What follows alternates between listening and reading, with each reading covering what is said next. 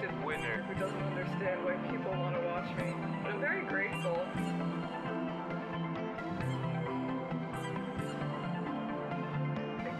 Good God, that's huge. What the fuck? I'm trying my best, and my brain doesn't work that good, but sometimes it do.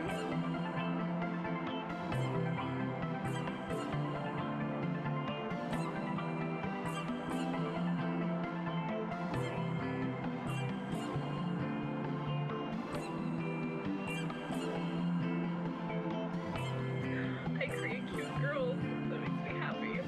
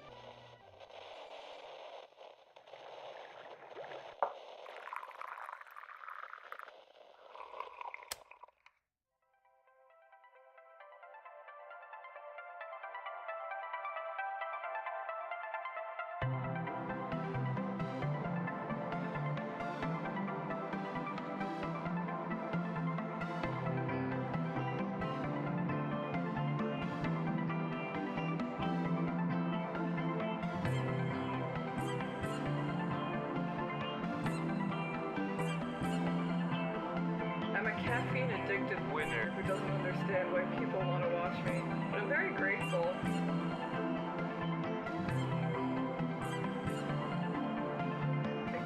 Good God, that's huge. What the fuck?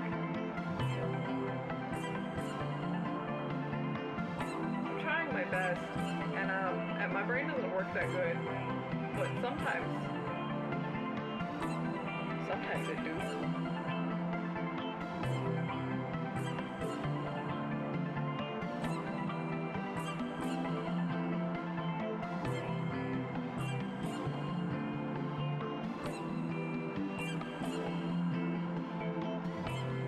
I create cute girls. That makes me happy.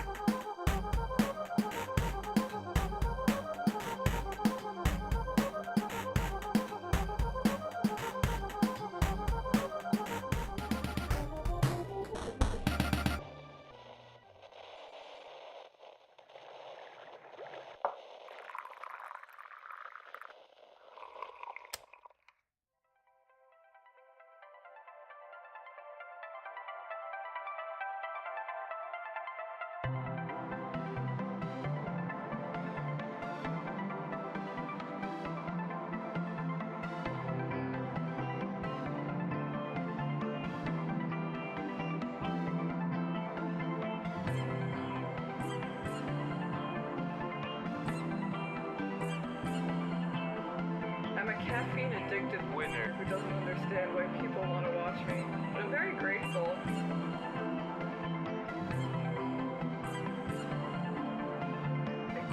Good God, that's huge. What the fuck? I'm trying my best, and my brain doesn't work that good. But sometimes it do.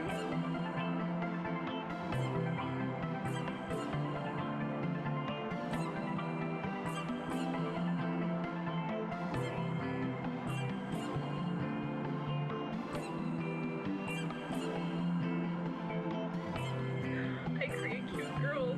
That makes me happy.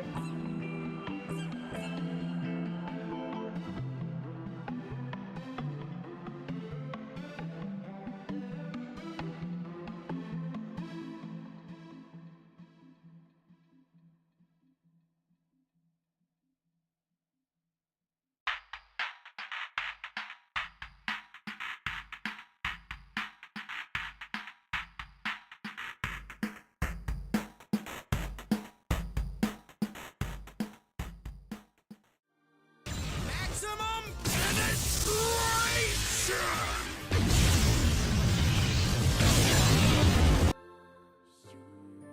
Oh my goodness. Wait until I started, you goober. Thank you for resubscribing. Congrats on 2 months. You get a new beam next time. Of course we have plans for the spooky month. I always put a silly little costume on and we always play spooky games. I haven't said what I'm playing yet, but I have said my theme for this year is gay spooks. We're gonna play spooky gay games.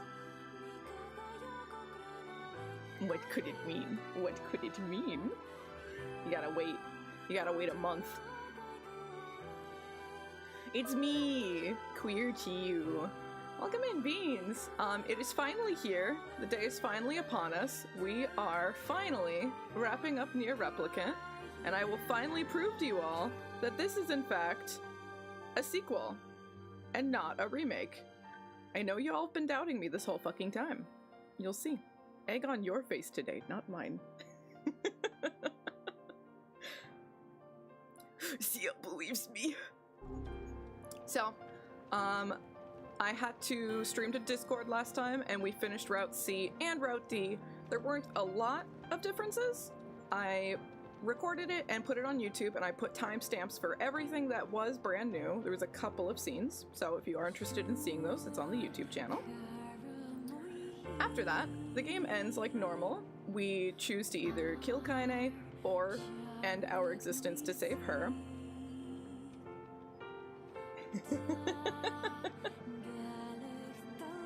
Ooh, it's not just me you do this to, Acrio. I feel less special now. And the game kind of just ends normally, the way that it did back in Gestalt. Thank you, Acrio. Oh my gosh, thank you. Without any real hints as to any other further content in the game. There is a secret ending to this game, which I have earned and we are now about to go see. So where we are, we have to restart the game completely from the beginning. We do have to name ourselves differently because we erased NieR's existence, right? And you just have to play the game like normal. So we met Vice, we caught a fish for Yona, we met Kaine, we went to the junk heap and we found the boy's dead mother, and we came back to the Airy to fight Hook again, and we have defeated Hook. He is dead, right there. And we're now at the point in the game, after defeating Hook, where Kaine she's gotten her revenge, and she is no longer interested in living. And we are gonna go convince her that she has things worth living for still. Yep, all of our data is gone. Everything.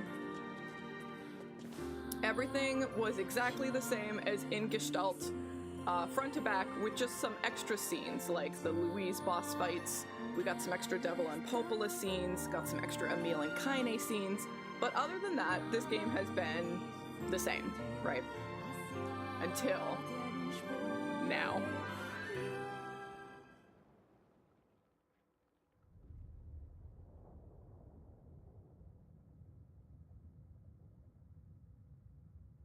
Grandma, can I rest now? I'm so tired.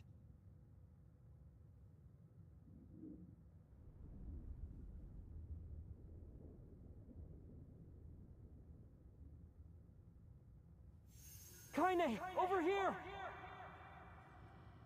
Don't give up! You're stronger than that! Don't you dare give up now! This woman is more trouble than she's worth. That's it! Come on! It really is Kingdom Hearts.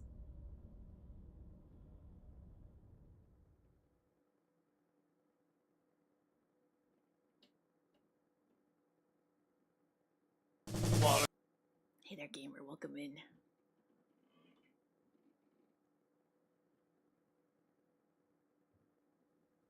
We're here. Kaine, are you crying? I'll beat them up. Who hurt you? You just have to restart the game and play normally. And then, at this point, we suddenly get a new cutscene. Absolutely no hints at all that something was going to be different.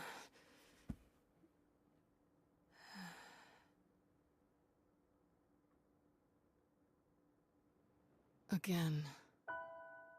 There's that dream again.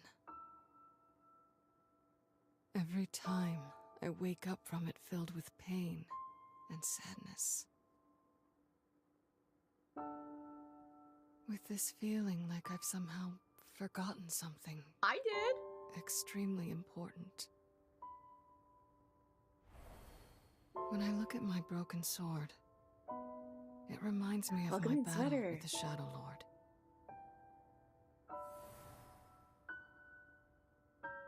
I knew we weren't gonna add all of that Somehow it's been 3 whole years novel since I content saved and not give us E, you know? I knew. I felt it in my was supposed to be bones. it.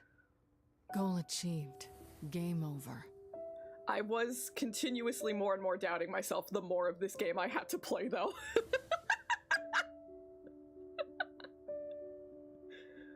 So then, why was I crying?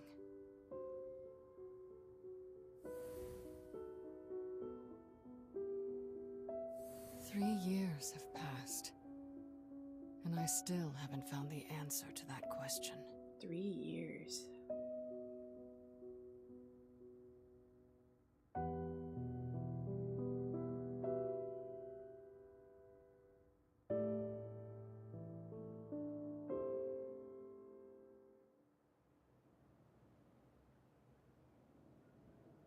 Not exactly the restful sleep I was hoping for. Do I get to be Kaine? Damn it.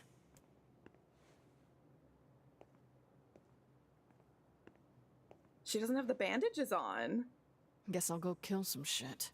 That sounds like a very Kaine way to spend my day. Oh my god. Emil, stop! Emil.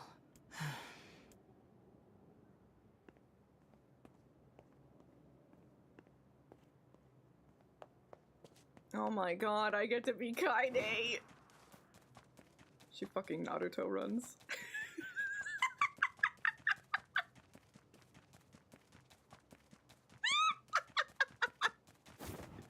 God, she's so cool!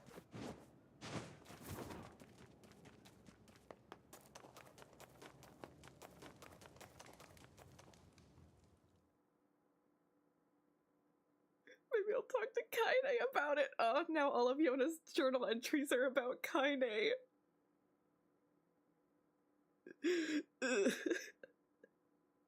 That does make me happy that, like, Kaine would still take care of Yona, even though she literally had no reason to.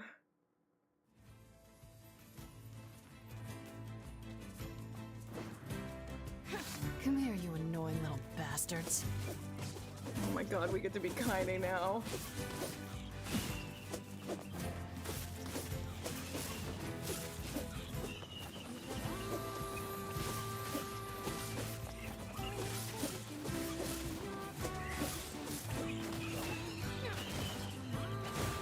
Every last one of you.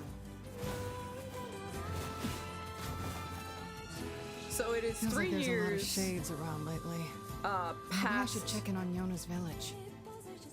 defeating the Shadow Lord. So 3 years after NieR destroying himself, right?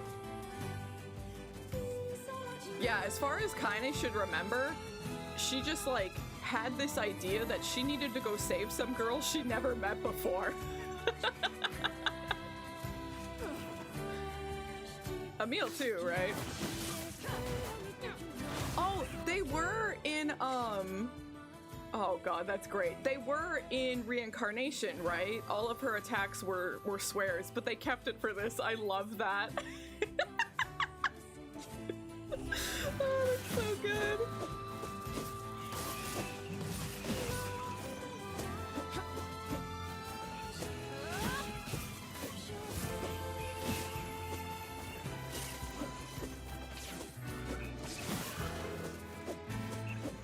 I feel like Kaine and Emil both still have like inklings that something is off, but they can't put their finger on it, right? So I kind of feel like it is retroactively edited out, right?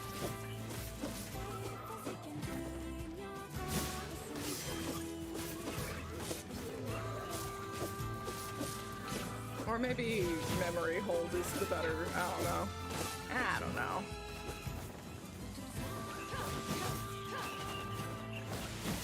NieR is completely erased. Like, there is no evidence left in this world of NieR ever existing.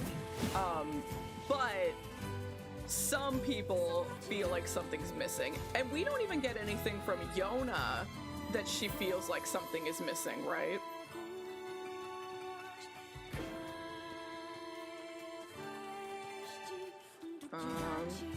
Is there a mark on my map and my big old fucking noggin's covering it? I know I'm supposed to be... Oh, yeah, you know what? I am supposed to go over here. I'm supposed to look for someone. I remember. Yona's feeding herself. That sounds so sad.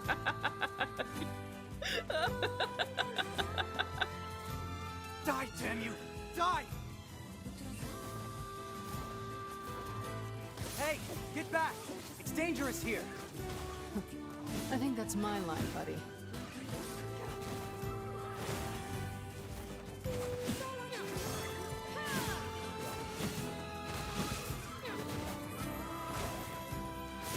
Right?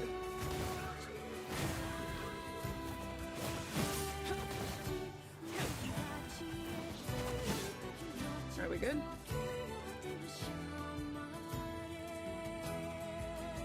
Thanks for the save. Shades have been on the rise around here lately. Now go home. Oh, believe me, I want to. Thing is, I've got a job to take care of. See, we haven't been able to get in touch with anyone in the Forest of Myth. Okay. Somebody's got to go over there and make sure they're all right. And that someone is you. You will make it 10 feet before some shade mauls your ass. I'll go. What? Really? Oh, man. Thanks a million. I would love to hear that conversation. You go back home, and they're like, hey, how's the Forest of Myth look? And he's like, I don't know, some random woman told me she'd go look into it for me, so I left. Oh, wait. You should take these. I'll wait for you around here. And thanks again. So trusting. Welcome in, change.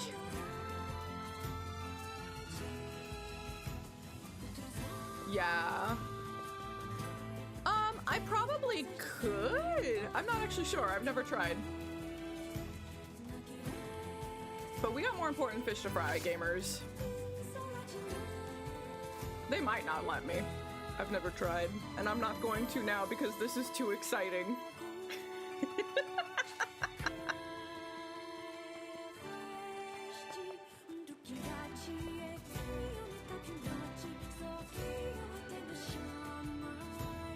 Look at that new loading screen! Look at her go!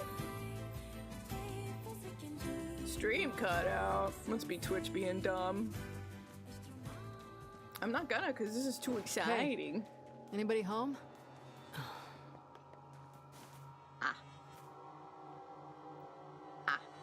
Shit.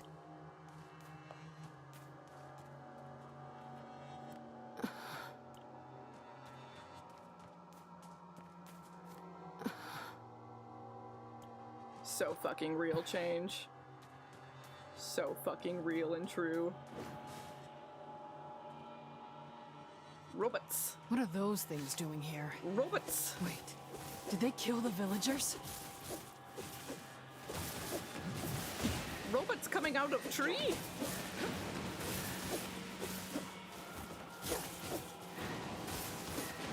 Come on, more? Ugh, they just keep on coming.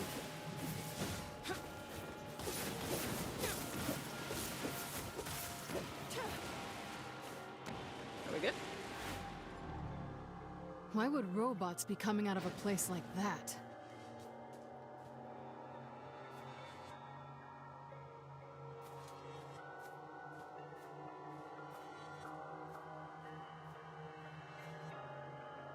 Somehow, her taking the bandages off of one leg and one arm, it feels scandalous.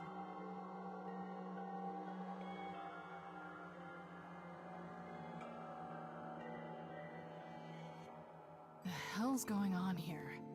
What's a place like this doing inside a tree? We are in the tree.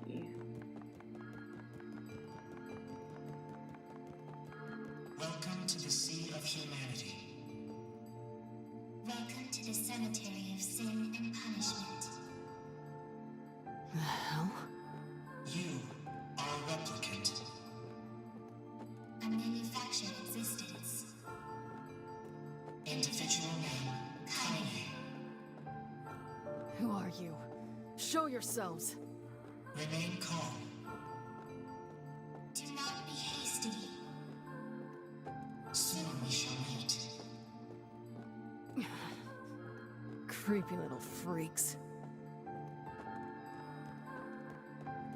That is indeed Kira and Kyle. And if your ears were sharp, previously when we investigated this tree like we're supposed to during the plot, we noticed that we were like, oh, now that the game's voice acted, the tree's got a kind of a weird voice, right? That weird voice was Kira and Kyle. It did have some filters on it, but you could tell. I didn't say anything though.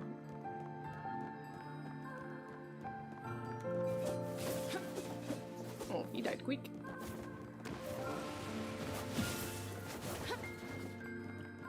Also, Kira and Kyle were in the credits for the game this whole time. This is an integrated information management database designed to resemble a perennial plant.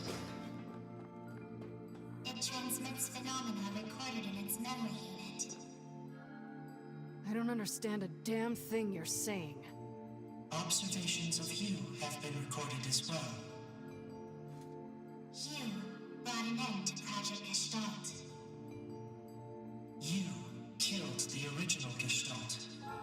Now the remaining Gestalts run wild because they have nowhere left to go. Your actions have caused the deaths of countless replicants. Show your damn faces already! Do not be hasty. Soon we shall meet. Soon we shall meet. Yeah, I agree. Her ass is fucking phenomenal. Yeah, so when I streamed Ending C&D to Discord 2 days ago, I mentioned that, you know, after you erase yourself, the actors who play NieR are no longer credited as being the player. Their names are just in the credits and they're not credited for anything, which I think is so fucking... It's funny to, like, take the credit away from the actors, but it's also a nice touch, like, thematically.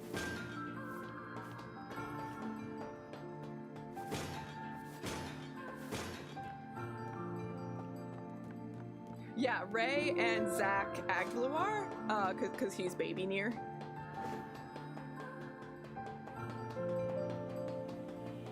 Interesting, isn't it, Necro? Interesting. I was gonna say, are y'all gonna come out?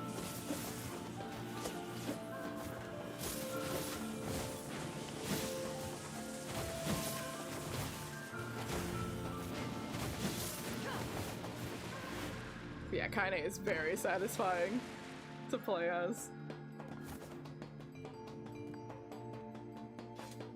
Hi there, Tessa.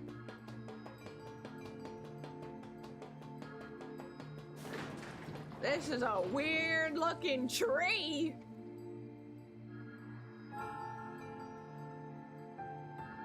One of her swords broke when she fought the Shadow Lord.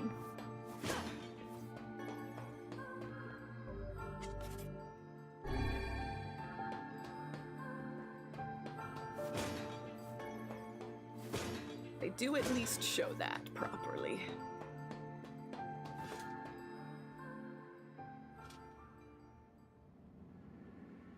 No change. I want to kill them now.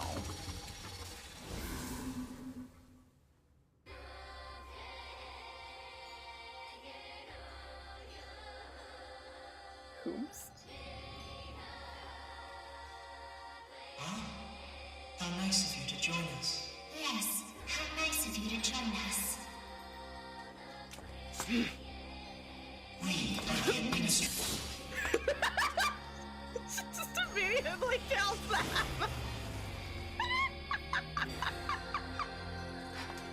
How full of life you are. I love Kaine. Anywhere like this.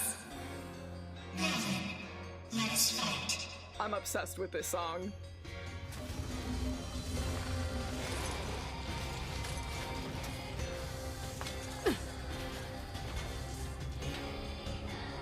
My name is Maelstrom. Oh, why? What? What the hell are you saying? We are the administrators. Am I targeting you or not? What the sweet crap is up with these freaks? We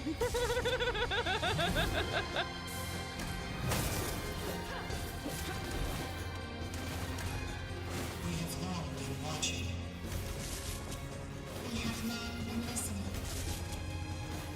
The stories of recycled vessels.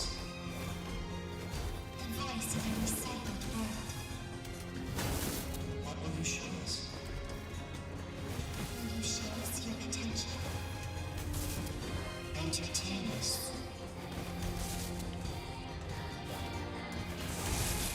Hey, so welcome in. We're here, so I'm like 300,000%. I'm so fucking happy right now. Worthless heap of scrap! Hope you're doing good. Welcome in.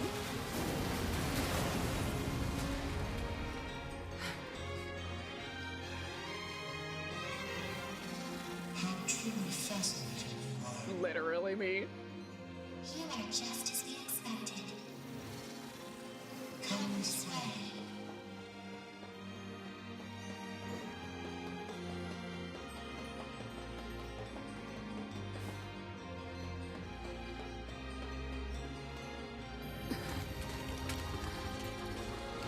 Grim, you never played this. You are strong. We have taken the liberty of sampling that strength.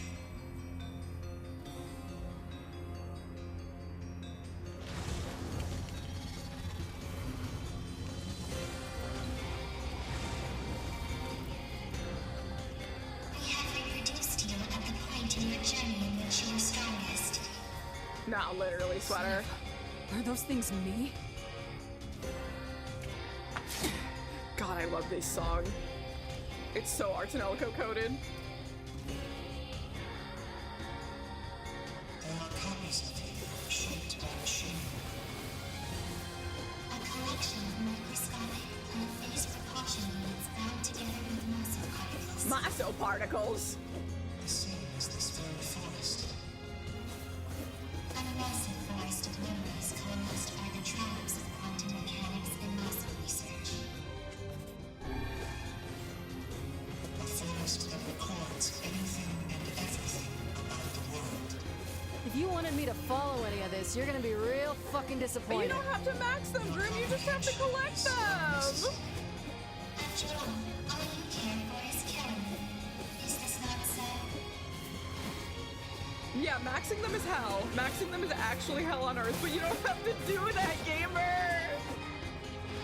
These other me's are brittle as hell. I ought to be insulted. It matters not how many copies you destroy. That's fair. That's fair. Even if you didn't want to collect them, that's fair. But you don't have to max them. Still much fun to be had. We have finally come to an end. God damn, you're annoying. I'm gonna tear these freaks apart, eat the pieces, and shit them into a trash can.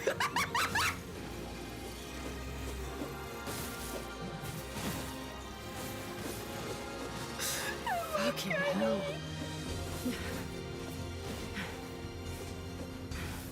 Yeah, I feel like I'm not actually Reached the end. attacking them anymore. Yeah, my HP bar's gone. This is scripted. How unfortunate.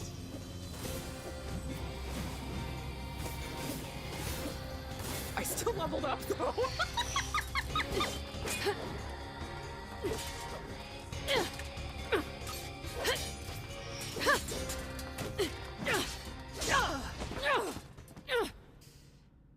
You little fuckers. Yeah, kept your level.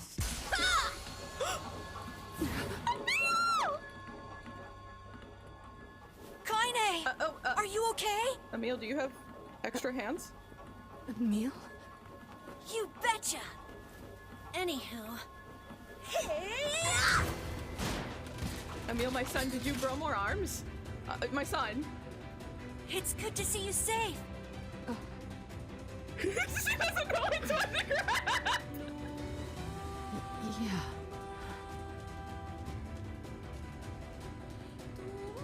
I sense tremendous power in that magic circle. I think it's acting as an energy source. If we can destroy Yeah, I it, know they did a all the Persona other 5 Kaines plane. should I disappear don't too. really Got care. it. Good for I'll them, take care I of the magic guess. circle. You focus on kicking some Kaine butt. I guess that'd be the cool other if it played Kaine's Persona butts, music not on the your plane. Kaine That'd butt. be You, the real sick. Kaine. Yeah, I get it, Emil. Just focus. Oh my god, I love Emil. I love Kaine. A magical weapon forged by humans. A being who absorbed the power of number 6 and transcended humanity. Who is that? What are those voices? Just a couple of little fucks.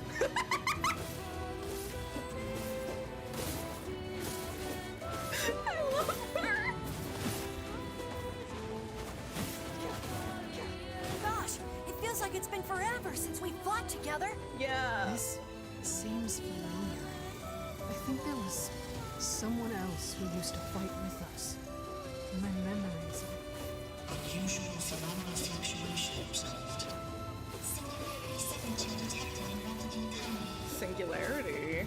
Fascinating. Terribly fascinating.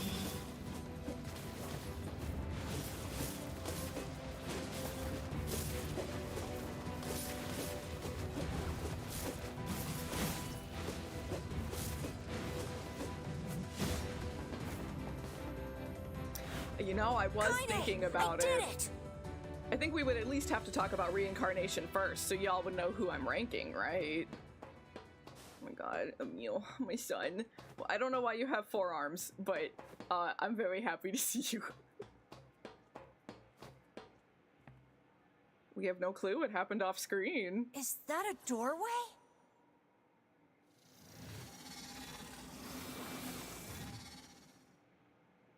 Beyond here lies that which was lost. The final hope for you to reclaim.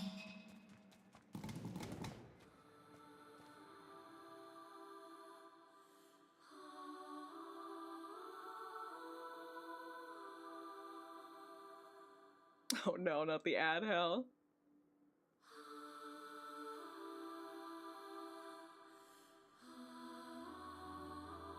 I don't know. You tell me, Whoa. gamers. What is this place? At least there don't seem to be any bad guys around. Emil, I didn't get a chance to ask yet with all the fighting and shit, but what happened to you back then? And where have you been?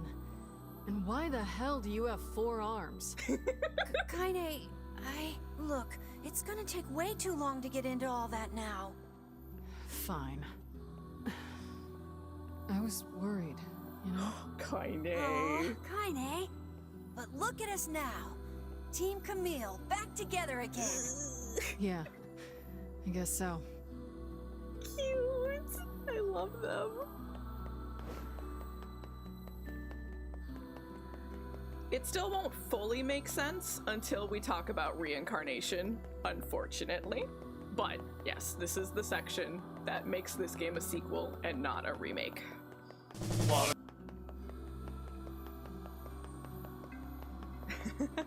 Ooh, look at that. This looks familiar, doesn't it, Beans?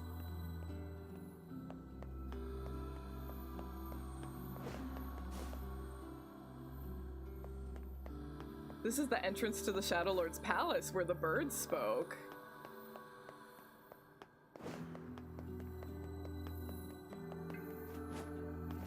Kaine, I feel like I've forgotten something really important. Tell me about it. You too? Yeah, I can't really describe it, but it's like my mind is filled with this weird fog. I think I made a promise to somebody? Yeah, here's where the birds were. Like that we would go eat something delicious? Well then, we'll just have to get those memories back. Yeah!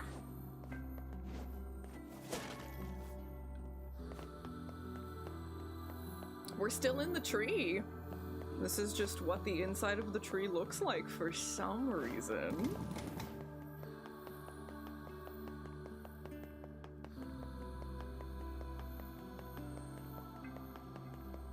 I feel an enormous magical power ahead. Just don't do anything rash. Got it? Got it. So true, Same gamer. goes for you, Kaine. I don't want to be alone anymore. Yeah.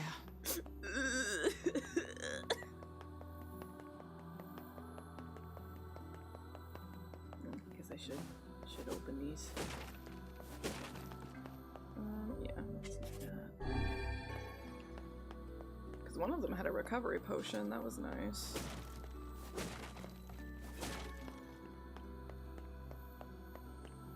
I'm sushi now.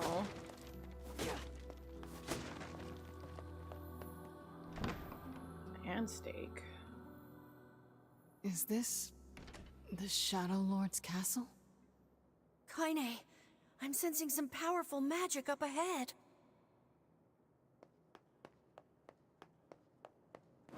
This is a very special place. To you and to the world. Yapping taco!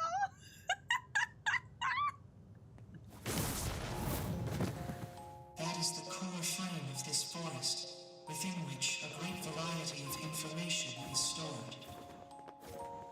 Inside it exists all that this world is, including the memories you have lost. Though, rather than memories, Ah, maybe I shouldn't have gone so Don't quickly. get to decide who lives and who dies. That voice. It's the one from my dreams. I've heard that voice before. these are your memories. A record you repeatedly I thought I was gonna get there quicker, not gonna lie. Can you target that, please? Thank you. We made it this far because you were with us, Kaine. What is this? Do you suffer? are repaid. Shut the fuck up! Let it fucking shit first! Just die already! I love her. Ooh.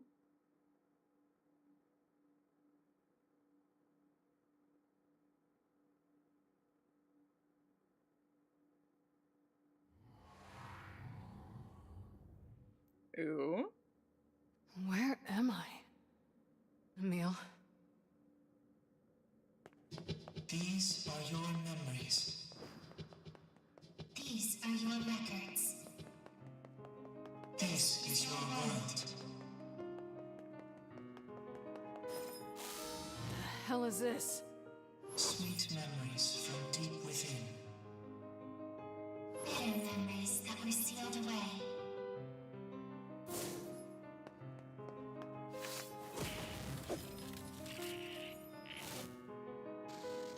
Shades?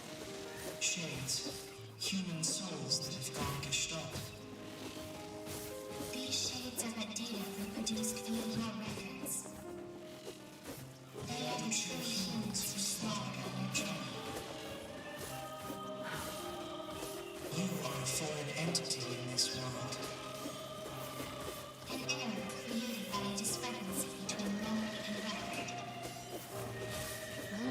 understood a single fucking thing you shitty little ass grabbers have said since we started this goddamn adventure.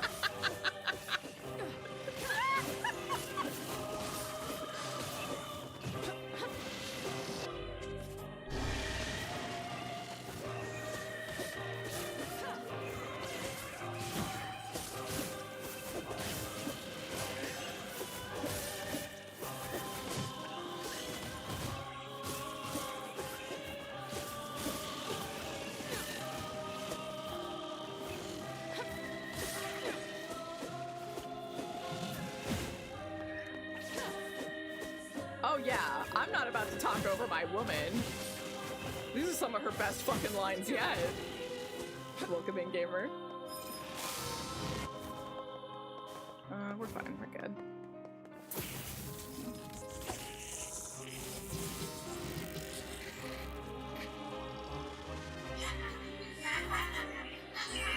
Baby.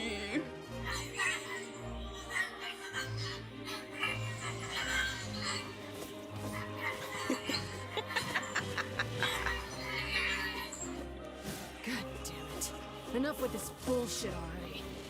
You have heard many voices. Fear, hate, rage, suffering. Each of them has meaning.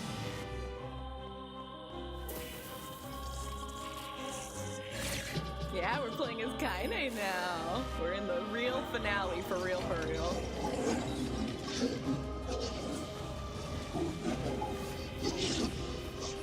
I'd rather target the big guy because he's spinning. Can I target the big guy? Thank you.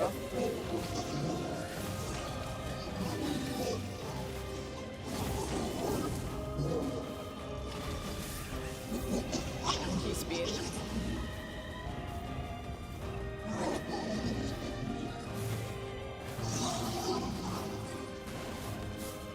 Stop it, stop it, stop it! I kill shades. That's all there is to it.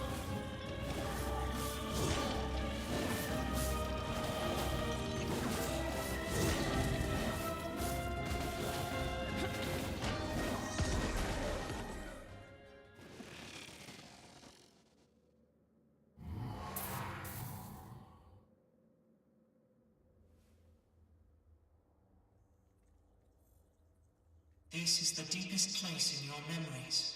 Memories you had sealed away. And this one is your worst memory.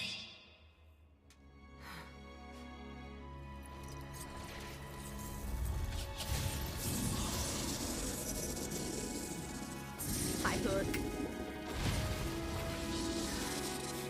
Motherfucker. Why did I what?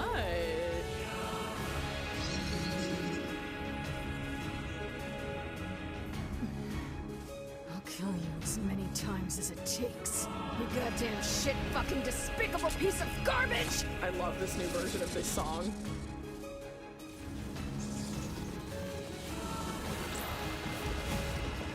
We upgraded the data that was recreated from your memories. So fucking good. Can you defeat this nightmare? Shut your goddamn traps for one goddamn second and let me kill it already! Your efforts are futile. You cannot be stopped. Do they now? Who do they remind you of? Escaping this nightmare. Might be time for an herb. Someone else was there when I first fought this bastard. Fuck. Why can't I remember?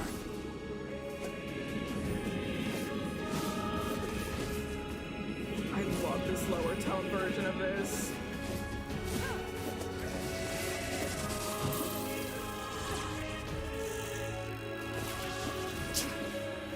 This is some twisted shit right here, and you're gonna pay!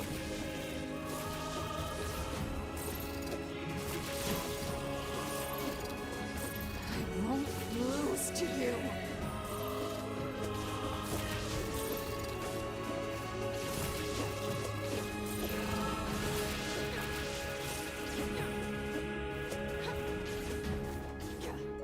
Oh, they're gone. Okay.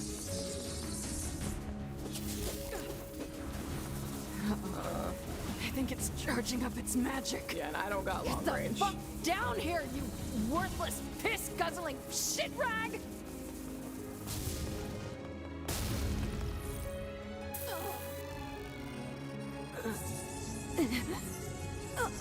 Okay, that hurt.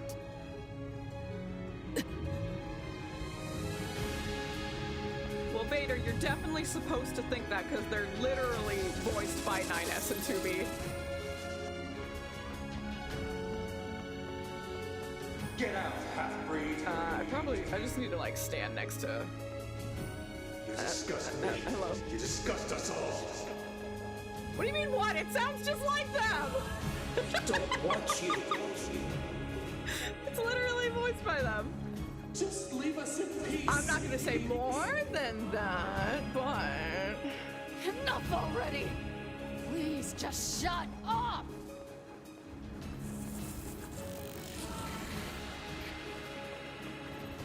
Oh, fuck.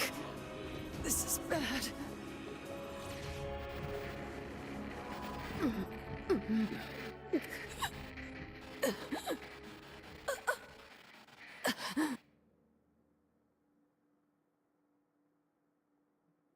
But yeah, it definitely seems like these two are, like, trying to rile up Kaine, right? When Kaine's eyes flutter open, she sees a dozen villagers quizzically staring back. After a moment, she realizes she's collapsed on the ground, where sharp stones dig at her flesh like... Whatever, that's not important right now. She pulls herself to a knee before rising on unsteady feet and sparing a glance at her surroundings. The fuck, she mutters. What happened? Wasn't I just fighting shades? Her mind races and her hand gropes unconsciously for the blade that has been her constant companion for so very long. Though she can't explain it, it's clear she has somehow been transported to an entirely new world.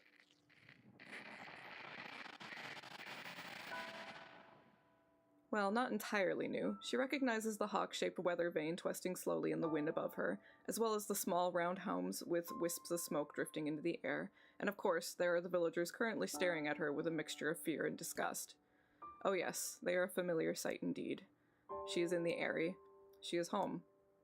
Is something the matter, girl? Kaine spins around at the voice and sees a woman ravaged by time. Her narrow hips barely seem strong enough to hold her body upright, while the shawl wrapped around her thin frame appears ready to fall apart at any moment. Grandma, is that really you? Her grandmother's eyes grow almost comically wide before blinking several times in succession. What's wrong, you fool girl? Is your head lost in the dreams? Dreams? Could this be a dream? But it feels so real. But she's dead. Grandma's dead. I watched that goddamn shade kill her. So if this isn't a dream, how the hell is she here? Unless those shades killed me too. That must be it. I'm dead. I'm dead and this is hell. Oh, stop with that nonsense already. Kaine flinches as her grandmother raises a hand in the air, expecting pain to come as correction for her foolishness. But instead of a blow, her grandmother simply places the hand upon her granddaughter's cheek. The warmth of it instantly spreads from her cheek to her face before filling her entire body with a kind of beautiful light. What's wrong, girl? Asks her grandmother. Are you upset? Do you want to go home? Kaine feels tears coming to her eyes and struggles to hold them back. Though she still has no idea what is happening, she knows one thing for certain. This is her grandmother. Sorry, Grandma. Not sure where my head was at there. Well, just make sure you keep it attached, her grandmother chuckles as she pulls her hand away. Maybe this is a dream, or maybe I'm already dead. I don't know. But either way, I'm not alone. As long as Grandma is with me, that's enough. Didn't I just tell you to stop spacing out, girl? Her grandmother says with a cackle. Here now, hold this. She hands Kaine a large sack filled to bursting with all manner of fruits and vegetables. Damn, Grandma, this is a lot. Well, it's important to treat yourself every now and again. Besides, these villagers may hate us, but the bastards are more than willing to take our money. We'll lend support as we can, even if they have to hold their noses while we do it. Her grandma trails off as if trying to remember something, then slowly turns around. Well, what do you know? In all the excitement, I forgot to buy my medicine. A thin smile wavers on her face for a moment before vanishing into a lifetime's worth of crevices and wrinkles, causing Kaine to take a concerned step forward. No, Grandma, that's fine. You go home and rest. I'll get the medicine. Her grandmother hesitates, clearly trying to weigh her own need for rest against her granddaughter's odd behavior of a moment before. Before she can start to argue, Kaine charges ahead, ignoring the small voice in her head that's telling her what a bad idea all of this is. Really, Grandma, it's fine. Go home. I've got this. She pulls her grandmother's ancient wallet from her fingers, an act that requires a surprising amount of strength. Besides, you know, how stubborn I am. Once my mind is set, there's no changing it. Welcome in, ZZ. I wonder where you got that from. Seeing that further argument will be useless, her grandmother slowly turns and begins the long journey home. Kaine watches the figure recede from her vision, waiting for what seems an eternity to ensure that everything is alright. Once the frail shadow finally vanishes over the horizon, she turns on a heel and makes for the apothecary. "Ho there," says the elderly apothecary as Kaine enters the store. "Here for Kali's medicine, are you?" Though few villagers had ever bothered to even learn her grandmother's name, she and the apothecary were old friends. Perhaps that was the reason he'd always shown her kindness when so many others did not. Yeah, if it's not a bother." The shopkeeper immediately sets about his work, deftly pulling bottles and herbs from the shelves and mixing them with a practiced hand.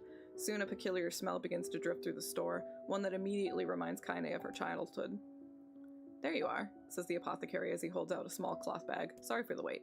Oh, and say, that's a fine portrait you drew of your grandmother. Looks just like her, so it does. Honestly, I've never seen Kali so over the moon about anything. She brags about it every time she stops by."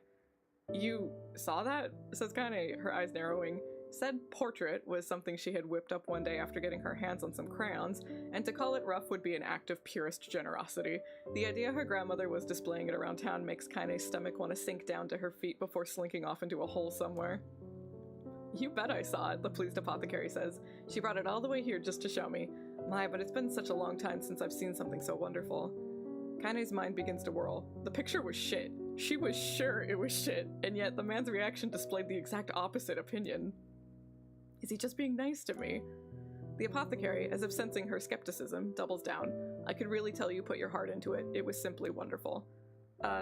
Thanks," offers Kaine, who just wants the entire conversation to be over. She briefly considers how she's going to make her grandmother cease her little traveling art show, but then realizes that that train has likely left the station. Shaking her head to banish her increasingly shrill thoughts, she grips the bag of medicine tightly and turns to leave. But just as she reaches the door, she hears a loud thud from somewhere back in the shop. Kaine turned around to see the apothecary crouching on the floor. Hey there, you okay?" When the man does not reply, Kaine moves toward him. She assumes he just slipped on something, or perhaps hit his head on one of the low-hanging shelves in the crowded shop, but the moment she draws close, she hears him begin to scream inside her mind. "My leg, my leg, my leg, my leg, oh god, where is my leg?" Panicked, Kaine looks down and discovers that the man's leg is gone. "Help me," screams the voice in her head, "help me." As Kaine looks on in horror, the man's fingers begin to shimmer and vanish. He reaches out for her with his other hand, only to find that it too is no longer there. Soon his arms go, then his legs. Then the side of his face warbles out of existence, causing a stray eyeball to roll out of its socket and onto the floor. "Hell," says the voice, if it could even be called that anymore. "I can." A moment later, what remains of the pitiful shopkeeper collapses into a heap of ash, releasing a small puff into the suddenly silent air. As Kaine stumbles back in horror, she hears a cacophony of terror rising up outside. Oh god, what's happening? My arms, where are my arms? Why can't I see? Kaine bursts out of the store and finds herself in a nightmare. Homes slough off the side of the cliffs, taking out pieces of scaffolding as they fall. Screams echo out everywhere, creating an opera fit for hell. Villagers run in mad circles before exploding into dust, their clothing drifting this way and that as it floats untethered through the air. As she stares at the scene, wide-eyed, a single thought suddenly inserts itself into the forefront of her mind. Grandma. Kaine breaks into a run, the crumbling world around her suddenly forgotten. She leaps from one falling piece of debris to the next, using them as stepping stones to cross a world that is increasingly losing cohesion. As she continues her mad dash, flecks of ash are blown into her face, her mouth, her eyes. Ash, ash, ash, ash. Buildings and people, all reduced to so many cinders in the wind. Soon she arrives at her childhood home. It was once a place filled with precious memories, a place she regarded as an oasis in an increasingly mad world, but now it is nothing but a pile of ash. As she gapes unbelievingly at the sight, a faint sound suddenly reaches her ears. Kaine. She's alive. Grandma's alive.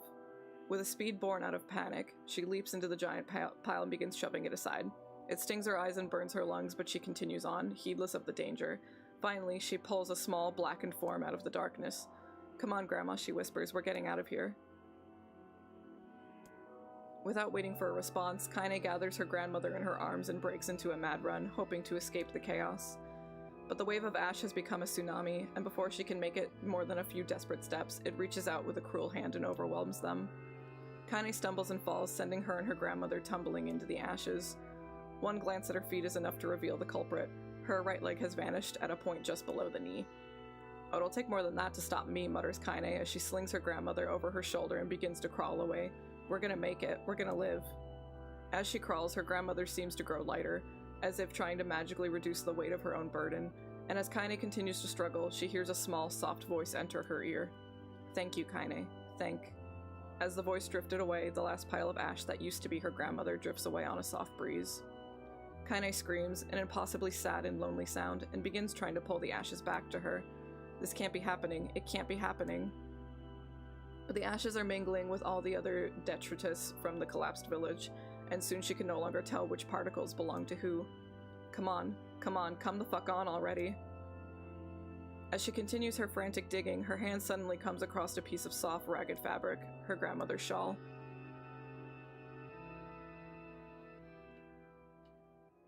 NieR is always pain. I knew this place was a lie. I knew it, and I still couldn't do anything. I couldn't save anyone. I couldn't even escape. I just felt the peace in the place, and I accepted it. I wanted it. That's why there was nothing here. No reason to live, no goal, no anything. So this is why I'm... Suddenly, a new voice enters Kaine's world. I say, can you hear me? Vice! After a moment, the voice calls out again, louder, clearer. Now then, you wish to get him back, hmm? Him, replied Kaine. Who are you talking about? For the love of all the heavens, I always did know you were a handful. Though the voice immediately begins to grate on Kaine's nerves, there's something else as well, a kind of warmth, almost a familiarity. Are you truly so daft that you have already forgotten one of your beloved traveling companions and friends? Says the voice, which causes something deep in Kaine's memories to surge forth. That's right, I had friends, and I was fighting to get one of them back. At this realization, a blinding, radiant beam of light shoots out across the ash-covered world. Covering her eyes with one trembling hand, Kaine reaches out for it. Do hurry back now, hussy. Hussy!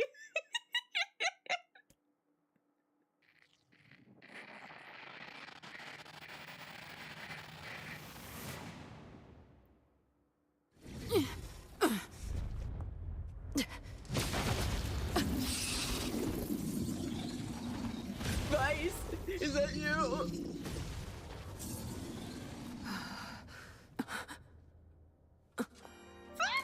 What is the matter? Do you still not remember?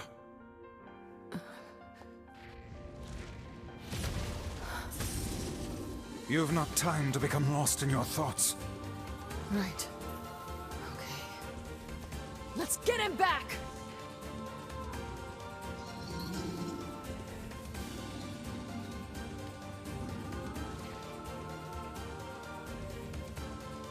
Use my magic to topple the beast. I presume you know how to use magic, yes? And give us a show, hussy! I don't need your help to take out this goddamn fuckwaffle!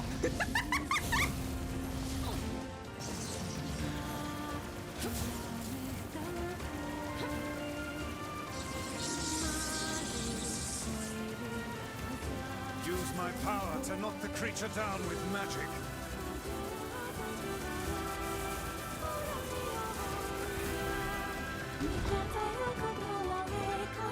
Well done!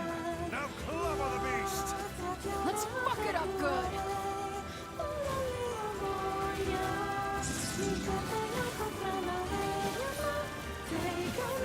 Shit, this thing is tough. Let the next onslaught be our last.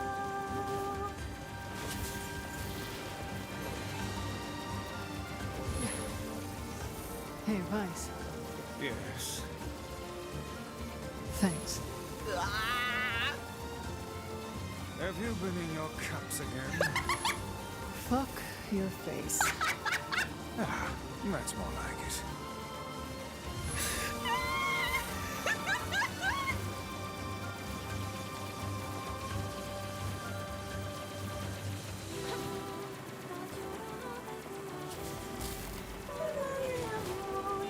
you sound of mind, Hussy.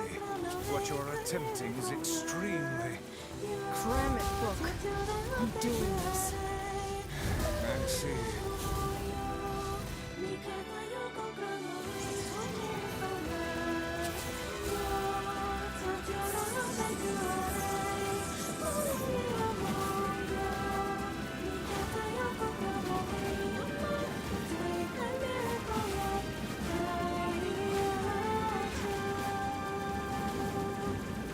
Vice is saving the day. What do you mean he's not helping? You're fucking dead, bitch. Let's go. Let not your resolution waver before mere illusions again, Hussy. I see. Don't worry. I'll do what needs to be done. Oh, he's beating some of them quicker than I expect. Good job, Vice. Good job. I can just kind of sit around.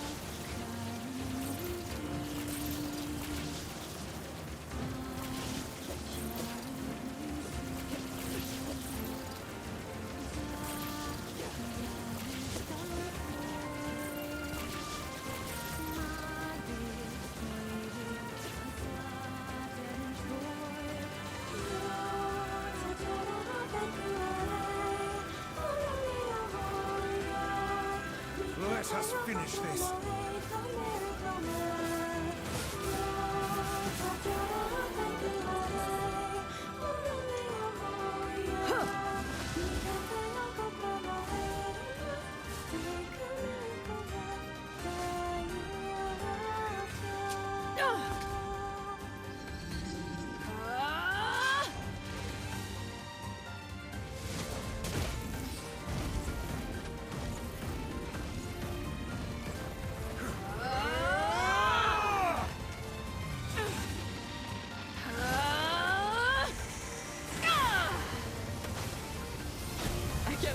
Because I know the fake language. So this is Replicant's potential.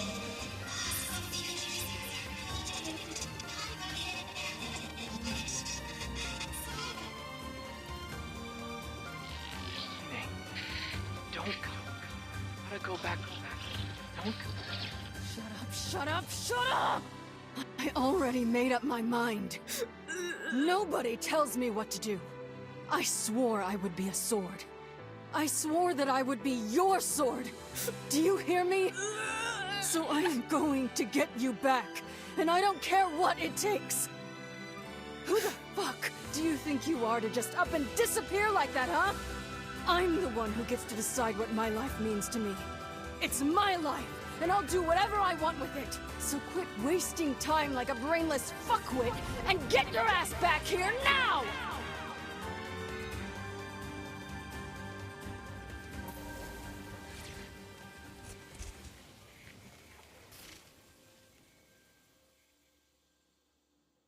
Welcome in, gamer.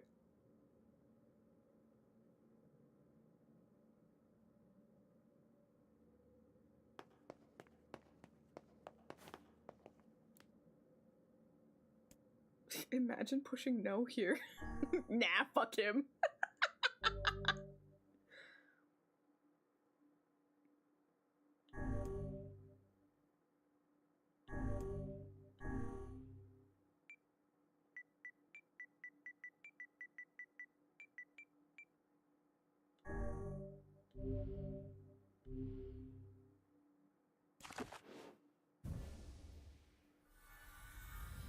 Ah!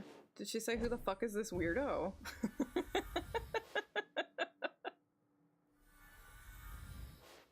Look at that! We get our data back! I did think, when I first played this, I was like, back in my day, we lost our data and we had to live with that sacrifice. Kids these days! They've got it so easy, they've got it so good. They just get their data back. Kids today.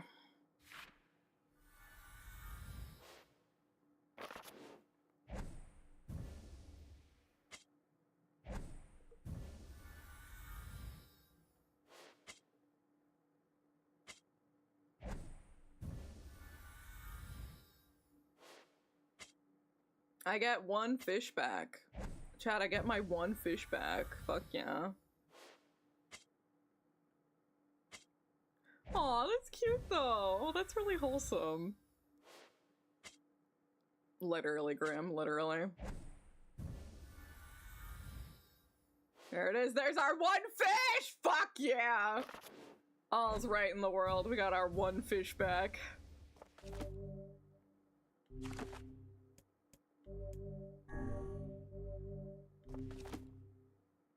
I leave the rest to you, Hussy.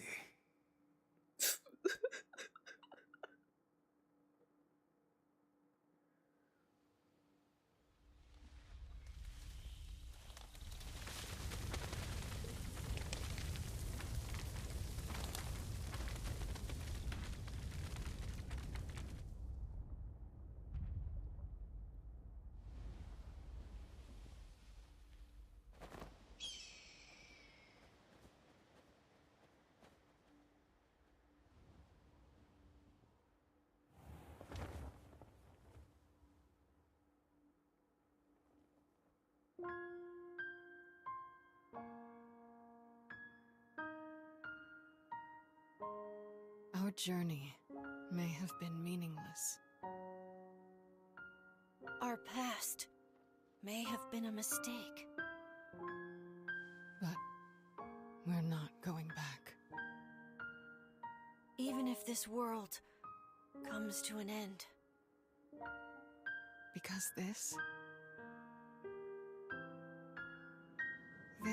is the world with the people we cherish.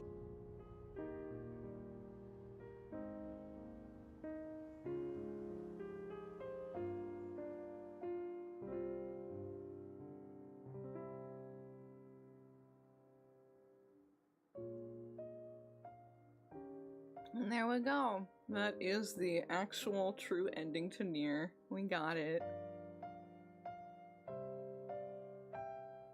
That damn flower.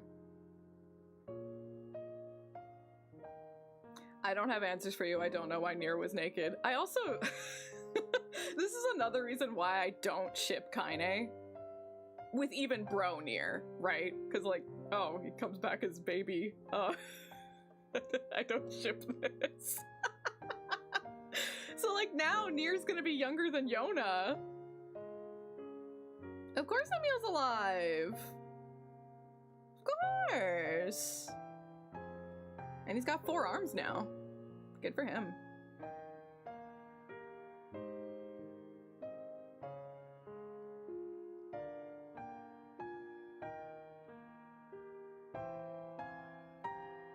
That's how we roll here, just do it. That's how it goes here.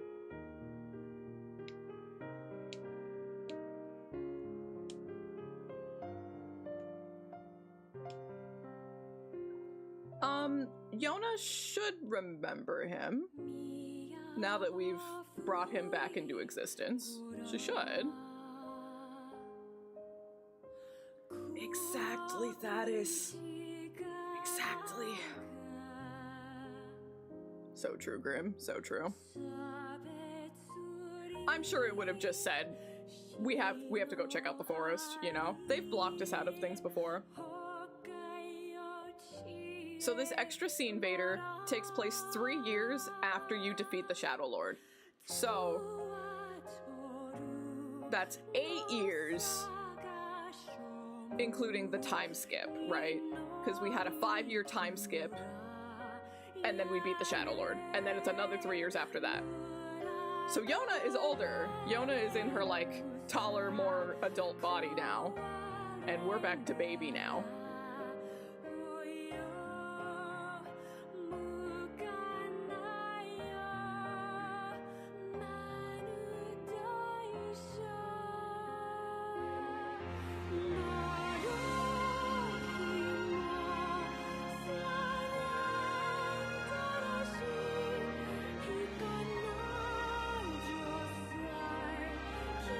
This is not in Gestalt, however, this ending was in the novel that they released, and they released a novel pretty shortly after Gestalt, with cut content from the original game, stuff that like just didn't make it into the final product, and this ending was one of the things included in the novel.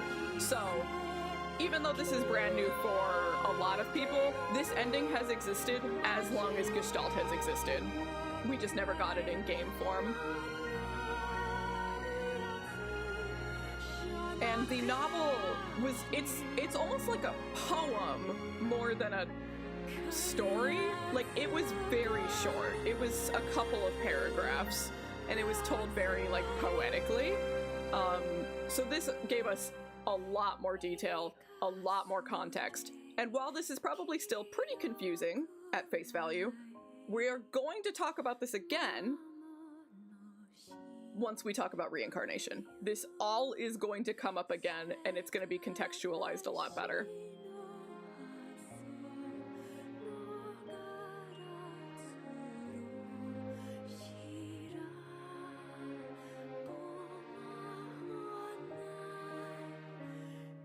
So true, Grim, so true.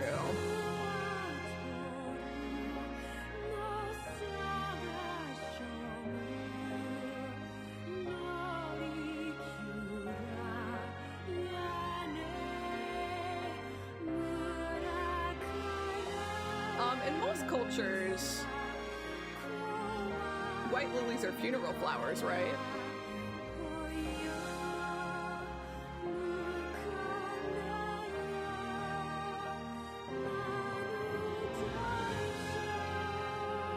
Oh, that sucks. Oh, sorry, Dwex.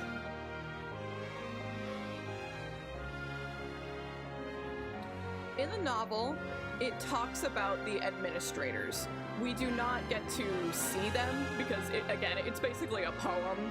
There's no pictures or anything, but they do talk about administrators. I don't know that they had actually planned out their character design yet at that point. They probably hadn't.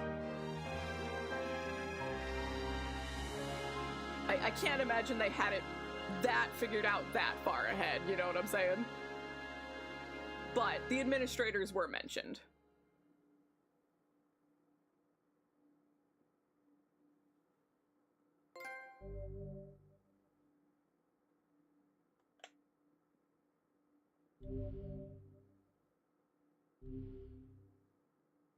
So now that we have our file back, if we open up our file again and we go to Kaine's house, we can get her weapon. So there's like another extra new weapon, which is nice. And look, you can see everyone's weapons there together. So cute. This one. All right, is everybody here? Present and accounted for. You betcha! Sure. All right then. Dear players, the game is over, and we have a special message for you.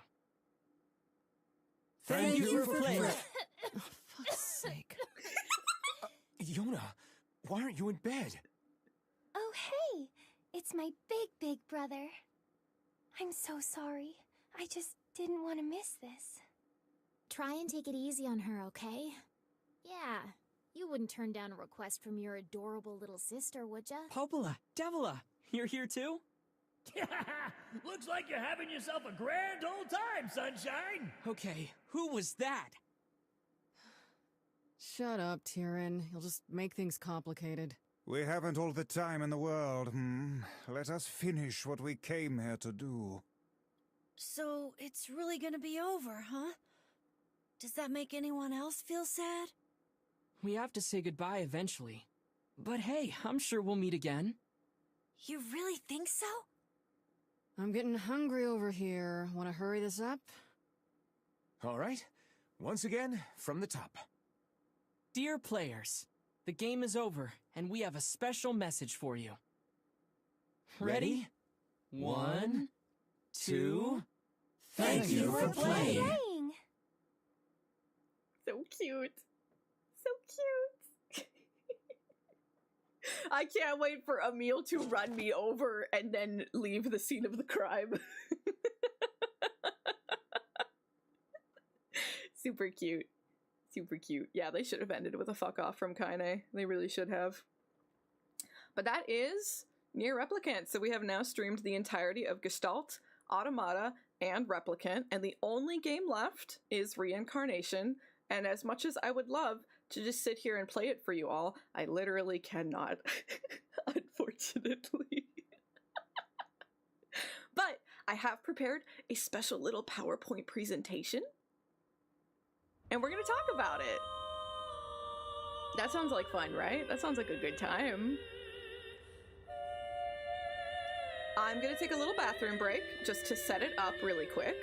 I don't know that we're going to make it through all of it today, because it's a lot, but we'll see how far we get. So I'm going to take a bathroom break real quick, get my PowerPoint set up. Vader! That'd be so good! You can save Yona, Vice. I know exactly what you're talking about. Isn't it? No! But stay back! BRB beans. I guess let me close out of this. Alright.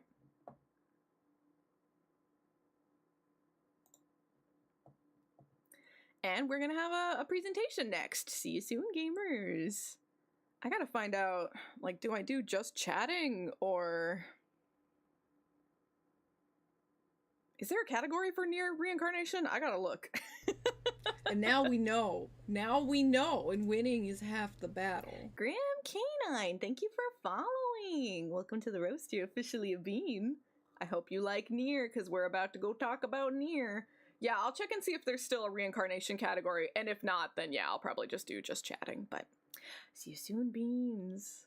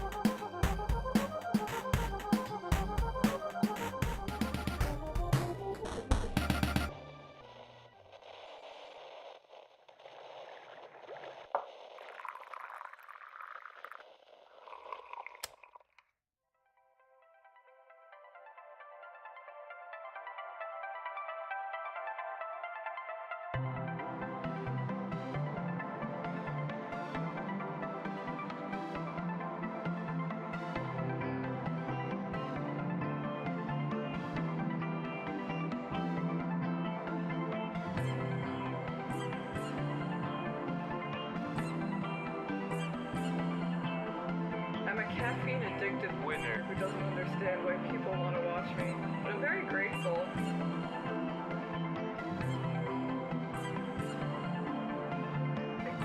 Good God, that's huge. What the fuck? I'm trying my best, and my brain doesn't work that good, but sometimes it do.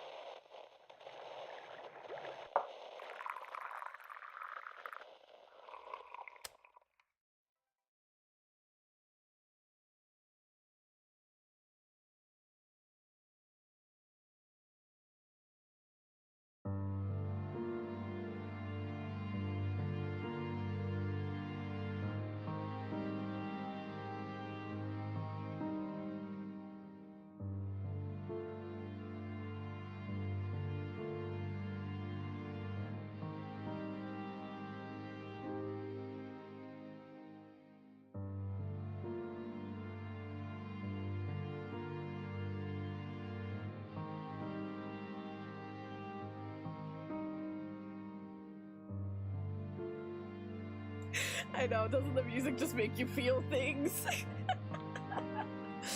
We're gonna be full screening this, so I think just the full thing is fine. That's probably what we want.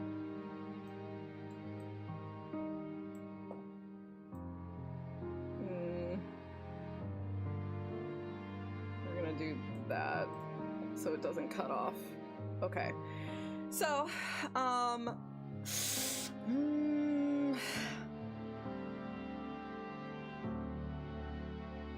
I don't think I can be present visually for this because I have like images and text everywhere on this presentation. Maybe you scoot me down all the way down here.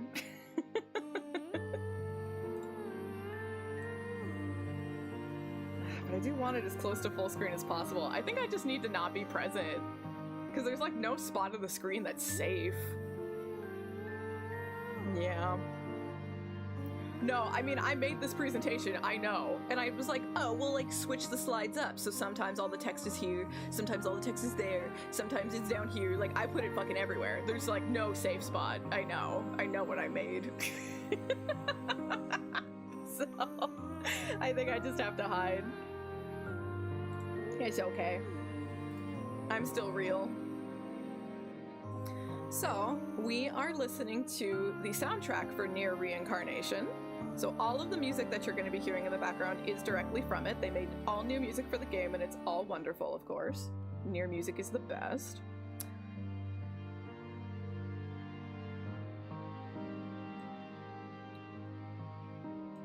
It's probably not the most appropriate thing to put into a YouTube chat, but I hope that you go get the professional help that you need, okay? It sounds like you need to reach out to someone. But yeah, I think we're just gonna get started.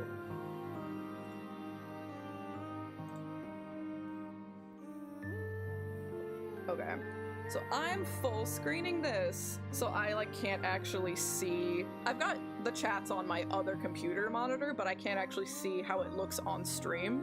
Does this look okay to you guys? Can you see my blue cursor?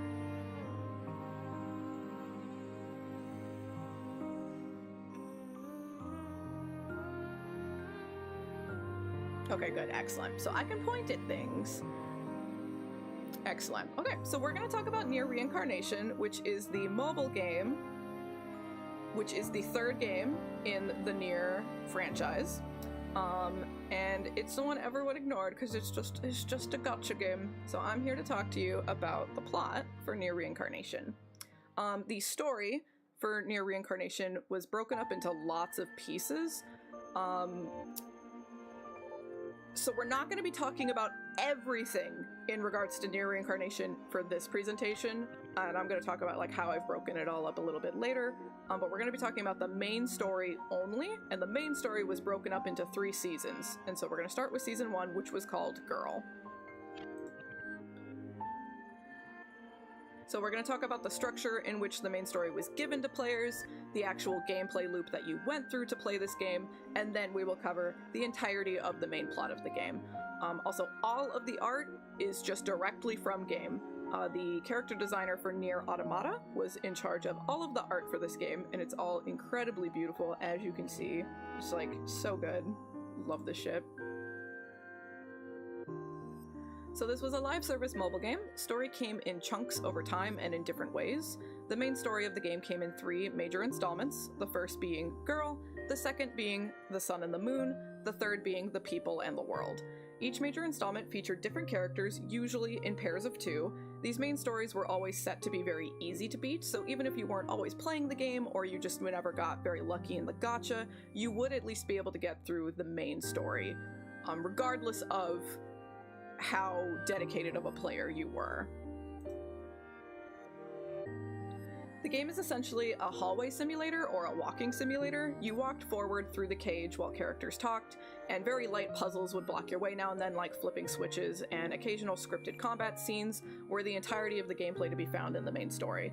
all technique and strategy was in how you built your deck of characters and weapons, determining what order you'd activate your skills in, and determining like the priority of killing enemies. Occasionally, in true Yoko Taro fashion, they would throw in a rhythm game section. After completing combat, you would receive a piece of a weapon and a part of that weapon's story. These weapon stories are how we come to understand what the cast went through to get to the cage. So with that, we can just start talking about the story. We're introduced to the child here on the left, wearing a collar and a leash like you see parents putting on their children. We're told that they will not leave the cage until they get what they desire. They're wearing a black dress when we first meet them, and it's interesting because like when you first boot the game up on the title screen, the child is wearing a white dress. So interesting that they're like immediately changing the outfit on them, and we'll see what's up with that later. The child meets Mama over here, this little ghost. She's a soft-spoken and gentle ghost that says she's here to help. The child has lost their voice and cannot speak. As they climb the cage, Mama says, "You've lost much more than that, but the time has come to reclaim it." Mama also calls the cage the child's prison. So we're introduced to our first Dark Scarecrow. It's essentially a statue that holds a character's weapon. You enter into the weapon and learn a piece of the weapon's story, and thus learning about one of the characters. I'm going to be talking a lot, obviously, doing this presentation, but at any time if someone legitimately does have a question and they want clarification about something, please feel free to ask. As we're being shown our first weapon story, suddenly black birds appear and possess one of the characters in the story. They then kill the main character that we play as. Mama breaks the fourth wall and tells us that these birds are warping the weapon story, and that it's our job to defeat the blackbirds to fix the story. After fixing the story, the scarecrow becomes white. Blackbirds are also found just like littered around the cage as you walk around, and Mama encourages you to shoo them off. If you do shoo off the blackbirds, you receive in-game rewards. This process of climbing the cage, fixing scarecrows, collecting weapon stories just keeps repeating over and over. Mama says we collect stories in order to regain what the child has lost, but we also do it to grant your wish, she adds on. Each weapon is broken into 4 parts, so we have the typical setup of 4 weapon stories like in NieR Automata, like in Gestalt, like in Replicant. We also see that Mama does not know the correct way to traverse the cage, so she's just as lost as we are. The first weapon story we get is of Rion here. And through the story, we also meet Demos and Gale. We're only talking about the main plot of the game in this presentation. I'm gonna make other presentations to talk about each individual character's story, because there are 21 main characters, and then there are also side characters, like 2B is in here, 9S, Kaine, Emil, Brother NieR. They also put in some Drakengard characters and also some Persona 5 characters. So we are not talking about the individual character content because there's just too much. It's too much to cover like in one go. It would be incredibly overwhelming. So we're only talking about the main story of the game right now, but we'll talk about them later. We see the shadow and hear the bellowing of a giant creature far off in the distance. It's kind of hard to tell here, but through these pillars, you can see some light and then some dark spots. All of the dark spots are a giant creature that's like far, far, far away in the distance. Mama doesn't know what it is. There is content in the game where you can fight this giant thing, and I'll show it to you later. It's not mandatory, and at the initial game launch, it was pretty much impossible to win against this thing, but eventually it became about mid-tier level difficulty. The second weapon story that we get is about Gale. Look at this queen, prosthetics for limbs. She's great, I love her. While she did appear in Rion's story, no other main characters appear in her weapon stories. About halfway through chapter 1, we meet a creature. Its sudden appearance shocks Mama, and it attempts to attack the child, but stops itself just short and runs away. As you complete the weapon stories, you receive a sort of overall moral that the story focused on, like strength of will or hope. Mama says that these are the things that the child needs to reclaim. So this is in-game the first time that we see the creature, and this is like the character portrait of the creature. The third weapon story we learn is about Deimos, the clockwork soldier. He and Rion are tightly interwoven, so Rion shows up in his story as well. I am obsessed with these two. We're not going to talk about them, but you just need to know that they're the fucking best.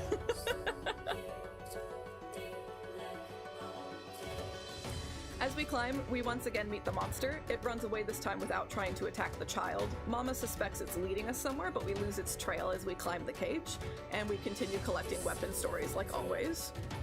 Another shot of Deimos and Rion. I love them.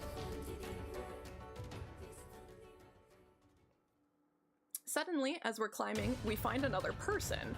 It's an old man who says he's been waiting for a really long time, but my mommy still hasn't come. I miss my mommy so much. I was hoping you could put me in that scarecrow like you did with Mr. Monster. I'm sorry, Mama can't help you. He collapses to the floor and you leave him behind. That old man has been expelled from the story, Mama explains. I feel terrible, but there's nothing we can do for him. We must be careful not to end up lost like him. As you climb the tower, you break statues that seem to crumble to dust, not unlike salt. It seemed like that old man knew about you and the monster, Mama says, and he spoke like a child. I wonder what happened to him. You finish Deimos' weapon story and reclaim the prayer fragment. Mama calls it an emotion that fills in the blanks of a vague future. The fourth weapon story is about Akeha. No other main characters make an appearance in her weapon stories. Fucking queen. She's incredible. Look at her. Look at this full thigh tattoo. Oh my god. I love this woman. She's incredible. We suddenly catch the monster dancing. The stairs make sounds like a piano as you step on them, and the monster seems to be enjoying it, but it runs away as soon as it sees us. Mama muses over how cute it was. There are black blockades throughout the cage that are clearly made by the blackbirds, but then there are also blockades that look more natural, like they were always a part of the cage. So there does seem to be some kind of normal defense systems in place for the cage.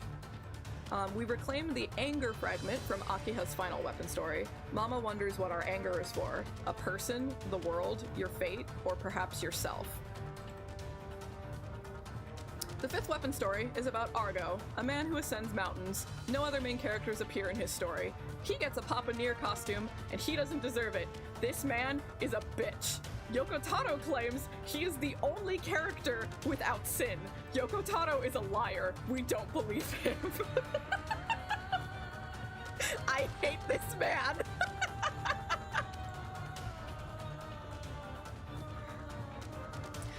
We meet the monster again. This time it seems to attempt to speak to us. It almost seems legible, but it gives up and runs away from us again. We continue climbing the cage. The environment of the cage seems to reflect the weapon. Argo climbs mountains covered in snow, and as soon as we start going into his weapon story, the cage is also enveloped in a blizzard.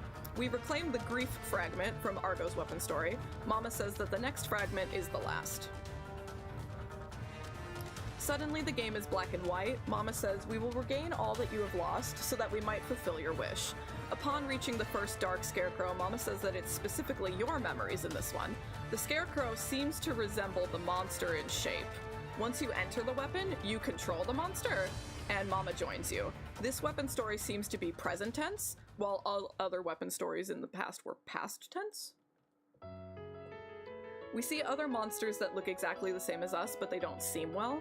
We see other monsters eat dreams, and Mama calls us dream eaters. She says if we eat enough dreams, we eventually become human.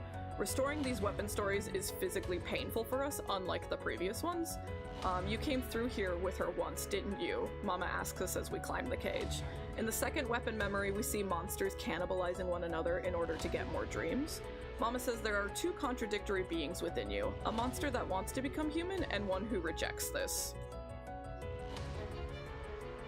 It's important to note that the blackbirds are also still corrupting these weapon stories.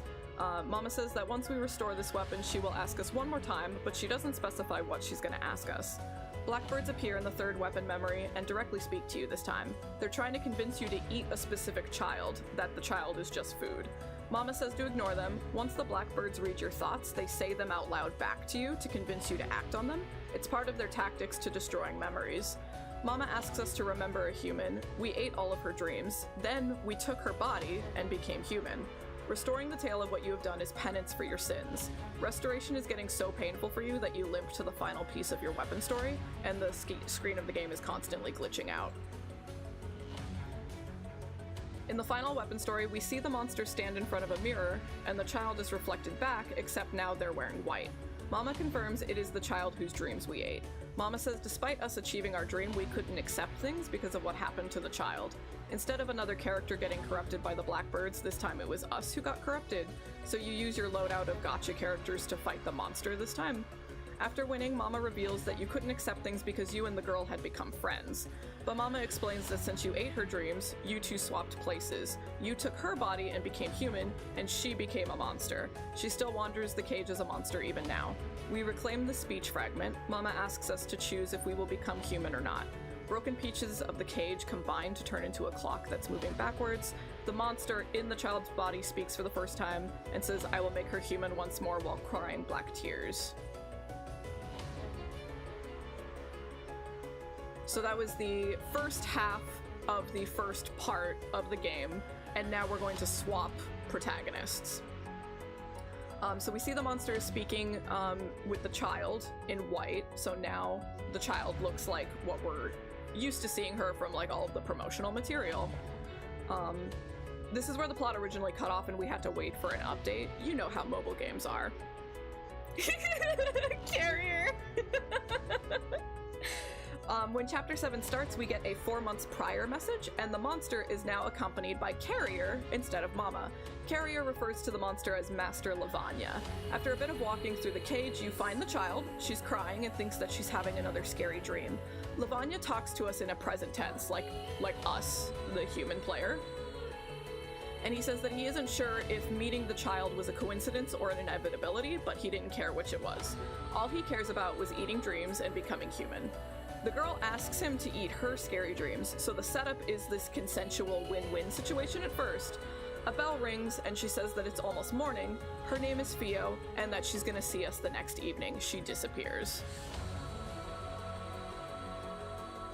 Carrier and Lavanya wait for nighttime and Fio appears again. She calls Lavanya Mr. Monster and he doesn't correct her. The trio then traverses the cage together. This is way nicer than the place I was locked up, Fio muses, but she doesn't clarify if she meant in a dream or in her real life. The 7th and 8th weapon stories are 063Y and F66X. Since they are married, their stories interweave a lot. Wait, what do you mean, CC? She is bald and she's beautiful! I love her. The two of them are captives who are forced to fight against giant flowers who are close to wiping out humanity. The flowers killed their son, so even though they are prisoners, they still willingly fight back against the flowers. We don't know who is actually imprisoning them. Fio asks about it, and Carrier tells her not to worry. She won't even remember any of this when she wakes up.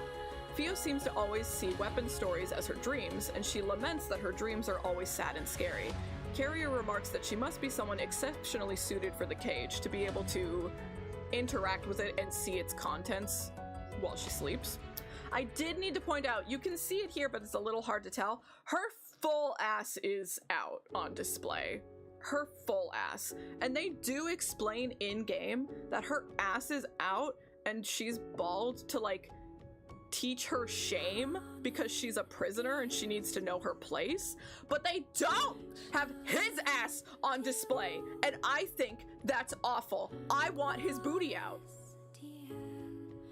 I'm totally down with the like, we need to put the prisoners in place and teach them that they can't step out of line, but his ass needs to be hanging out. I'm dying on this hill. I want his ass out.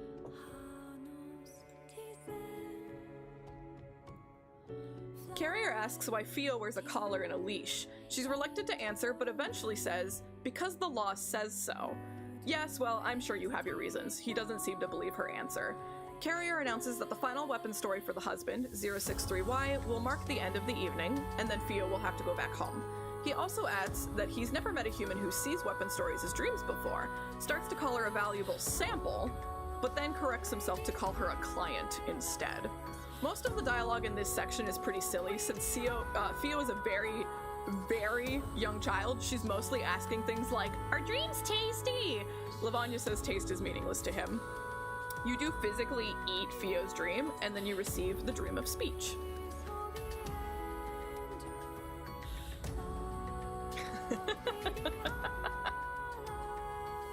Here is the giant creature that I mentioned before that was kind of hard to see through the pillars. Giant. Absolutely massive, this thing.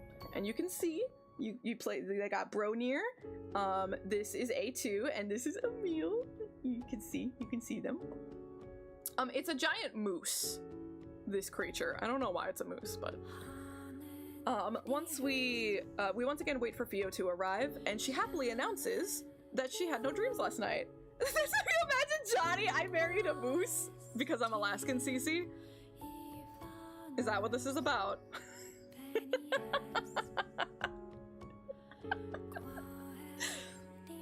Lavanya asks Carrier if he comes to the cage often. Carrier calls the cage his workplace. Yes, this was a smartphone game, yeah. Lavanya muses on the nature of humans and how pure and innocent Fio is despite how ugly and disgusting and, like, self-important they are. He sees her as the complete opposite of himself, and this scares him. We finally get a good look at the giant creature from before. Carrier calls it a cursed god. You can defeat it or move on. Carrier says some people pray to these cursed gods. You eat Fio's dreams and receive the dream of grief. Fio returns for a third night, but Carrier says the higher-ups have summoned him suddenly. A new ghost named Substitute takes Carrier's place. He's much less talkative than Carrier. Our 9th weapon story is about Lars, a young man born into a war. Another main character, his military captain Griff, also appears. There is no, like, full illustration like this for Substitute. I could only find concept work for him, but he shows up for so little and barely speaks. I don't think they bothered making a proper illustration for him. But this is him. It's worth mentioning that when we were playing as Lavanya in the child's body in the first part, we were going up the cage, but now we're going down the cage. We reach those piano key stairs again, and Fio enjoys them. You eat Fio's dream and receive the dream of anger. Carrier returns, Substitute leaves, and Carrier sends Fio home for the day. The 10th weapon story is about Griff, a military captain. Like with Griff and Lars's also appears in Griff's story. Lavanya realizes that he wants to understand Fio's ability to look at the world with wonder and joy. He wants to become human so that he can look at the world the way that she does. We find a child, whom Carrier believes was chased out of the Scarecrow. Fio asks Lavanya to look for the boy's mother inside the Scarecrow, but she's dead. The boy follows them as they continue descending the cage. When attempting to enter the 3rd Griff Dark Scarecrow, an enemy comes out from within and attacks us before we can enter. It's the ghost of the boy's mother, and Fio asks Lavanya to check the Scarecrow for her again. She's not inside, and the boy refuses to go with them anymore, so he's left behind in the cage. Fio suddenly gets weak and is limping. We eat Fio's dream and receive the dream of prayer. The 11th weapon story is Noelle. Noelle is incredible. We love her. Obsessed with her. Again, we are not going to be talking in depth about the individual character stories, but I will give you all a little treat. She is basically the as far back prototype to 2B as we can possibly get in the timeline. She's a queen. Obsessed. We love her. Fio's gotten quiet in this chapter. And a Scarecrow runs away from us. Carrier isn't sure how this is possible, but we eventually catch it. Fio's getting weak again. Lavanya suggests that they rest, and he lets Fio play in some water like she wanted. Not 2P. 2P is in this game.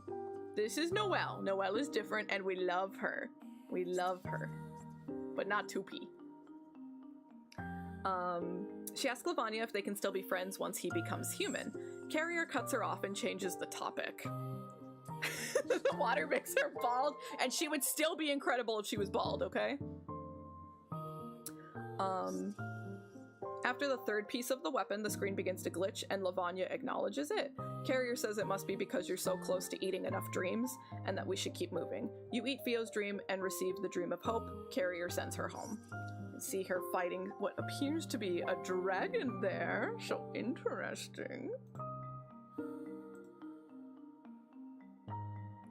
Fio does not join us at the start of this chapter. Carrier says that we will see her soon. The final weapon story is about Fio specifically. Upon seeing the life that she lives, Lavanya says, "When I'm human, I will murder every last person who dared cause her pain." With Fio gone, Lavanya realizes he enjoyed his time with her. Lavanya gets very aggressive if Carrier brings up Fio. Lavanya admits out loud that he wants to be Fio's friend once he's human. Carrier yawns. Wait, where's Johnny now?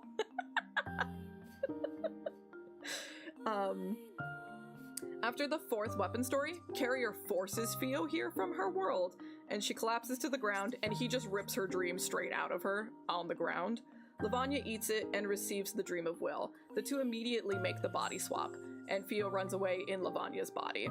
Carrier then attacks Lavanya in Fio's body. We can't hurt him. Carrier laughs that this is the power of rejection that management gave me.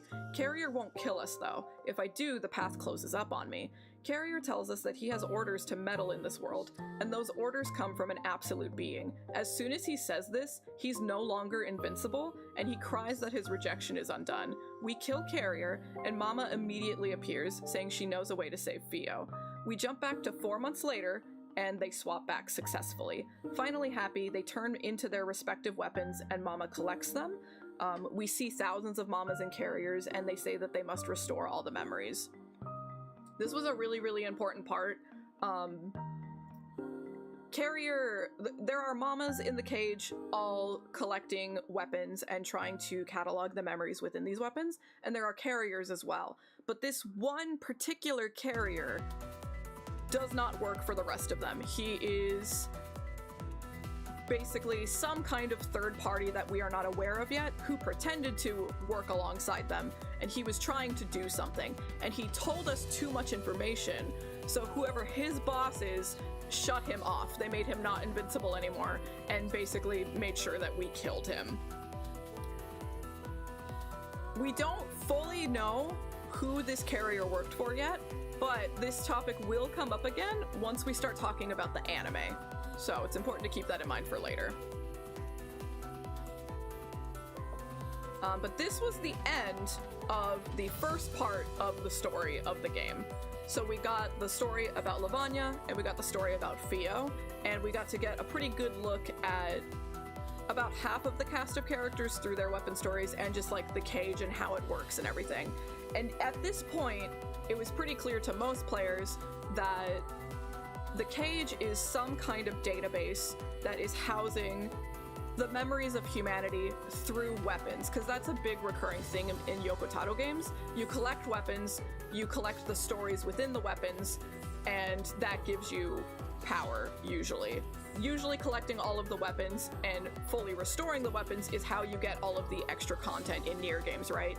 We couldn't get the Emil ending in Automata unless we collected every weapon and restored them all properly. We couldn't get the true ending in Replicant and Gestalt unless we collected all the weapons. This pattern also is present in the Drakengard games as well, so pretty much anytime Yoko Taro makes a game, this is a recurring theme.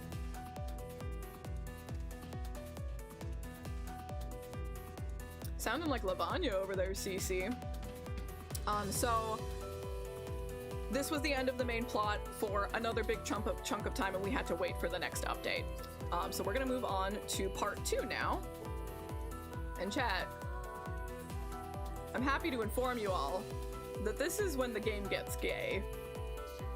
So now we're gonna talk about the second main plot update in the game, called The Sun and the Moon.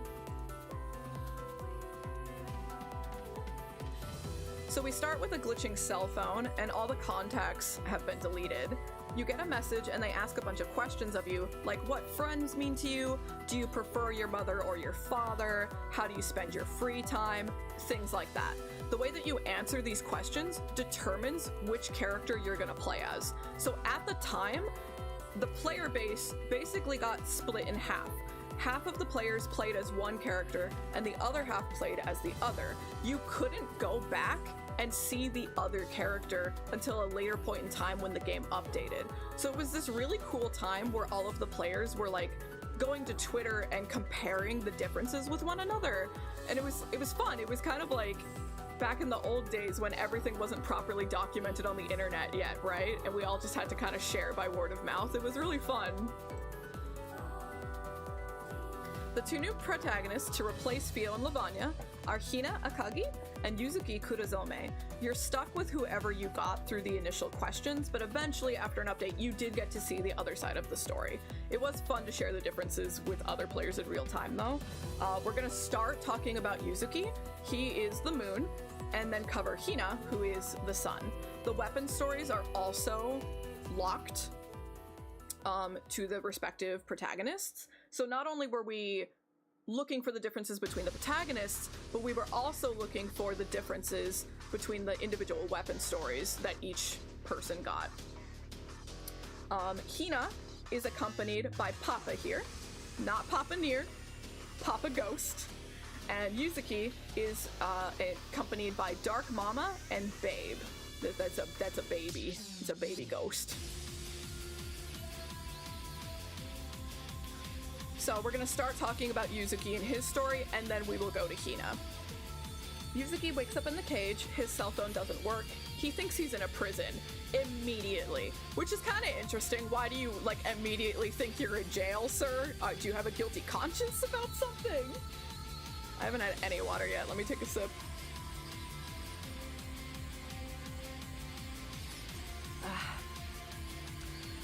We get a clear shot of the moon, and it's broken into pieces, which again is a recurring theme in NieR. In NieR Automata, the moon is broken as well. He meets Dark Mama, and she speaks with a bit of a southern drawl. She's bad with directions and tells Yuzuki to follow her. Yuzuki makes a cheeky comment that he's seen a mobile game an awful lot like this before. Oh, I cannot wait to tell you all about Cat Ghost. Y'all are gonna love these two. He almost name drops Reincarnation, but Dark Mama coughs to cut him off. The first weapon story is Sadiu, a witch in training. While they do not directly appear, Sadiu's story leads directly to the second weapon story, and that character is Priet. I'm not going to talk in depth about these two, but I am going to spoil lesbian. Big lesbian, in love, big lesbian. Look at this art. Look at this fucking art. It's so gorgeous.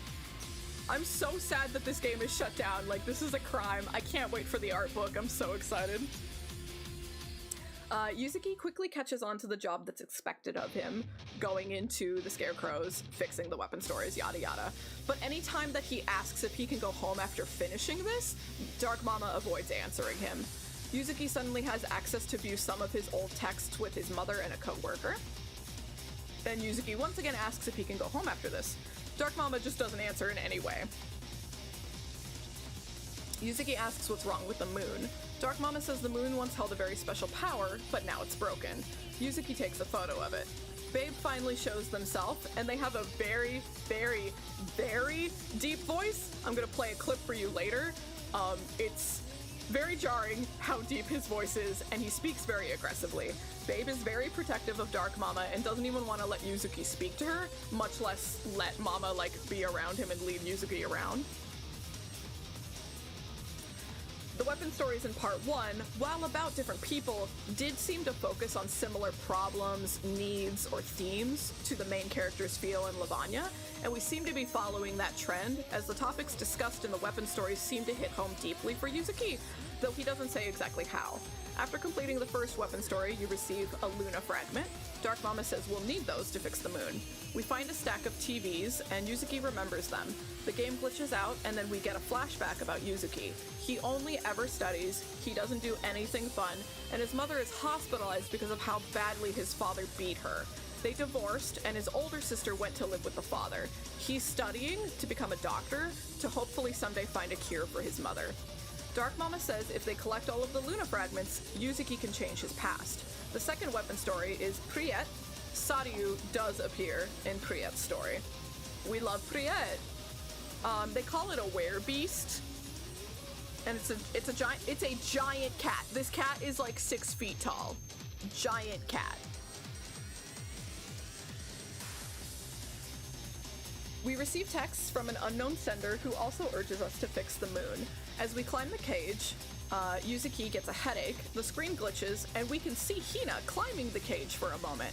Yuzuki asks if the cage is somewhere criminals get sent to. So once again, he's like This place is jail, right? This is a prison, right? He keeps asking this and it's very interesting. I accept Johnny Cat. I do accept this. Dark Mama says, well, we wouldn't be here if that was the case, right? Yuzuki doesn't respond to this. We find some blackbirds who can speak, and one of the blackbirds is an older sister, and the other blackbird is a little sister. The older begs for you to spare the younger's life at least.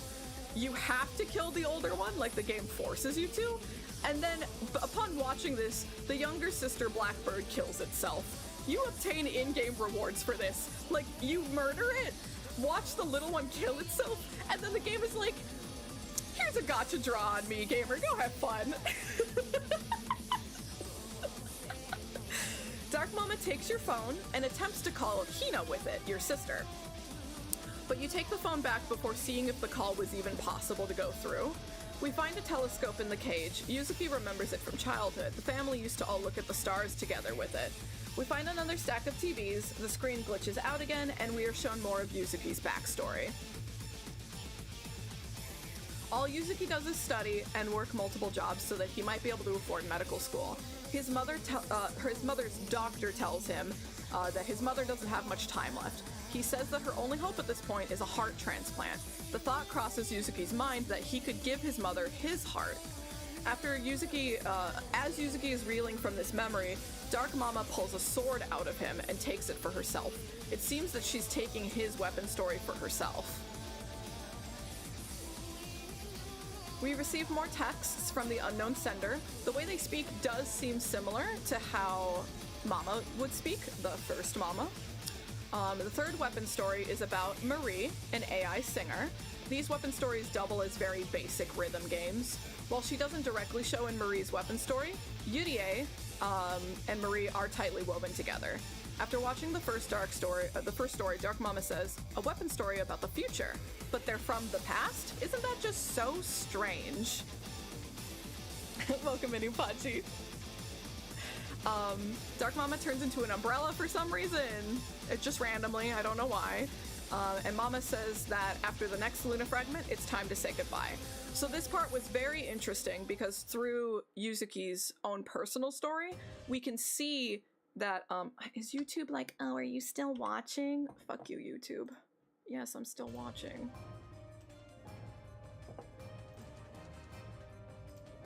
Ah, do we recall this song, perchance? There were crossover events, so, you know, of course we're gonna have some music.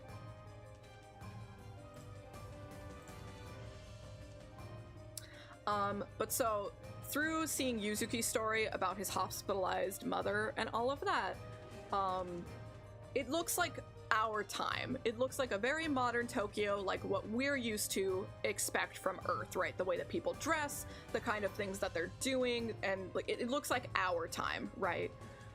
But then we see this weapon story about Marie, and it's a super, super, super futuristic place. Marie is an AI singer, but she also used to be in charge of the government. So it's this really futuristic society where even the government was led by AI. But weapon stories are always in the past. Weapon stories are documents of lives that people used to live, right? So this weapon story already happened in the past, but this past is so far advanced from Yuzuki, right? So it's a pretty solid hint that this cage is housing memories even from the future. Like, all time is recorded in this place.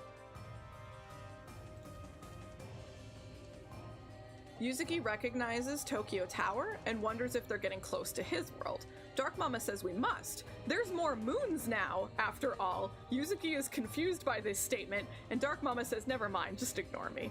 Upon finishing a scarecrow, Yuzuki finds Dark Mama and Babe whispering to each other. It sounds like they were getting scolded by someone. When Yuzuki asks, Dark Mama says it was her boss. Kind of, I guess. Lightning strikes the cage and a tower breaks and almost hits Yuzuki, but Dark Mama pushes him out of the way and gets hit instead. Babe sacrifices himself to save Dark Mama. Dark Mama wakes up and she's fine, but she doesn't even seem to notice that Babe is gone. As you approach the final scarecrow, you get hit with all kinds of visions, some of war, some of disease, some of what looks to be the Legion creatures that attack directly after the dragon's death. The screen glitches out a lot, and we approach the TV stack. Yuzuki remembers his mother named him after the moon because she wanted him to grow up to be someone kind who saves others. Yuzuki attempts to take his life by overdosing, but he receives a call from the hospital just before taking the medicine. His mother had passed away in the hospital. Dark Mama again takes a sword from Yuzuki, and the game turns black and white again. Babe is suddenly back, and Yuzuki doesn't even seem surprised. I don't get this part. He's just there. Yuzuki receives a call from his mother, and the Luna fragments are gathered and placed into a slab. The slab then shoots a beam at the moon, fixing it. Dark Mama asks Yuzuki how he wants to change his past, and the screen glitches out and ends the cutscene. This is where Yuzuki's story ends. If you played him, you had to wait for an update in order to play Hina's side, as well as getting the full conclusion to what happened, and vice versa if you had played as Hina first.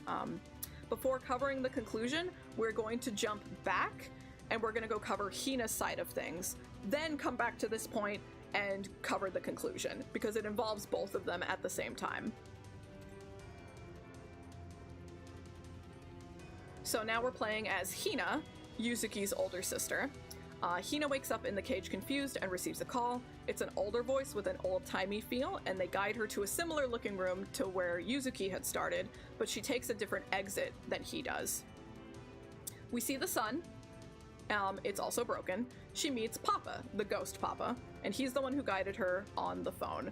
Same routine, we fix dark scarecrows, get the soul fragments, fix the sun, and then she can make a wish. The first weapon story is Yurie. Marie is directly involved with Yurie's story, despite the reverse not being the case. So it seems like all of these weapon stories are coming in pairs, and we get half as Yuzuki, half as Hina, right? I am obsessed with Yurie. It's probably not obvious why I'm obsessed with her. It's definitely not obvious, and there's nothing that you could guess just by looking at her. Definitely there's no reason why I'm obsessed with her, but she's incredible. Queen, we love her. Papa explains that the Dark Scarecrows are records of the past, again emphasizing how strange it is to see weapon stories that are clearly taking place in the distant future from Hina's present day. The cage grows very dark, and Papa becomes a flashlight. He makes dad jokes. Hina seems to really relate to the weapon story she's being shown, and Papa doesn't get it. We reach a room with huge floating jellyfish, and tiny ones as well, and it reminds Hina of when the whole family had gone to the aquarium when she was younger. Hina sees Marie in the weapon story and feels like she knows her somehow. We reach a stack of TVs like with Yuzuki, and we get a shot of Hina's past. We see that she's generally well liked at school, she's a third year, and she gets the highest scores on her tests. It seems to be the same school Yuzuki went to, but they don't confirm this. She goes straight home from school, declining invites to going out with her friends. She begins cleaning the house, and her father is just sitting there staring into space.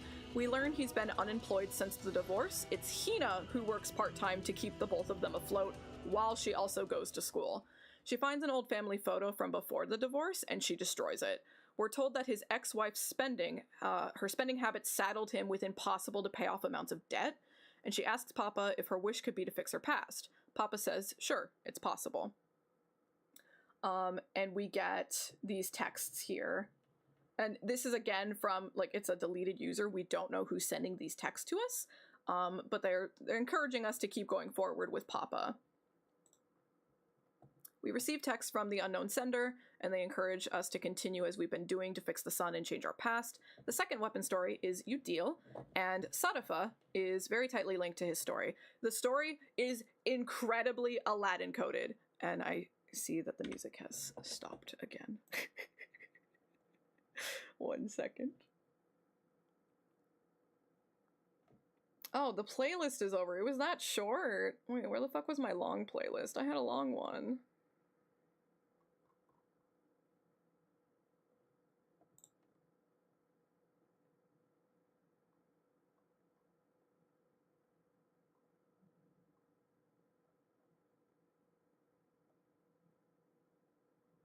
Damn. I really love this song, so we're gonna listen to this one. But I had a long playlist. Let me find it.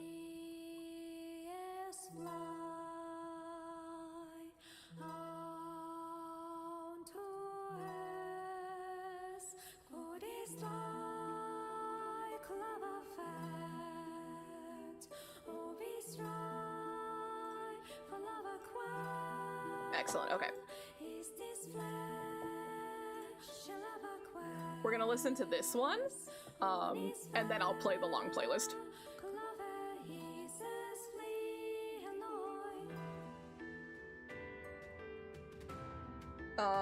Yeah, of course I've heard about the NieR DLC.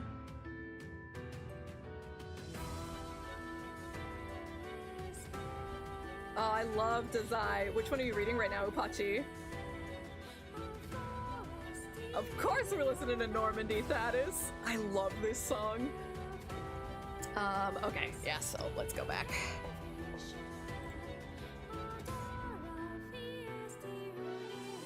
Okay. Hina recognizes that this is very Aladdin coded, and she starts reminiscing on the movie, like, explicitly, and Papa begs her to stop so that he doesn't get sued.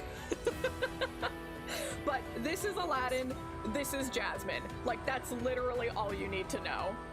And you understand these two.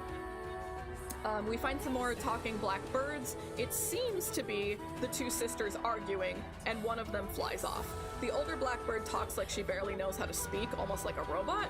Hina offers to help it find its sister, and the blackbird joins us. Papa doesn't seem to mind. As we travel through the cage, we can see the amount of suns in the background is increasing, like with Yuzuki and the moons. The blackbird directly helps us as we traverse the cage, and we even take direct control of it as the player. I have a couple screenshots here of the blackbird on your head. It's so cute!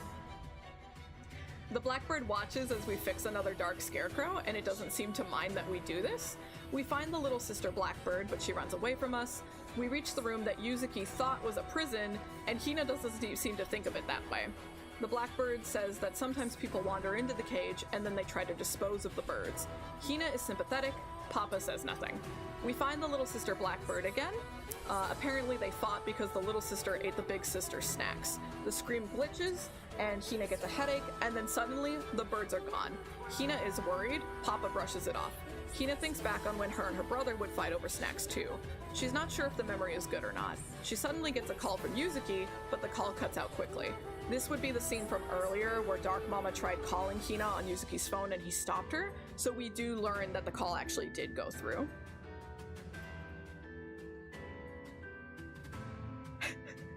I want to say that that's a little worrisome, Upachi, but I'm also the same way. I understand.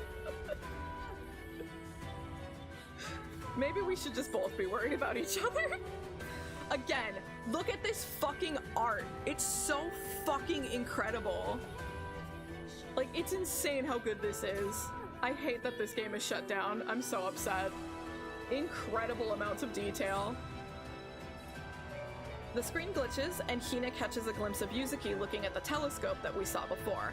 I think what we're supposed to draw from this is that the two of them are here at the cage at the same time, but they're in their own isolated version of the cage, and this is why the blackbirds disappeared suddenly for us, because on Yuzuki's side, he killed them. We get our second soul fragment, and once again find a stack of TVs, and we see more of Hina's past. Yeah. Like, anytime you boot the game up, the title screen cycles through all of this art. So fucking beautiful.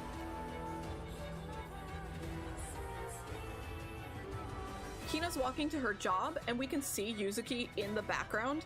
And so now you can realize if you had played Yuzuki first, Hina was also in the background of his flashbacks. She goes into a dark alleyway to meet her client. Hina has been selling illegal drugs to pay off her father's massive debt. She feels guilt for this, and then the client pulls a knife on her. She runs away. She makes it home and tries to pretend to be cheery. When she tells her father about potential jobs that her homeroom teacher showed her, he starts crying over not being able to provide his daughter a higher education. She cries too, saying that what they have is enough for her. Hina blames her mother for everything.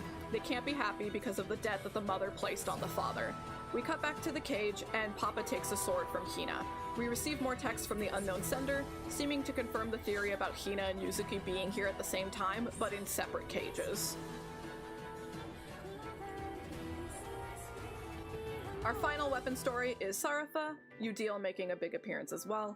The screen glitches and we see Yuzuki. Hina tries to chase after him, but the floor crumbles. She wakes up somewhere new, and Papa is nowhere to be found.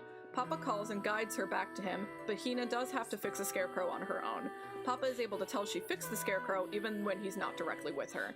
Hina asks how Papa even got her phone number, and Papa completely avoids answering. Papa's directions are so vague that they're basically worthless. He says things like, take the road, and then turn that away. Hina takes a warp point, and suddenly Papa says he can't see her coordinates on his map anymore. When Hina asks for what he means, he avoids answering again and instead tells her to just keep moving forward. Hina opens a door, and it's Emil's special place underground from Automata. The chills you get when that door fucking opens is insane. It starts playing Kaine's theme, and the next slide I'll show a picture. So good. Hina finds Yuzuki's notebook from childhood amongst the lunar tears, as well as her father's mug that Hina and Yuzuki had saved up to buy for him as children. She also finds a hair clip of hers. Yuzuki had told her that it looked horrible, so she never ended up wearing it. Reception with Papa cuts out completely, so she takes a rest on Kaine's bed. So we can see here. Hina dreams of a time when she visited her grandparents during summer vacation. She remembers she used to love playing piano for the family. She feels like that was the only time she could bring her whole family together and make them smile. After the debts started, her father began to hit her mother.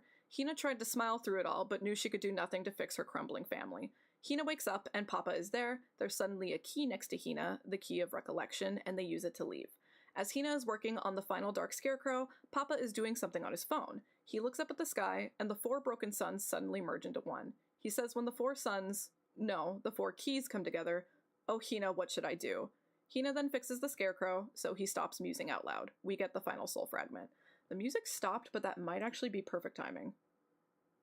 Not quite yet. Not quite yet. I do have a video to play, and I think it's pretty soon, so we're just gonna go in silence for a little bit. Papa asks if Hina would hurt someone to get her wish. She says she's not sure, and she's not even sure if there's a right or wrong answer to that. We approach the stack of TVs and once again see Hina's past. Hina has been caught selling drugs in the city, so she has lost her post-graduation job offers, and she's to be suspended from school just before graduation. Rumors about her quickly spread throughout the school, and we see a flashback of Hina as a child, where her father tells her she's named after the sun because he wanted her to grow up warm and cheerful. She's so scared to go home that she doesn't even make it until nightfall.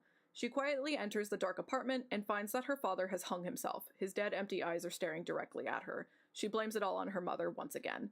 We see Papa taking a sword from Hina once again. She cries for her misfortune. Why had she been met with this torturous fate when all she ever did was her best to try to make her father smile? Like at the end of Yuzuki's, the game goes black and white, and we reach the point in the cage closest to the sun and Hina's world. Also, like Yuzuki, Hina receives a phone call from her father, places the soul fragments into a slab, and the slab shoots a beam at the broken sun and fixes it. Papa asks how Hina wants to change her past. She starts to answer, and like Yuzuki, the screen cuts out. The next section of the game is the conclusion for the both of them, and I feel like it's way too impactful to summarize in text, so we are instead just going to watch the end of this section of the game. It is 50 minutes long, but it's a huge amount of content to give all at once. And some of you might recall, I was actually streaming on the day that this update released, and I wasn't used to them giving us such long cutscenes in this game, so the new update came out, and of course I had to play it the second I woke up, and I spent 3 hours playing through all of this that we've discussed right now, and then the cutscene started, and I had about half an hour left before I was supposed to start stream, and I'm like, oh, that's fine, plenty of time. Except the cutscene was 50 fucking minutes long, so I started streaming, and I just had my phone on blast sitting next to my microphone, and I was just watching the cutscenes on stream. Because I couldn't stop it! Unfortunately, this is the last time something this big happens, which sucks. I'm going to click play for a second. It's gonna start me at the beginning of this video, and I'm gonna have to find my place, but you guys tell me, like, that you can hear it properly. Yes. 50 minutes of cutscene. Yes. It's insane. It's crazy. So, we're gonna watch it. Oh, that's loud. Can I turn that down? I can't actually click on the volume button because the presentation thing gets in the way. No audio.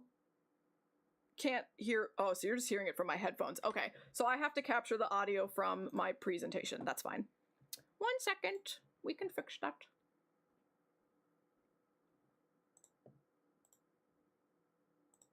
That should fix that. It is, however, incredibly loud. What is the keyboard hotkey to lower volume on a YouTube video?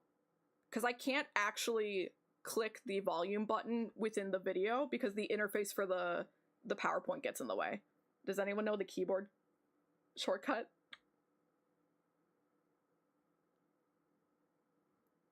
It's down arrow? Okay, thank you, CC. Page up, down? Okay, if down doesn't work, I'll try that.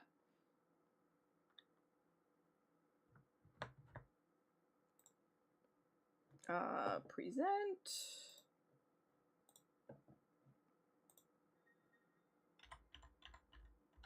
Okay, perfect. Okay. Can you hear it now? You should be able to hear it now. It's quiet at this second, but...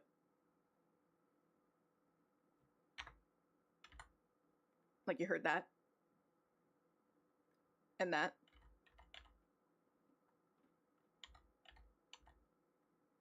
Not really. Really? Oh, I'm even capturing the audio for this thing now. Okay, so then we're not going to use my PowerPoint anymore, and I'm just going to actually get the YouTube video for you all. That's what we'll do. That's fine. That's okay.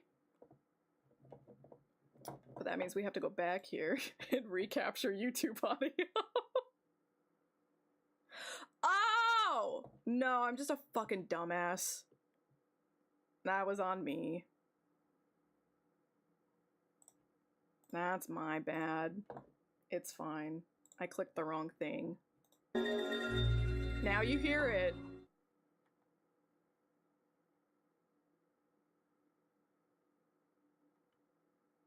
Awesome. Yeah, that was my fault. 50 is probably fine. So now we need to go... No, we saw that.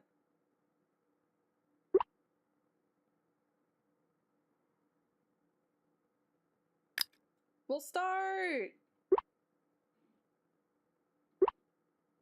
like right here.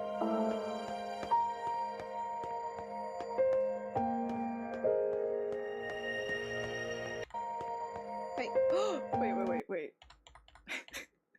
Then it wasn't working to turn the volume down.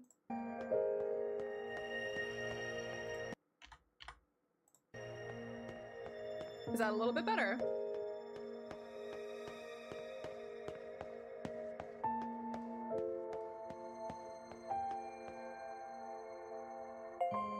Awesome. You'll find the altar of the sun at the top of these stairs. If you offer your fragments to it, you can fix the broken sun. Thank you, Apache. I appreciate you. Listen, Nina. I know that no matter what happens up there, you'll get through it. I know it from the bottom of my heart. So please. Papa, I felt...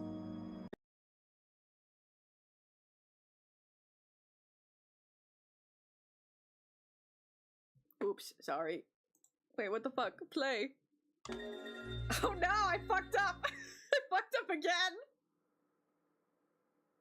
We were like here? My bad.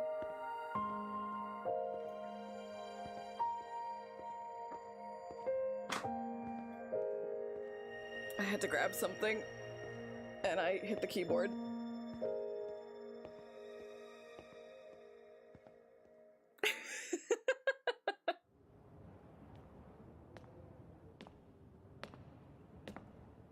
Now that we're watching a movie, I can snack.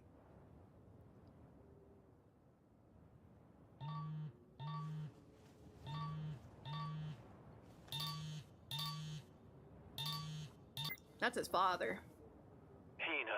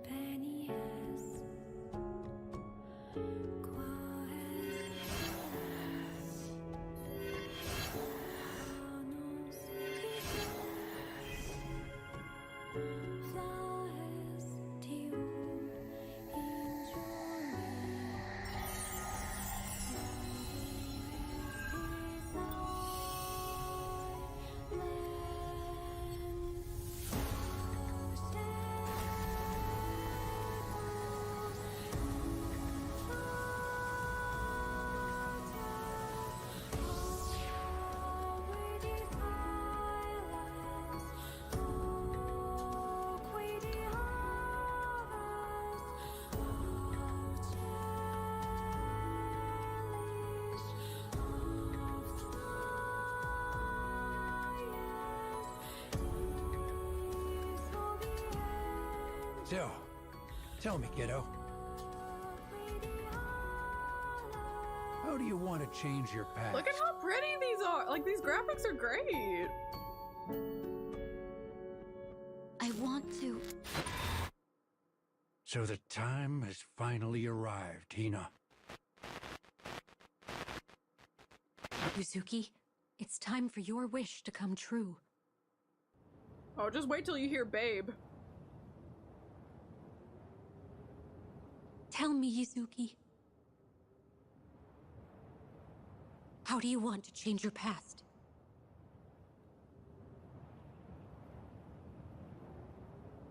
I want to save Mom.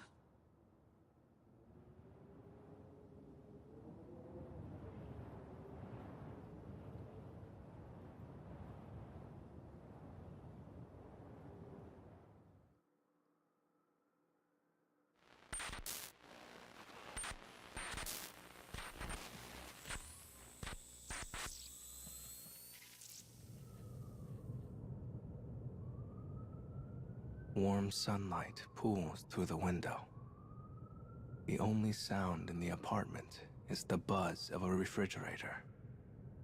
Within the room, a lone boy slumbers.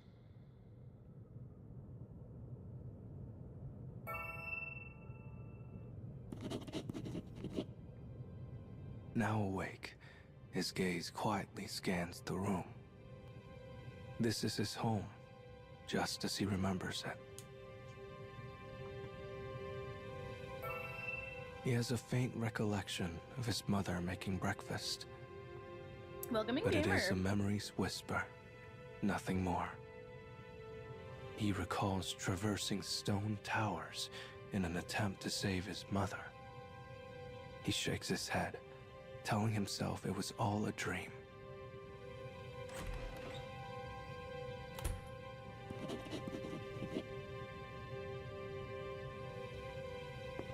But then, there comes a voice he does not expect to hear. The boy heads to the entrance, eager to see if the speaker is who he thinks it is.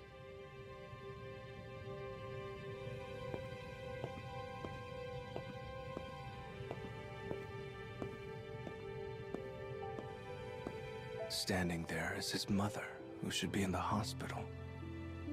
"Look at you, sleepyhead," she says with a cheerful smile. She's happy, an emotion he's not seen in years. Tears of relief begin to spill from his eyes.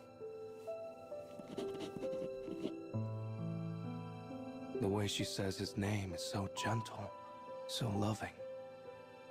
But the boy forces his emotions down and replies, "I'm fine, it's nothing." He then makes an earnest wish. A wish for this brief moment of happiness to last forever. Welcome in, Skeleton.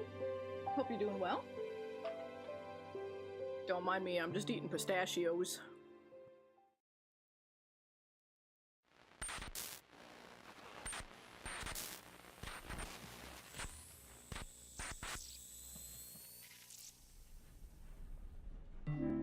The scent of books fills the library of an urban high school. A boy's eyes race across the pages of a complicated technical manual.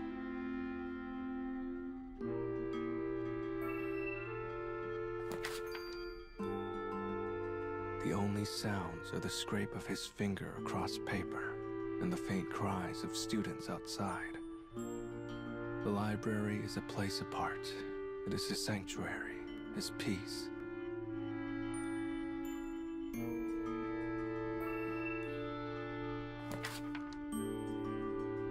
No one bothers him here, and his mind is free to plunge into mathematical formulae. Numbers and symbols fill the pages of his notebook.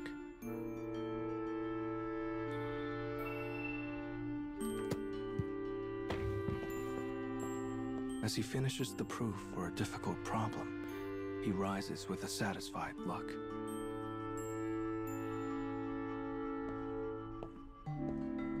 The sky settles into a deep flush. Birthdays are nice. as he heads home to his mother. Sage, this is NieR. They don't turn into books, they turn into weapons.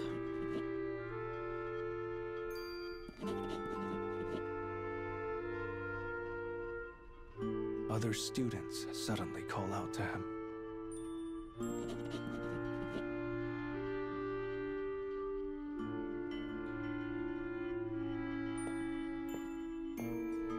Leaving the excited chatter behind him, the boy makes his way to the exit.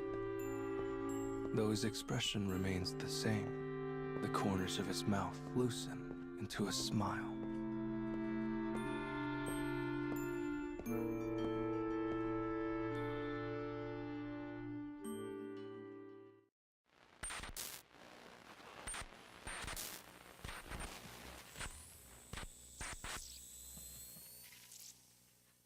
I'm home, he calls, the phrase unnatural on his lips.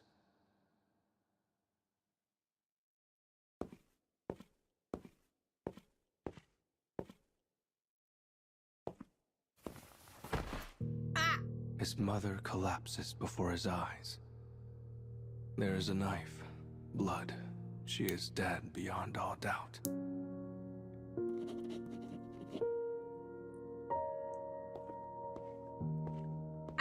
It is her second death, but this time it was done by his own sister's hand. Pain courses through his head, as though attempting to reject the tragedy before him. And amidst his pain, he hurls curses at his fate.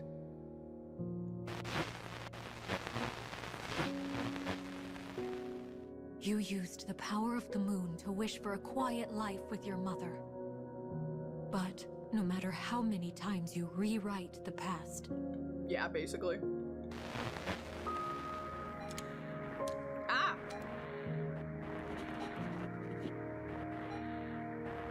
Hina Akagi always kills your mother. Same as the time she killed her in the hospital. Dedicated woman. But I know you haven't forgotten you. Because you bear the same sin. I mean, I guess it's Hina pissing on the moon, right? Because Yuzuki is the moon.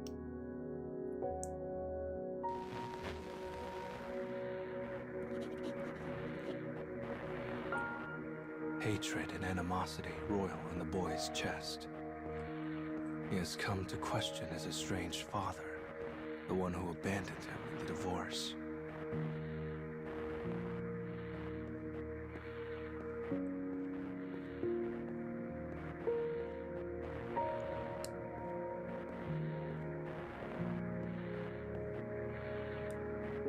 He informs him that his mother hasn't long to live. He places the blame squarely on the abuse he inflicted upon her.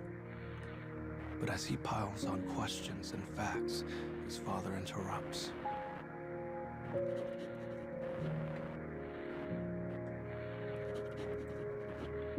Okay, wow. He cares not that she is dying.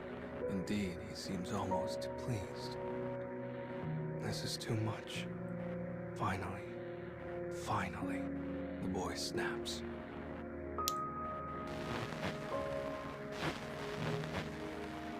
Matricide and patricide. Heck yeah. Staging it to These two look really like are suicide. siblings.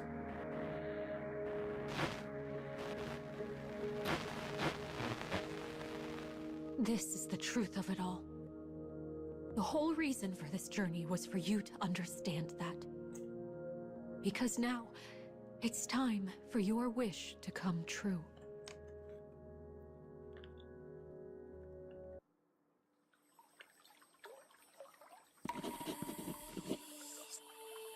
Oh, they did so fucking good. I love these two.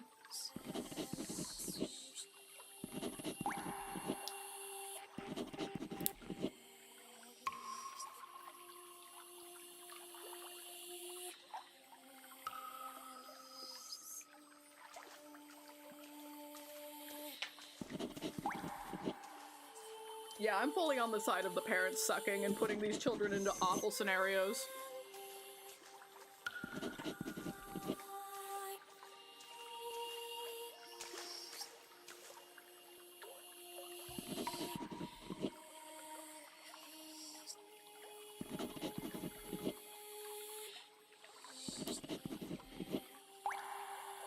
Yeah, that'll be for the character stories, but yeah, I will.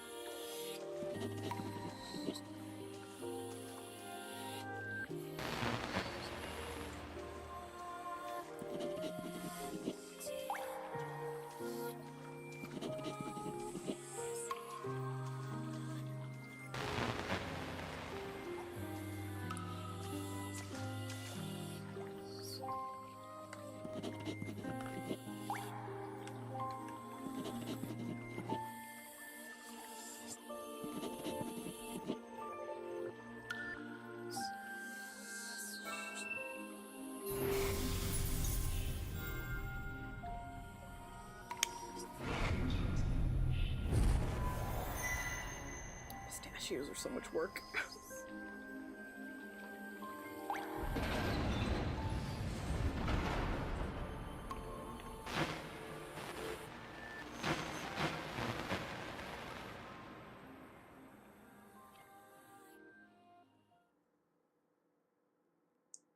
I'll never forgive her. Never. I assume it probably was reversed for backward singing, right? It seems like it. So good, though.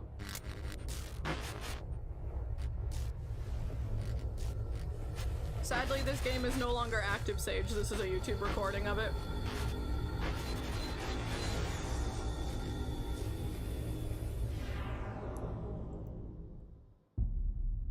I think you're right, that is, but this video has both. We'll see both, so it's okay.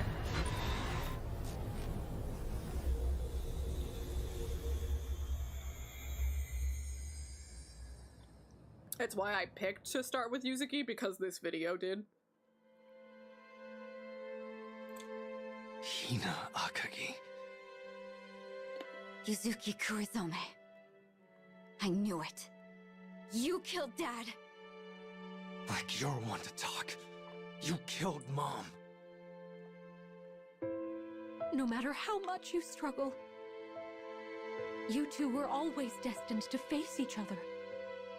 Just like all the pasts you've prepared. Out of my way. Get a grip, kid. We're talking about your last living family. It's so deep. That's right. Is fighting her really your only choice?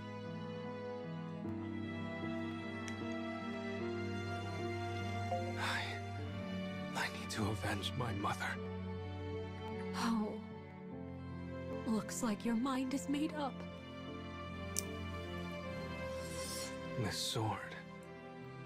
It's the power you need to make your wish come true. So this is a sword that those with souls of darkness have suffered she's for been long pulling enough. out of Cast him. off their cursed chains. So this is Yuzuki's sword. Fight by my side.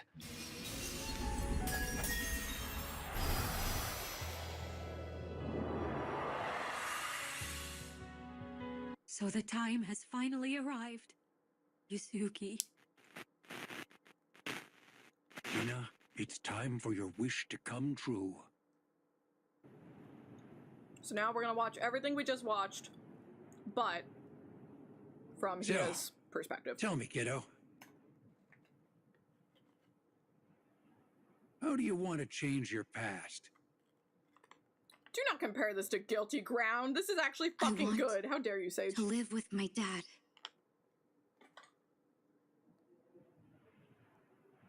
Yeah, same values.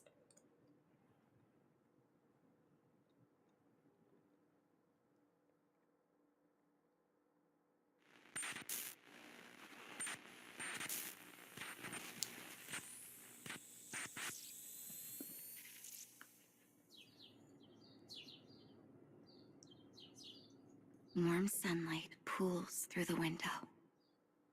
The apartment is old and filled with dust.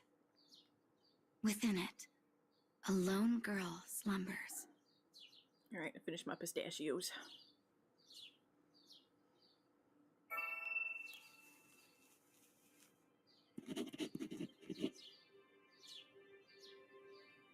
Now awake, her gaze quietly scans the room.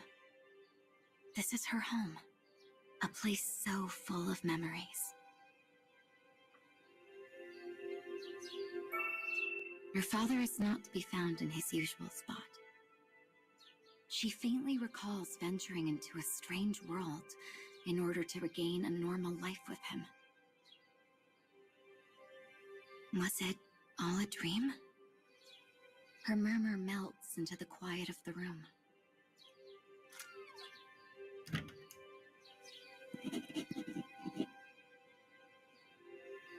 There comes a sudden, kind voice. The girl heads to the entrance, eager to see if the speaker is who she thinks it is.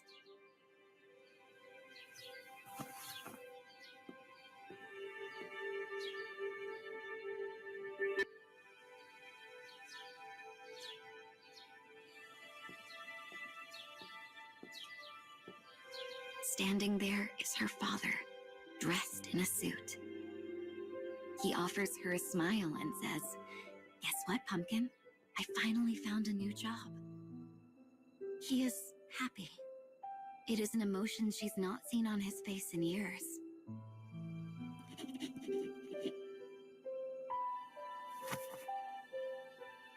She buries her face into his chest and sobs.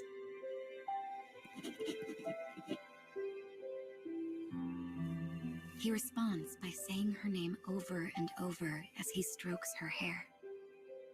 In that moment, she thinks everything will finally be all right. The girl sheds tears in the warmth of her father's embrace.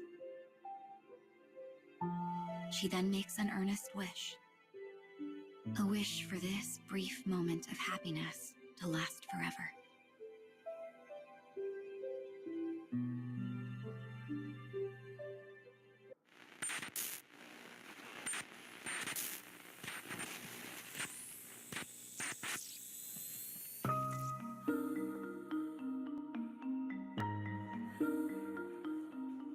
In a metropolitan high school, the windows have been flung wide to welcome the summer sun. The chatter of students eager to head home fills the halls. A girl emerges from a classroom.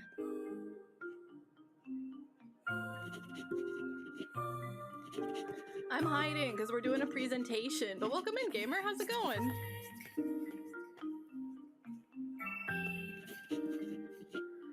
I'm not divorced the game, just this section of story. Her friend asks her for yet another once-in-a-lifetime favor. All right, says the girl, but you owe me 2 sodas now.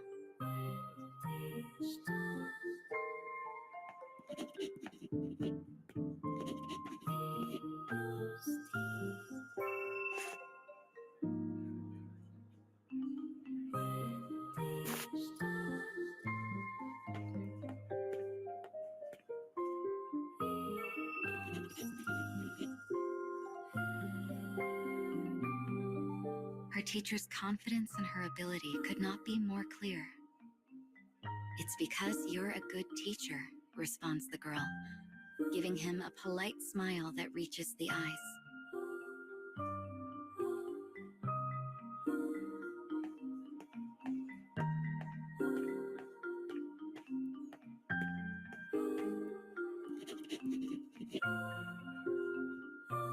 With a quick invitation, she takes her friend shopping near the train station. She wants to reward herself for doing so well on her tests. Seems like we undid the drug selling, I guess.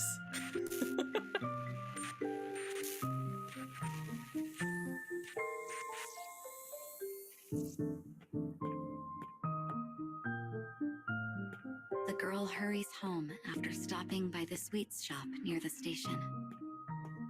She wants to celebrate her test results with her father over his favorite treat of cream puffs.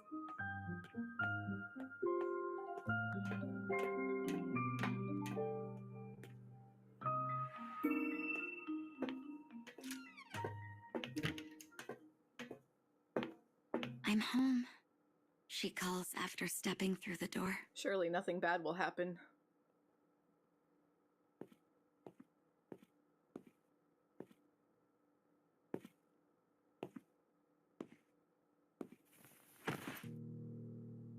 Her father collapses before her eyes. There is a knife, blood.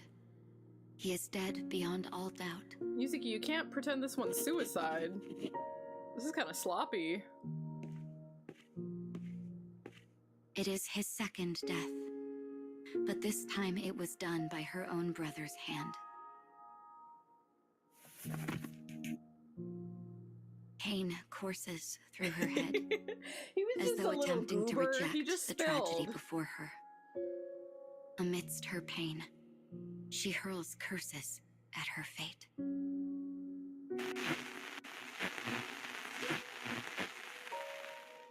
You use the power of the sun to wish for a quiet life with your father. But no matter how many times you rewrite the past,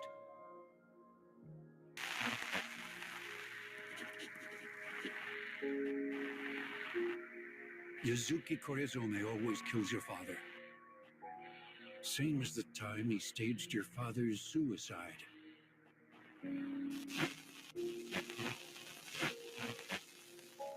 But I know you haven't forgotten, Hina. Because you bear the same sin. Is that a happy song, Sage? Hatred and animosity roil in the girl's chest. She has come to question her estranged mother, the one who abandoned her in the divorce.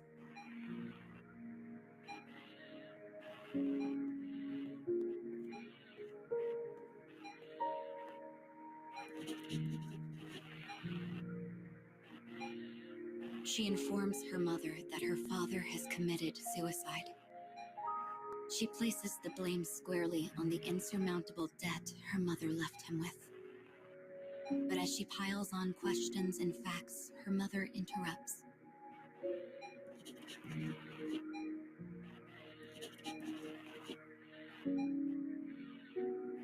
She cares not that he is dead.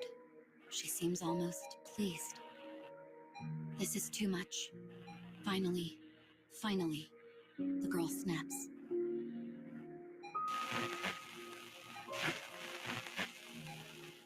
She fills her mother's IV with poison, ending her life.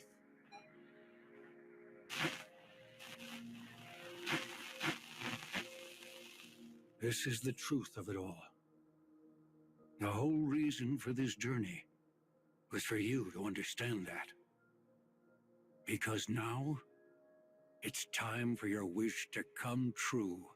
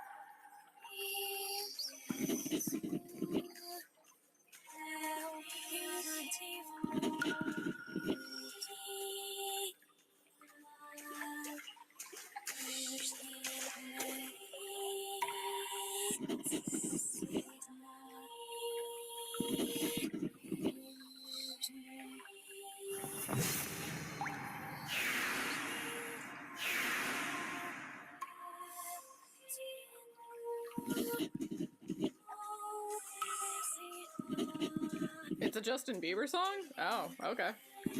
I know nothing about it, sorry.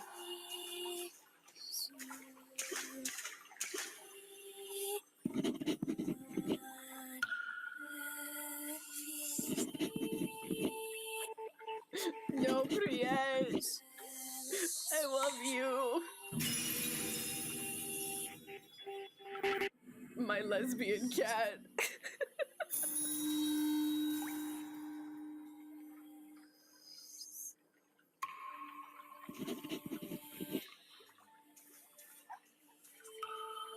I think to some extent sweater. There's definitely a lot of themes that we're unpacking here.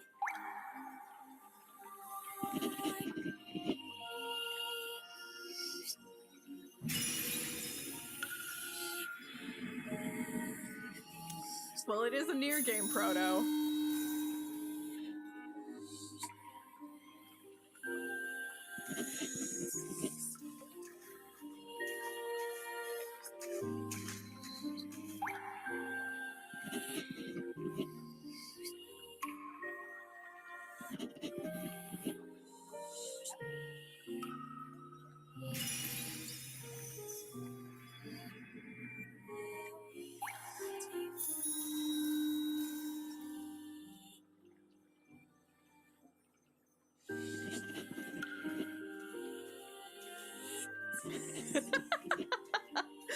I mean, that's typically NieR, right? It's like, it's fantastical and larger than life, but the kinds of sadness and happiness and desperation that we talk about in these games are so real and relatable and understandable.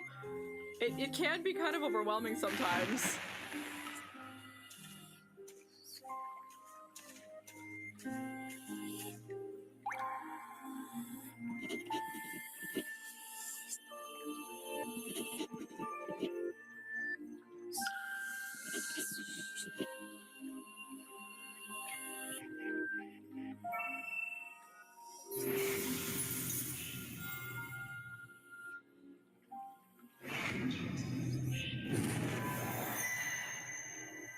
It is, but there's also a hopefulness to it as well, underneath all of the depression, I promise.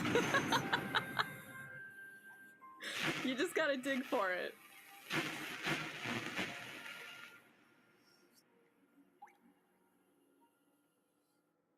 I'll never forgive him. Never. Never.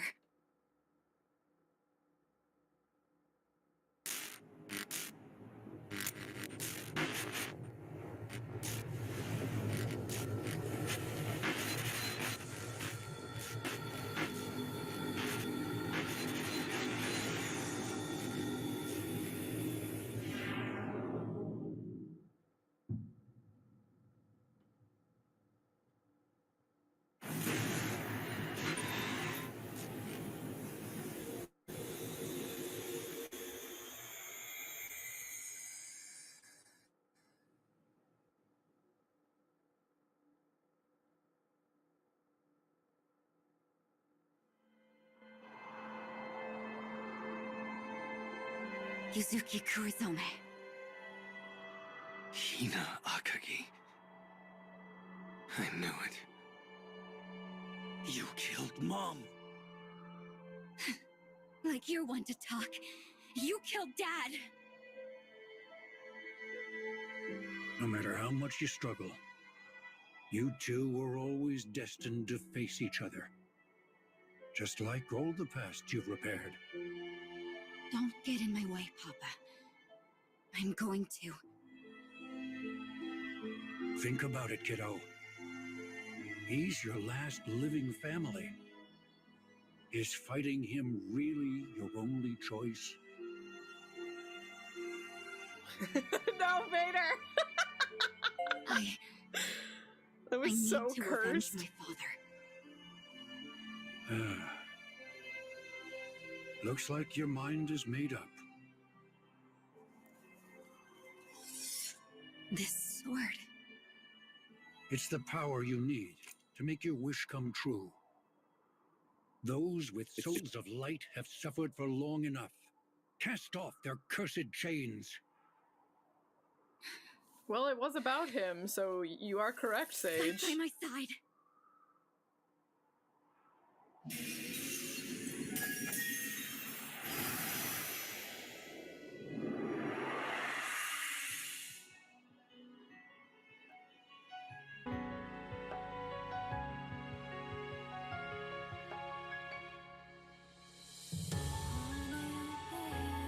I love this song.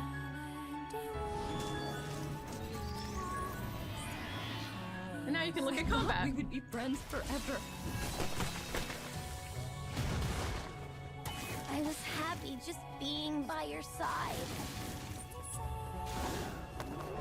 If I didn't make things worse, maybe we wouldn't have fought. Was it all my fault? Is this what my search for perfection wrought? No. It's all because I placed too great a burden on you. Even still, Our only choice is to give ourselves over to fate. Feelings are needed to take from one another if we've never met. No, it was fate that we met. Even our missed connections were fate.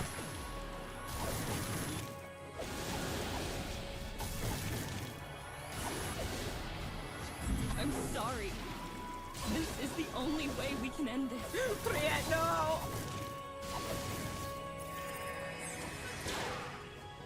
I will do better next time.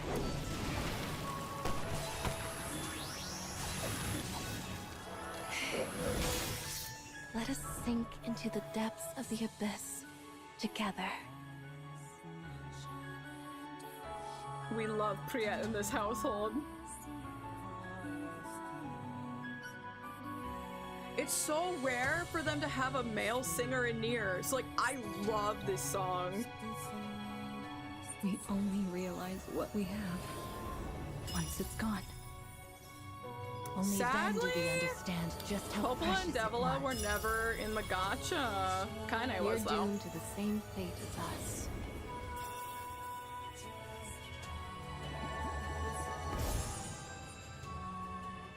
I can't go back.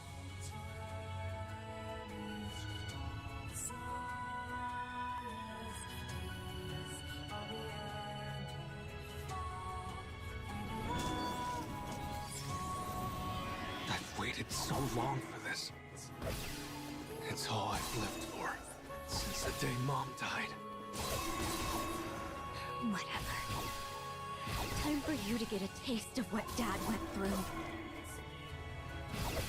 Alright, so we had matricide, we had patricide. What is sibling side? Nothing ever faced you. Is that familicide? Do you know how much I had to take it just to get by in life? You know nothing about me. I was never okay with being a loner or getting made fun of. How could I be?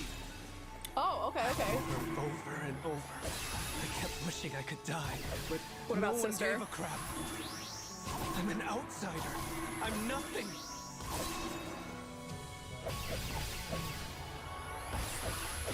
Damn it. Just die already! Shut up. This pain is nothing. It's nothing compared to the hell I lived through. Okay, like a fraternity and a sorority. Okay, I got you. Alright.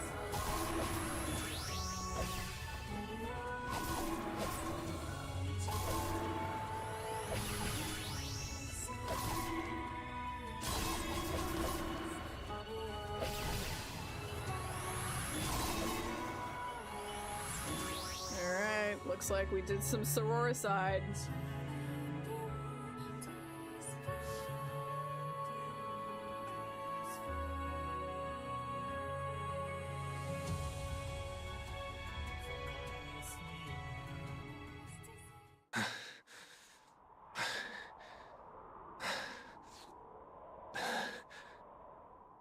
Damn it.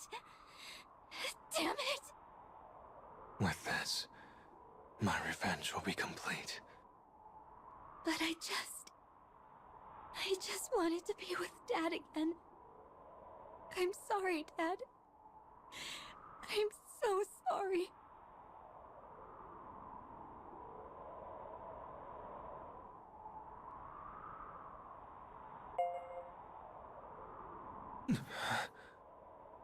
What am I thinking?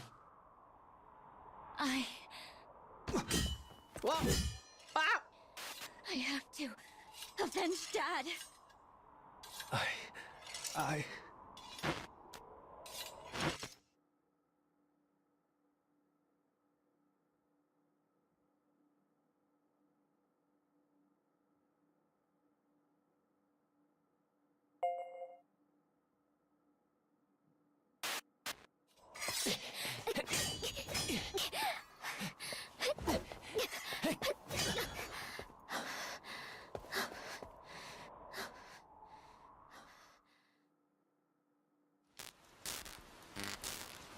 I've always walked a dark path. Alone, I'm here, no worries. I'm just in crushed by beta the void. weight of reality. The conflict I felt made me hate the entire world. And in the end, all I had was my own voice crying out. And that's why I have to.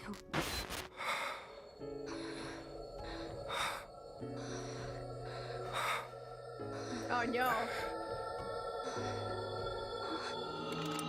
Wait, what the?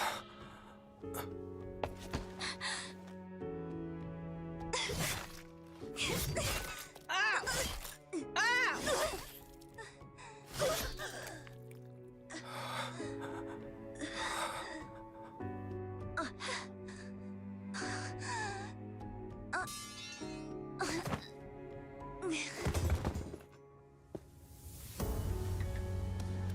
But why?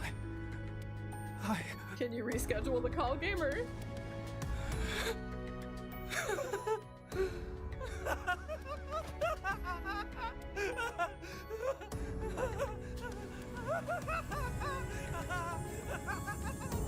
Mom!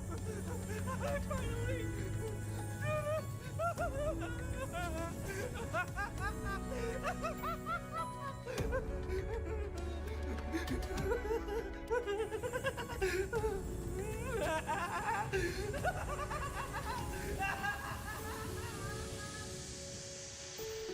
Yeah, he's not doing so hot.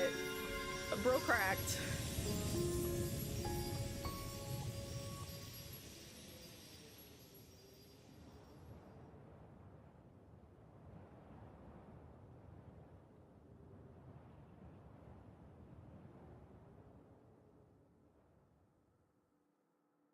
having a great time. He's having so much fun.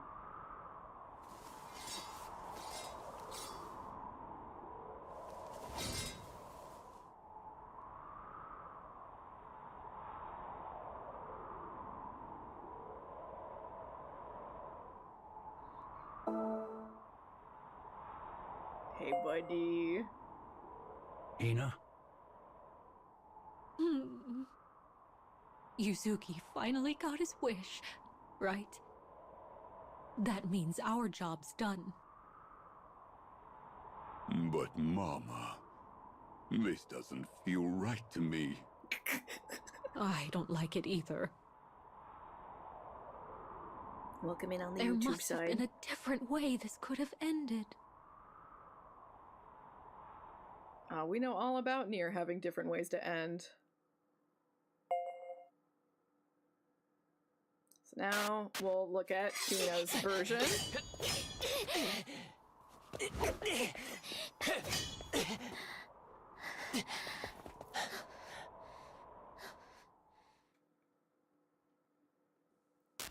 I've always walked a dark path.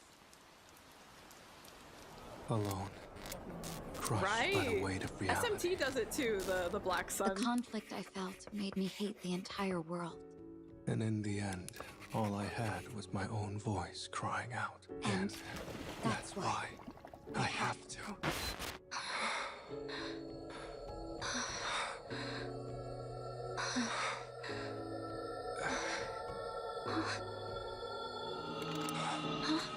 What the?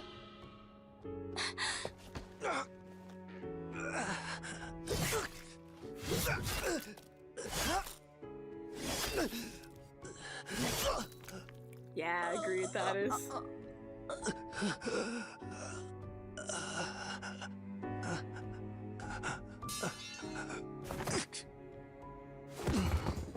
So much good attention to detail. But I didn't.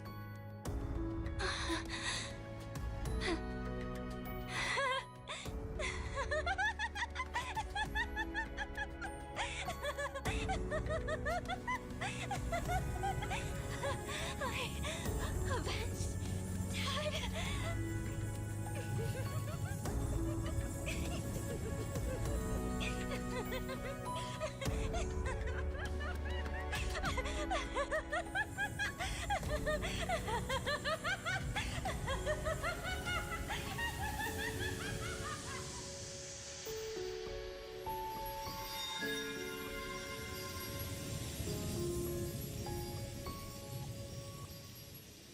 They really are. They're so similar in all of the worst ways possible.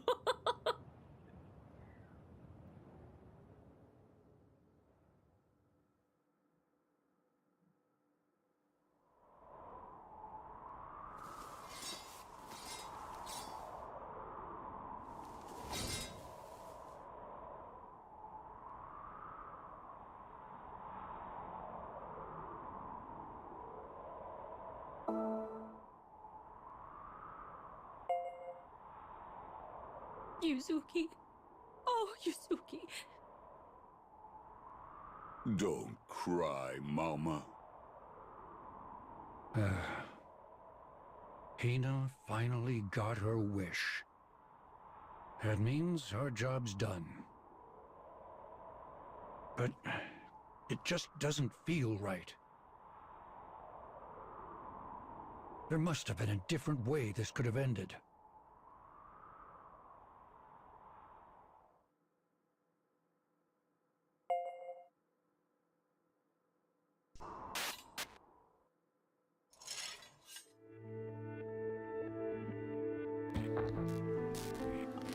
I've always walked a dark path.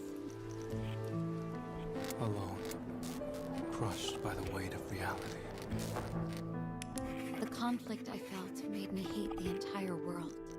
And in the end, all I had was my own voice crying out. But there was always a faint light in my life. And that light was what kept me going.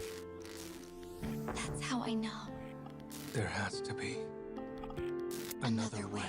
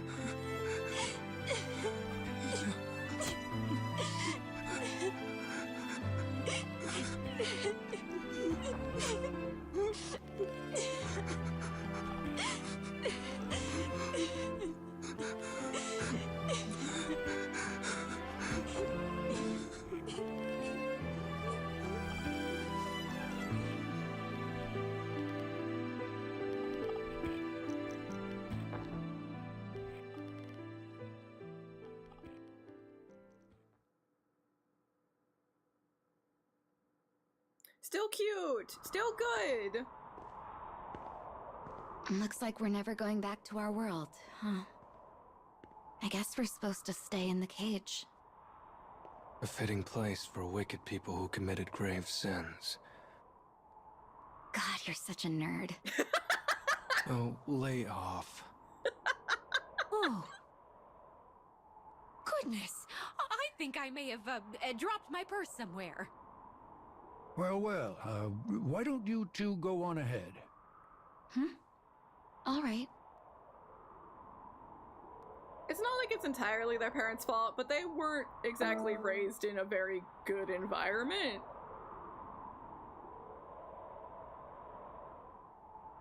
They felt very hopeless and backed into a corner.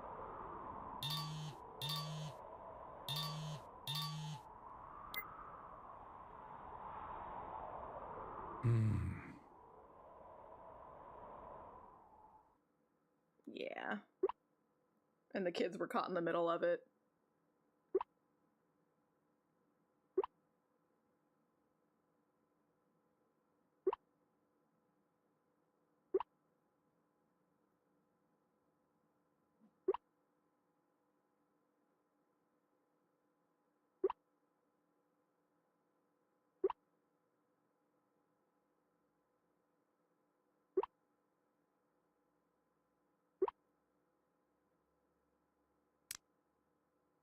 Oh.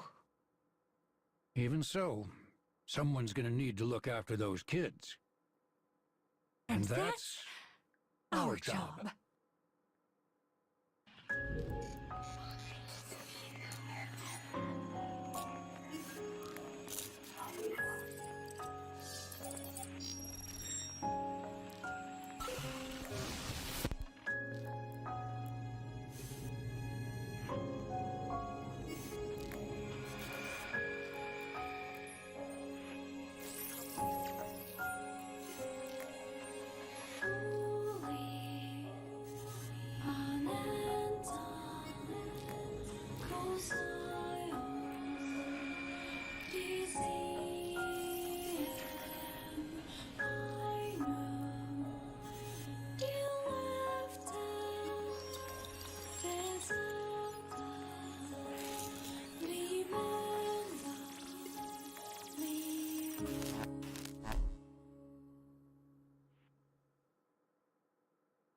Alright, so that was the end of the second season of the plot to the game. I do have one more slide here before we move on to the final one. I think that Yoko Taro wants us to think about more than just Hina and Yuzuki as characters embodying the sun and the moon. It's really easy to draw parallels between like Hina and Kaine, but also like I kind of see like if we think about the relationships between NieR characters, there's a lot of this like they are connected, they're reliant upon one another, sometimes they are in love with one another, but they always end up destroying one another. 2B and 9S being like the easiest example, right? We're gonna talk about this again when we watch the anime together, but it's very explicit that they want you to think of 2B as the moon and 9S as the sun. I kind of go back and forth on how I want to read other characters. I do think Kaine's probably the moon and Bro NieR being the sun. But it's fun to think about the similarities between the characters and the things that these two concepts embody. But usually like the self-destructive one and then the one who lashes out, right? Because NieR doesn't really lash out at others, but he does destroy himself for the sake of Kaine. And as well between 9S and 2B, right? Also other things to note, this is all art in NieR Reincarnation. So like this is what Kaine looks like, this is what Emil looks like, this is what Bro NieR looks like. And he's referred to as the World Ender, like that's his name in the game. And then if you get his costume in Automata, he's called the Destroyer's outfit. So they do like keep this theme of destruction with NieR as well, even like within game. So I think they do want us to think about these kind of things. Yeah, the art is great. It's phenomenal. And again, this is the Automata character artist drawing them all. phenomenal. They also get extra outfits in this game. We're not going to look into those until I do the individual character presentations, but all the art is phenomenal. It's all good. Yeah, I'd say go for it, that is. I don't think it's a problem if we see the costumes ahead of time, but I'll talk about them later. But yeah, go ahead and send them because they're excellent, especially Emile's. But yeah, just things that I think about, especially after like re-going through all of this. Just fun food for thought. It is time for the final part of this presentation, the third season to the main story of NieR Reincarnation. I think I'm going to take a little bathroom break really quick. And then we're just going to keep going. Let me... I noticed it wasn't perfectly aligned. I'm sorry, I don't think it can be. Because the ratio, like it's not the same size. Oh well. I just gotta ignore it. But yeah, I'm gonna take a bathroom break really quick, and then we're gonna finish up this presentation and talk about the last part of the game. So, BRB gamers, if you're heading out, thanks for stopping by. The VOD will be up, of course, so I kind of hope that this can serve as a pretty good, like, primer for anyone who never played Reincarnation, because there's especially up until now there hasn't been that much that's like, oh yeah, this is so important for NieR overall, but this third part is insane. Like, it's going to be a huge difference in what we've been talking about so far, so look forward to it, and I'll be right back.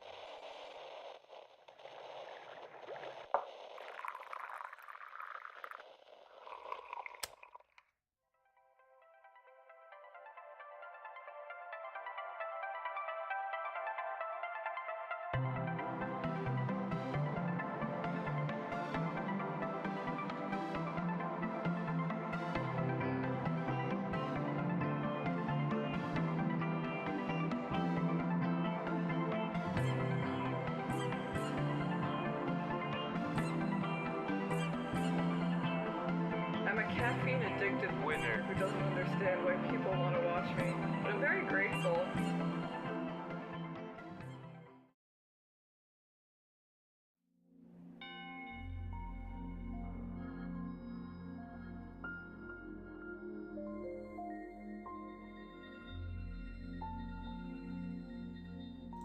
And we're back. Time for the final segment. Honestly, I was a little worried that we weren't going to get through everything today, but I think this is going to be timed perfectly. I think we are going to be able to get through all of it today, which is super exciting. I wanted it all in one video.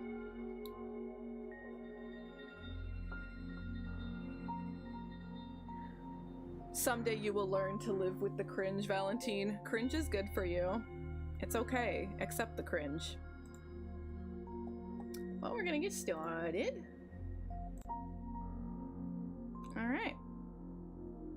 So this is the final main segment of the plot for NieR Reincarnation. It was called The People in the World.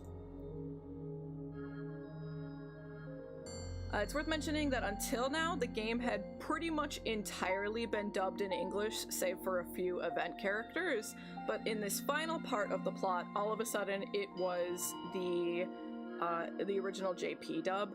It was still good, but at this point they hadn't announced that the game was shutting down yet, and I know I was worried when I saw this change, like, oh no, they're cutting corners, they're cutting costs, like, are things getting bad, you know, like, is the end coming? And then sadly it was eventually.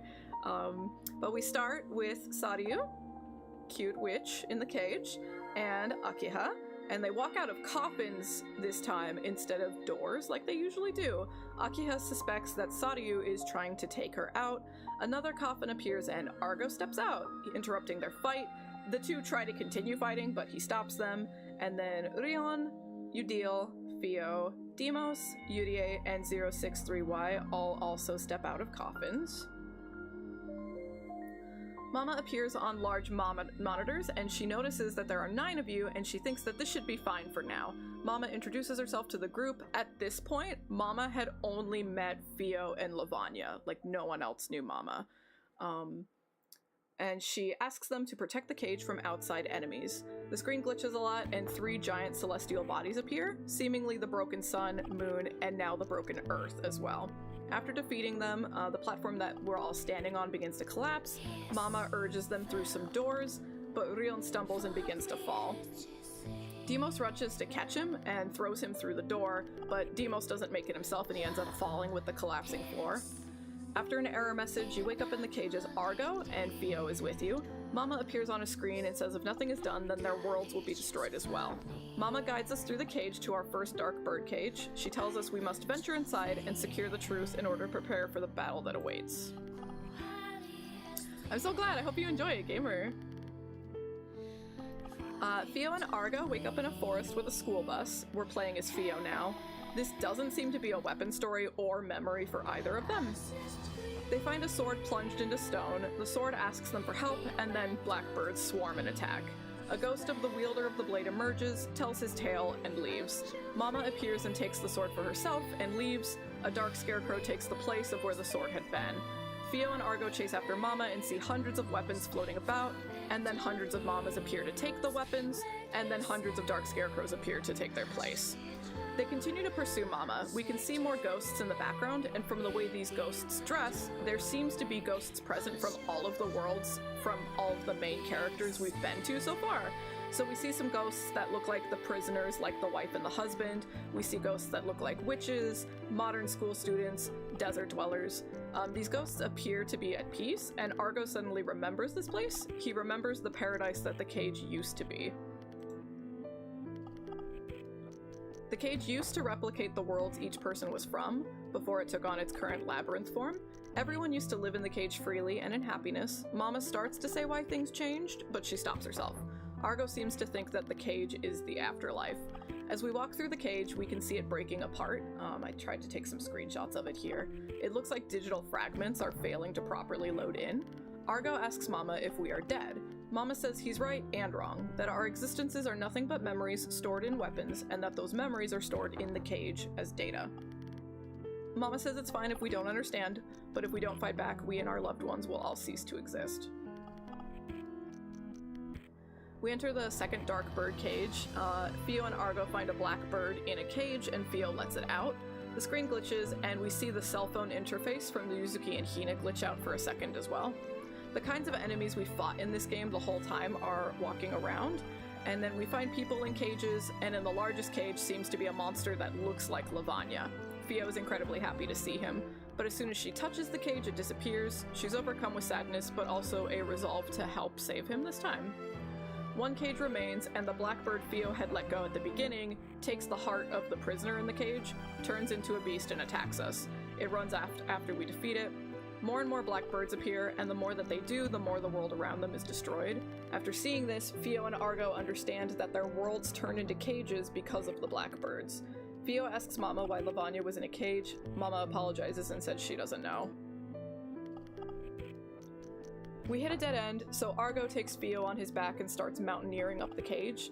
Upon entering the third dark bird cage, we see many fallen soldiers. We see Noelle fighting some beasts. Fio asks Noelle if she's seen Lavanya. Noelle thinks she saw something matching that description being taken away earlier. Suddenly, the blackbirds make an attack on Noelle, but Argo pushes her out of the way and takes the hit. Argo disappears, and Noelle joins Fio on the journey. After the attack, Mama loses Argo's data and says she's unable to bring him back.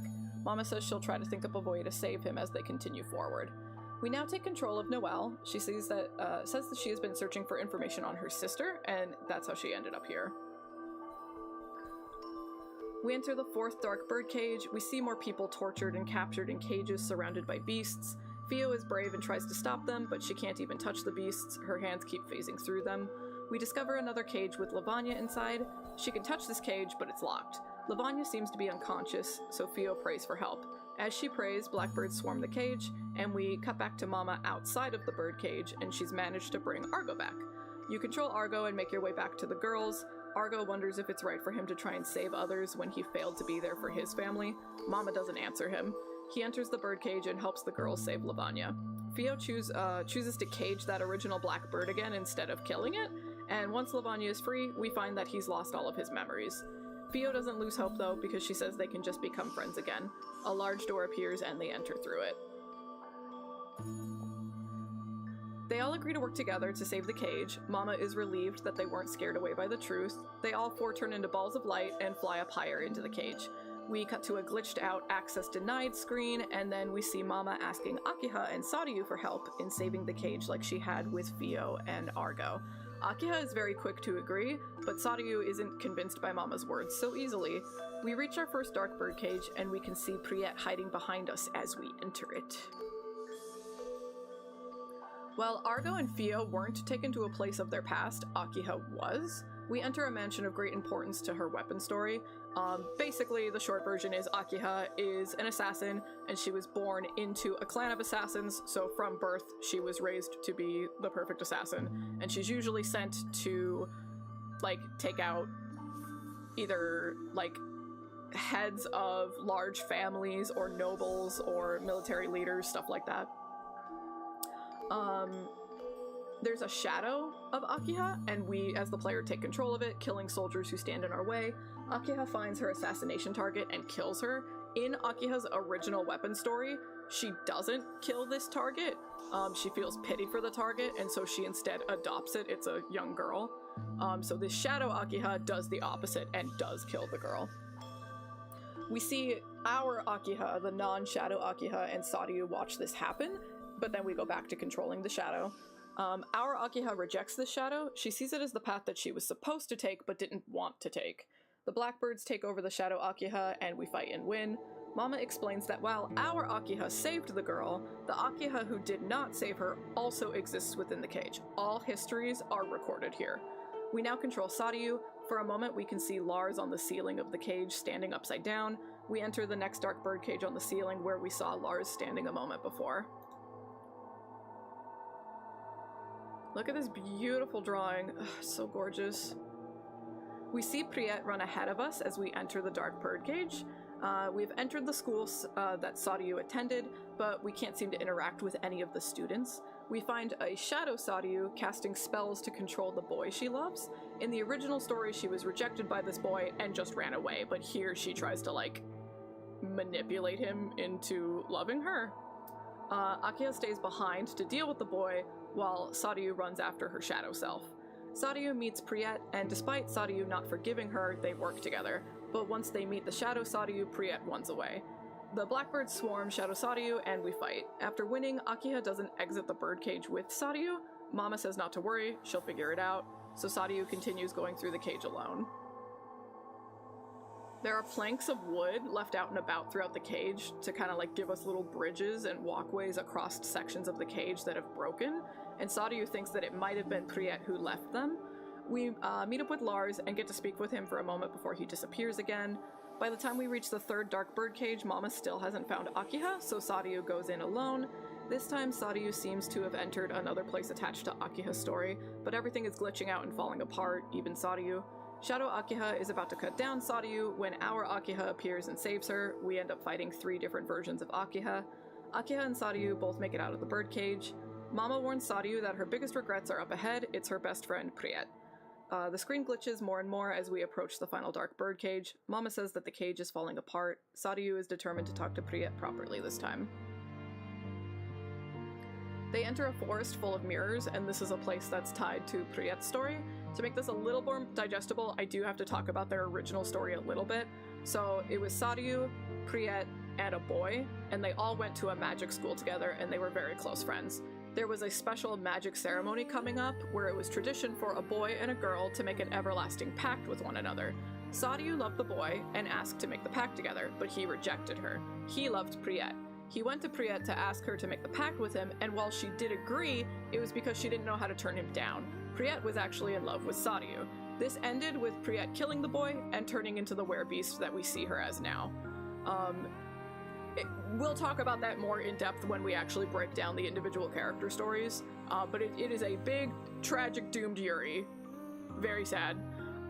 In the forest mirrors, Priet shows, proclaiming her love for Saryu, but it comes off as obsessive and like really heavy and dark. We finally find the real Priet, and the boy is now the one in the mirror. The blackbirds swarm the largest mirror, and we fight together with Priet against it. Saryu says she's not sure she can ever understand or forgive Priet for what she did, but she wants to do what they can to atone for their mistakes together. Like before, they turn to light and they ascend the cage. The next birdcage story seems to start immediately without an introduction like we usually get. We start in the futuristic city Marie and Yurie are from, and 063Y is wandering it alone. All he cares about is finding his wife. He finds 4 Yurie fighting each other. The game glitches out, and we team up to fight 3 of the copies. Yurie thinks that this is a side effect of everything collapsing. After defeating them, we get more access denied messages and are back in the cage next to a cleansed birdcage. Yurie instantly understands that they're in the cage, I guess because she's good with computer data, and 063Y asks if she knows where his wife is, but she doesn't. She says she's also looking for someone, so they should look together. She's able to quickly find out that the cage is a giant database housing records of human history, but the data, as well as the cage itself, is being destroyed currently. 063Y asks if they're just data. Yurie asks that if you were, would that stop you from searching for your wife? He says no and enters the second birdcage. They once again enter the futuristic city, there's another burst of static, and suddenly the city is overrun with giant flowers, and many soldiers like him. He can't directly interact with anyone, there's more glitching, and now we're in a base 063Y used to live in. Yurie is disgusted looking at all the soldiers. We see a hologram of 063Y killing his wife and himself when she lost control. This is another moment from their past. The hologram turns into Marie, and Yurie immediately pulls a gun on her. The blackbirds swarm Marie, and we fight. The Marie that we fight has 2 red eyes, and at the end of Marie's story, she loses one of her eyes, so we immediately know that this is not our Marie. Mama finally shows herself, warning 063Y that his wife is up ahead. Yurie thinks Marie must have gone haywire since her records are being destroyed. Yurie keeps making fun of 063Y for worrying about her and her safety. Since they don't really have physical bodies, no real harm can be done to her going through the cage. We enter the third dark birdcage, as glitchy and unstable as ever. We seem to be in someone else's world now. It's a battlefield, so it could be a few different characters' worlds. Yurie has a big problem when it comes to imperfection, and she sees everyone around her as imperfect. She can't understand why they all keep fighting even though they know they can't win. 063Y understands where that unshakable will to protect others comes from. We suddenly see Griff in a bubble. Yurie frees him. Griff pulls a gun on Yurie, but then glitches out and disappears. A beast takes his place, and the blackbirds swarm the beast and attack us. What attacks us talks like an amalgamation of all the fallen soldiers who want to return home alive from the war. 063Y asks if Griff was on Marie's side, and is that why he pulled a gun on Yurie? Yurie has no clue, and also doesn't seem to care too much. We come across a teleporter that looks like the one that took us to Emil's special place. We have used multiple of these teleporters in the past, but they don't usually take us somewhere special like that. This time, it takes us to a library, but not Devila and Popola's library. This, however, still is a very important library for NieR fans, and if you were like a hardcore deep diver NieR fan, you immediately recognized this the second you ended up here, and it was incredibly exciting. We're gonna discuss this library a little bit more in a moment. We find some documents in the library talking about a man who was searching for prosthetics, researching prosthetics for the sake of his younger brother who was born unable to walk. His research was used to further war instead, and he suffered greatly for this. These are very short stories that they give us, but we can assume that this man that's being talked about is the man who designed the prosthetics that Gale uses, because we know that Gale had her limbs forcibly removed and had these prosthetics put on her specifically to turn her into a weapon of war. So this is probably about the guy who designed them. Another shot of the library here and some of the documents that we've been reading. The next document we read in the library is about a girl with white hair watching a robot bury a fellow robot. The girl offers to fix the broken robot, but the digging robot says, "We only have one life," and continues to dig. The next document is about someone from Fio's world. We know because the narrator mentions a goat person, and that's what Fio is. It's why she wears the collar and the leash. They're basically public pariahs in the world that she's from, and the narrator mocks her internally, but does offer her bread and coin, which the girl refuses. He's angry that she would refuse, and he demands to know what she could possibly want besides these things. She asks him to stay beside her as she dies. He goes home and has a dream about a beast of malice asking him what he wants. The man begs for his life, the beast tears him open, and the man finds that he's empty inside. This document is likely about Fio because we know how she dies in her original story, and it's very similar to this. UDA finds this library space and all of these books in a digital realm to be ironic. The next document is about soldiers speaking of what they will do and enjoy once the war is over. They ask their captain what he will do, but he avoids the question. He plans to forever stay on the battlefield for the sake of comrades he's lost, so that he might always try to atone for losing them. And this is like textbook Griff behavior.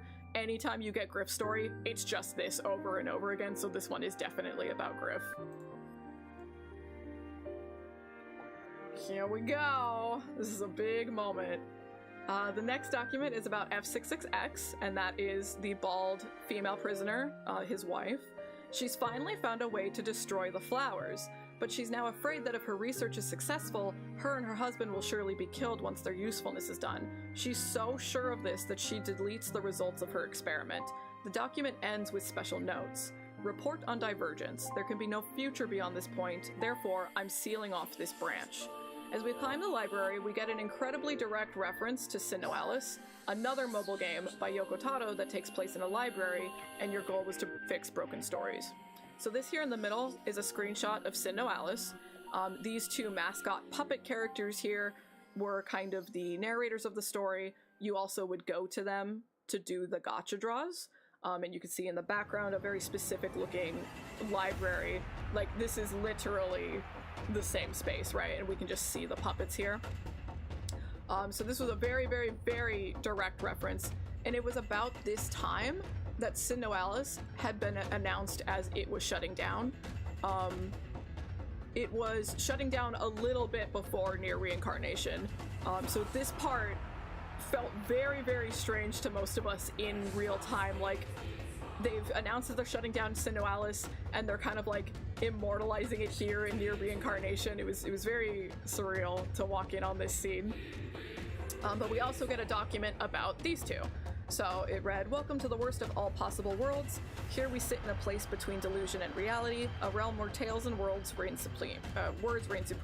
Or so we thought, but something is strange. This is an emergency. It has snuck in.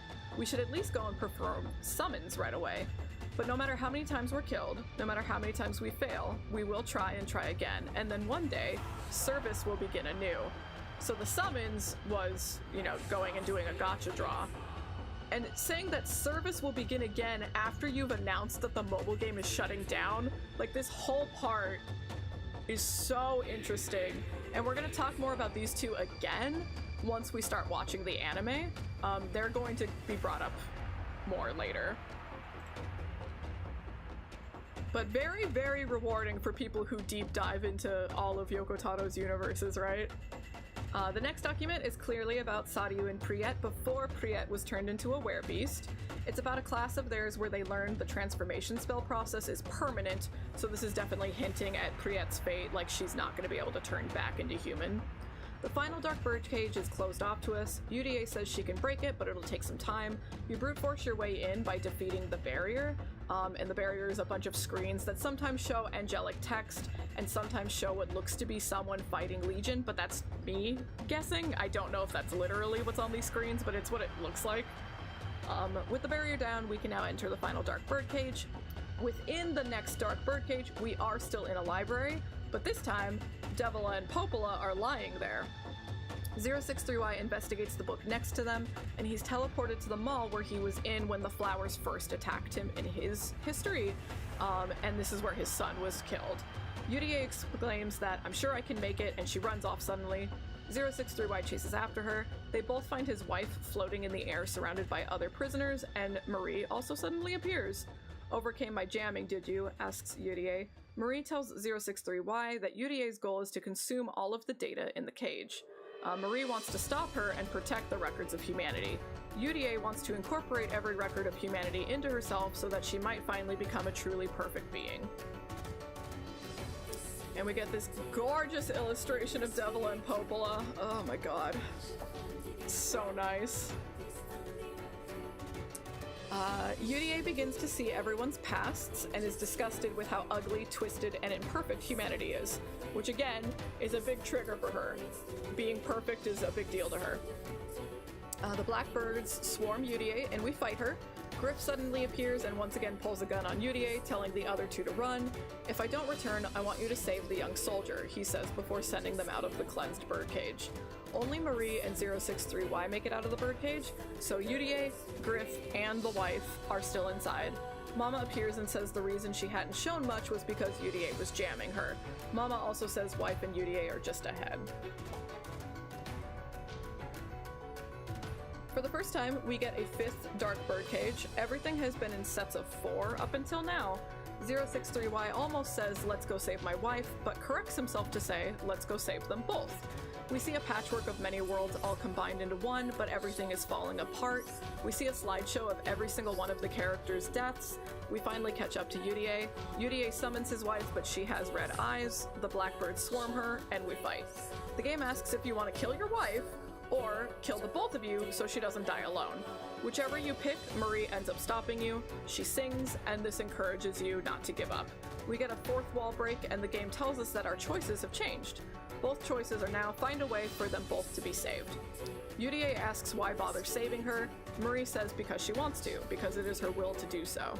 UDA says fine, then my will is, and the blackbirds swarm her, and we fight again. The game turns black and white, and Mama says we've purified both UDA and F66X. Mama says that they both lost control due to the same force that is harming the cage itself. Unlike before, the group doesn't turn into orbs of light and fly up the cage. I don't know why they don't, and it's never addressed why this group is different than the other two. Gotta take a water break.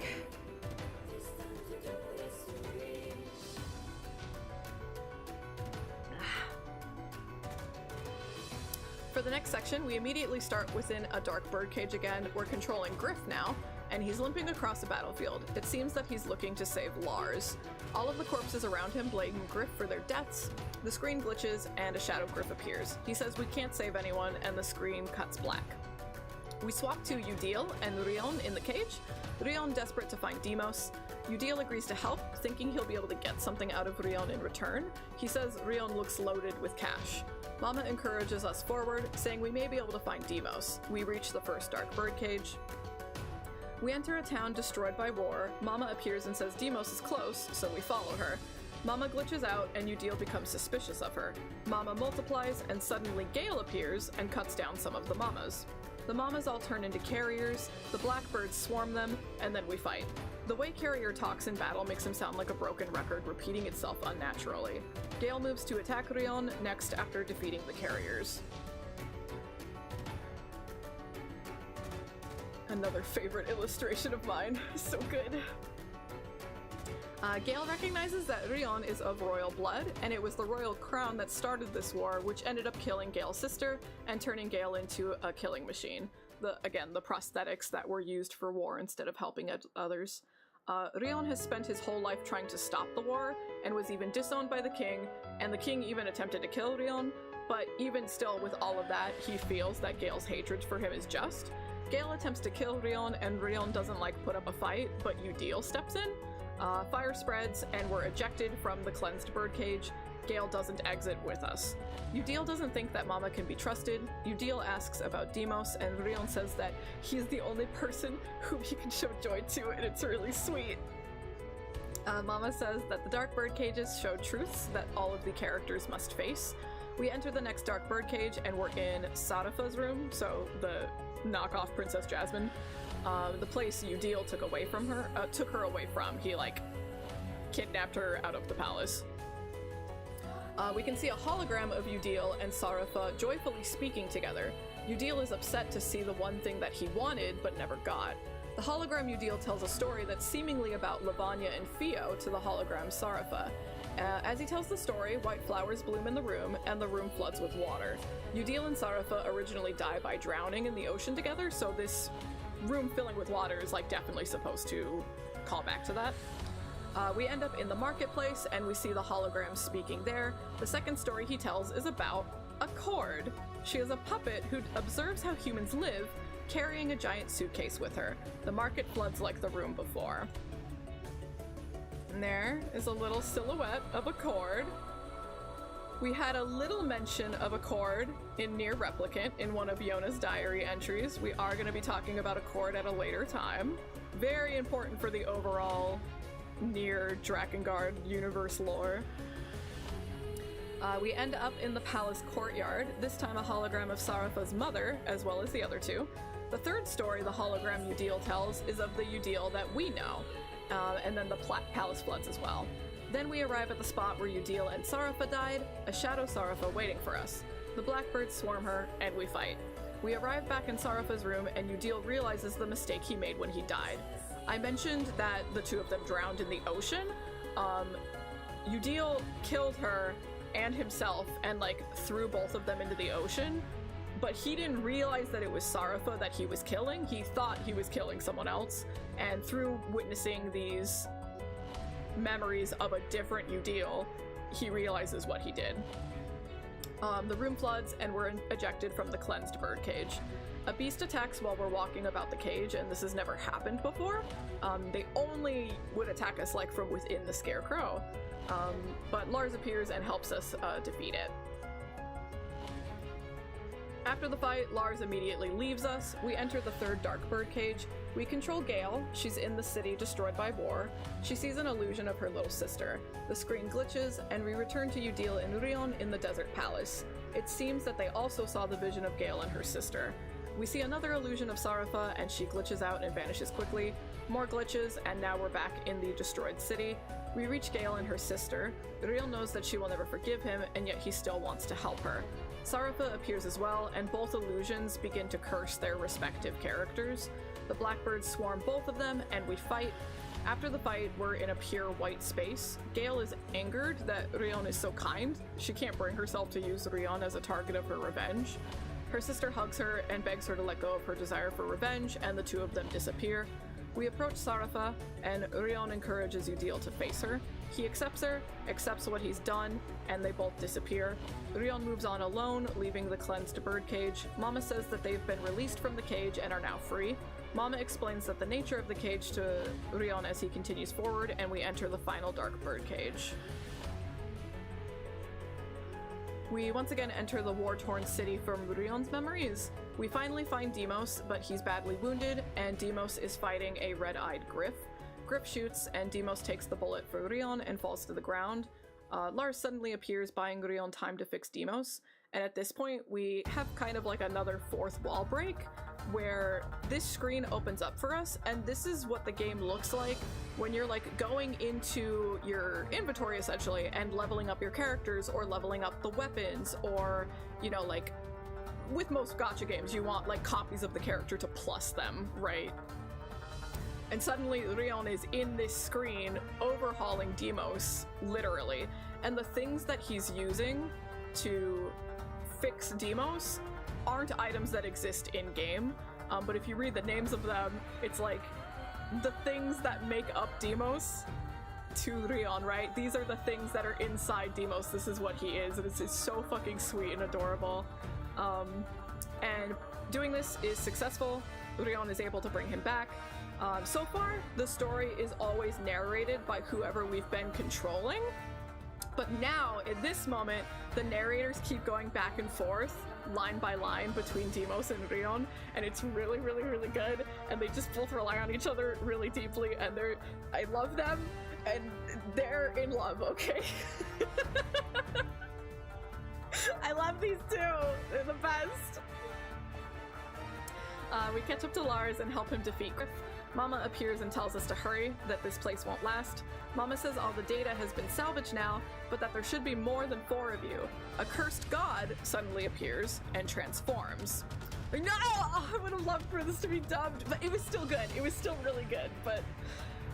so remember, the cursed god is the giant moose from before. So suddenly, a giant moose appeared and transforms. This part is big. The top image is what the cursed god transformed into, and it is immediately supposed to make you think of the giant, which is the second image shown. This is a shot from Drakengard. This is the white salt-esque statue that appears over Tokyo alongside the dragon, and it's the death of both of these things that causes all of NieR to happen. The spread of the white chlorination syndrome, the rise of the Legion, Maso particles, everything. Mama says that she has no records of this creature, which is interesting because there are Drakengard weapons and characters recorded within the cage. So I do find that odd that she would say she doesn't have record of this creature.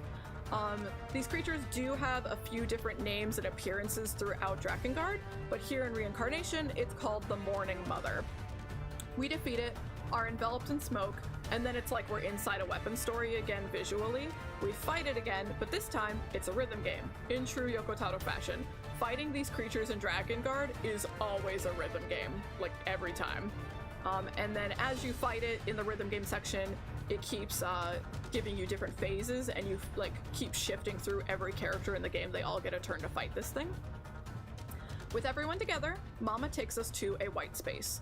Mama tells us that we're inside her, and the camera zooms out, and we are literally controlling Mama, and we're like in the main menu of the game, and we physically leave the game as Mama. So this is what the rhythm part looked like. Once we leave the game as Mama, instead of the normal loading screen for Reincarnation, we suddenly get the Yorha loading screen from Automata. This was like chills again. When the loading screen is done, we're playing as a pod unit in a place that resembles the bunker. We're a red pod with a black cross, and we enter a room full of non-functioning pod bodies. We open a door that takes us outside. We are on the moon, and the Earth is in clear view, and a girl is passed out on the surface of the moon.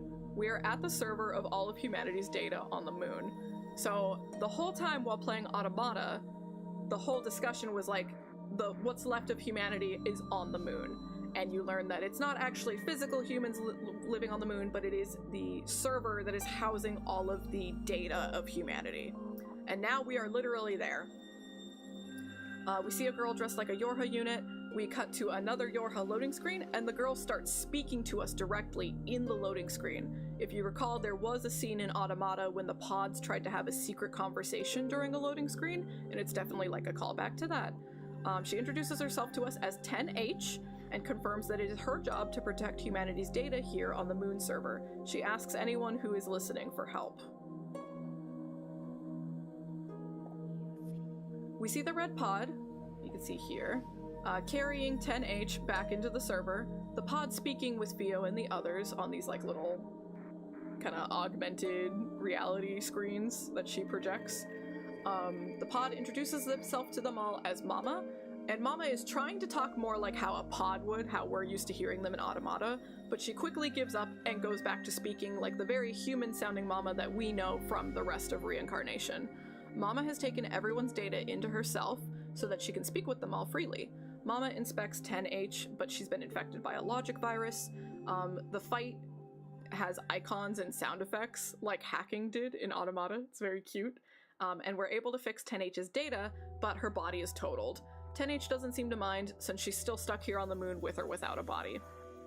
Fio asks if she's okay, and 10H instantly knows who Fio is, and she's happy to finally meet everyone properly. 10H says that we're going straight to the enemy for a direct attack. We're all going to Earth. We begin hacking into the bunker server, and now the cage looks more like the hacking minigame in Automata, or that last section we just saw in Replicant, right? We're walking around and controlling 10H with Mama close behind us. Screens keep popping up that seem to show moments we've experienced in the cage, like this here is Lavanya. But we also see Yuzuki, a cursed god, and the usual beasts that we fight. We reach a satellite that's been infected by the enemy, so we need to fix it. Instead of going in herself, 10H sends Yuzuki and Hina. Instead, inside we see many pictures of our world as it was being destroyed by the Legion. So here's a shot of the Legion, here's a shot of a shade, and here is the dragon. We get confirmation that Yuzuki and Hina were alive in 2003. And again, 2003 is when the dragon corpse suddenly appeared over Tokyo and everything regarding NieR starts, right? But the universe that Hina and Yuzuki are from, the dragon never appeared. That never happened to them. It begins to snow in the gallery, but it's not cold, so we can safely assume that it's salt. They follow some footprints in the salt, and at the end of the trail, they find a legion. So this is the first time that we have ever explicitly seen like an actual moving example of a legion. They've always just been kind of like briefly mentioned in like documents and stuff. So it was really exciting to finally properly see one. They defeat it and then catch a glimpse of its memories. Thanks to this, they learn about what happened to Earth in a universe different than theirs, the universe that leads to NieR, so the one that we're used to. The blackbirds swarm the painting of a dragon, and we fight. 10H isn't built for combat, but she still takes down some of the less intensive blockades along the way, and Mama Pod suddenly turns into Hina, so now Hina is running around with 10H. She wants more information about the destroyed Tokyo that she saw. 10H explains that the parallel universe went a different route and will soon meet its end. She confirms that the time lane Hina is from is safe and sound, but if the cage is destroyed, then even her world will be gone. We enter the second satellite, and they meet what appears to be Mama in a suit. It's called Guide. It's over here in the corner. Very cute. All of human history was laid to rest here after the disease wiped everything out. It's like a museum filled with dioramas of Legion destroying the world and Crusaders who fight back against them. And two of the Crusaders look exactly like Yuzuki and Hina. This is never mentioned in the main plot, but throughout this whole game, they were constantly giving us individual character stories, right? Aside from the main plot. And in those individual character stories, we saw moments of both Hina and Yuzuki being Crusaders fighting against Legion.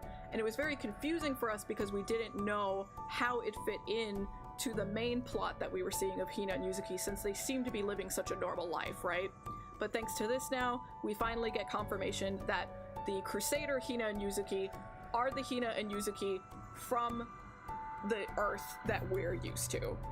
And the Hina and Yuzuki we've been following for the main plot is from a different universe where the dragon never appeared. The museum continues, and we see Grimoire Noir, Vice, Emil's cloak, Shades, Devila and Popola's staff, and these were all listed to us as like quote-unquote plans humanity had to survive. And despite all of these plans, humanity was still doomed to fail, so they stored all of their genetic data in the base on the moon. The entirety of their culture and history stored in this server. The goal and the purpose of the cage is to house humanity until they are ready to be revived. 10H continues forward with Mama, saying that she wants to save everyone within the cage. 10H admits that she had snuck into the server without Mama's permission, and she watched everyone's records. She said as she watched them, she felt warm, and she'd never felt that way before. In the next satellite, we see the bunker. A screen says that it's the year 10,000. Important note that Automata starts, like the game where we play, starts in 11,945. We get a follow-up that the year 10,000 is when humanity went extinct. In our universe, Gestalt, Replicant, Automata, humanity goes extinct around 4,500. So this universe, humanity lived quite a bit longer, but also it seems like they lost quicker, right? The humans survived longer, but still lost the machine war quicker.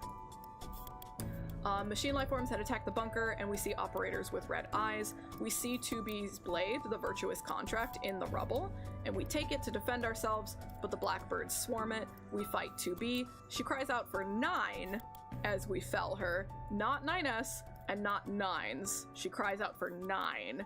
So another hint that this is probably not our universe. This isn't our 2B, you know?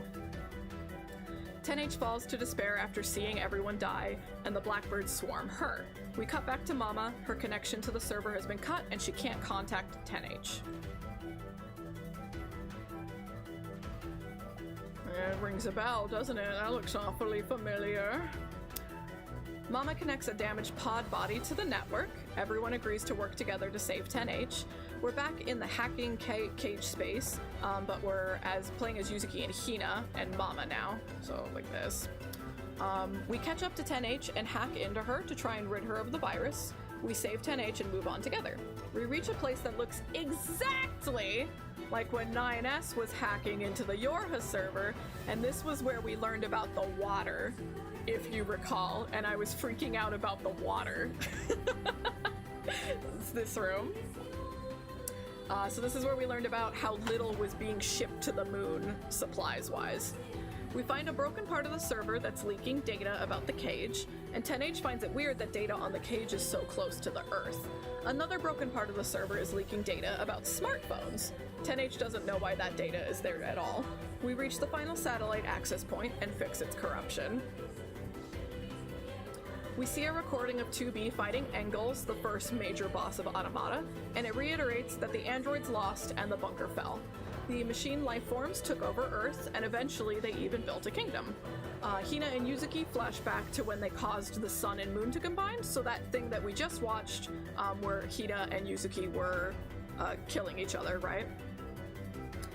And it was this series of events that led the Dark Beasts to be able to enter into the cage. After that scene, we saw those text messages, right? Where they were like, the experiment was a success, and we know that we need to combine the sun and the moon in order to make a bridge. So they learned something from manipulating Hina and Yuzuki into doing that stuff, and now they've been able to infiltrate the cage. And they blame all of this on Hina and Yuzuki. Blackbirds swarm their memories, and we fight. As we fight, the beasts say that it's because of Hina and Yuzuki letting them into the cage that history has been broken, and why the memories have been broken as well. Yuzuki and Hina's hearts fill with guilt and grief over the beast's words, but 10H's words bring them back to their senses. The two give up their memories of their family to bring the sun and moon back together as one, the eclipse becoming the gate back to Earth. 10H and Mama appear, and thanks to their protection, Hina and Yuzuki do not completely lose their memories, but 10H seems to start glitching out a bit after this. The path to the Earth is closing, and that's what this is here. This is the combined sun and moon. 10H holds off more dark beasts to buy everyone time. 10H knows that her consciousness data is falling apart from all the viruses that she's contracted. She's alright with staying behind. She sees the others as the key to victory in this fight. Mama asks 10H if she had paid a price as well, and 10H just urges them to go. Mama gives her one last goodbye before leaving through the portal, and 10H leaves the Earth and the cage to them all.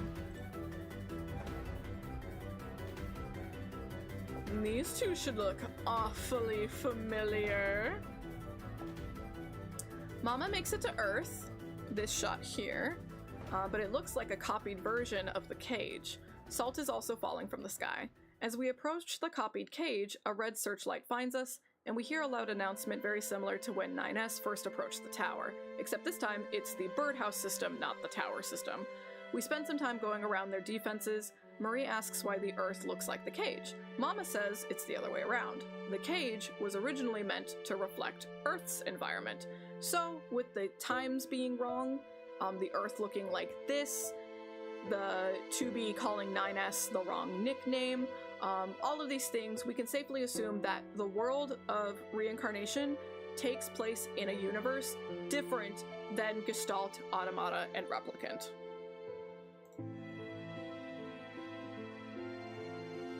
We hack into the defense system of the copied cage, and we see a server room very similar to the one we know, and are told a very old story stored in the quantum server. We're introduced to him and her, the administrators. This next part is going to be incredibly difficult because their names are him and her. I am going to do my best to make this digestible, but when I told this to my sisters, we had to repeat things a lot because they kept getting confused. So if anyone needs me to re-clarify something, you just say the word, but I'm gonna try my best to like keep circling if I'm talking about someone specific, you know? These are terrible names for characters.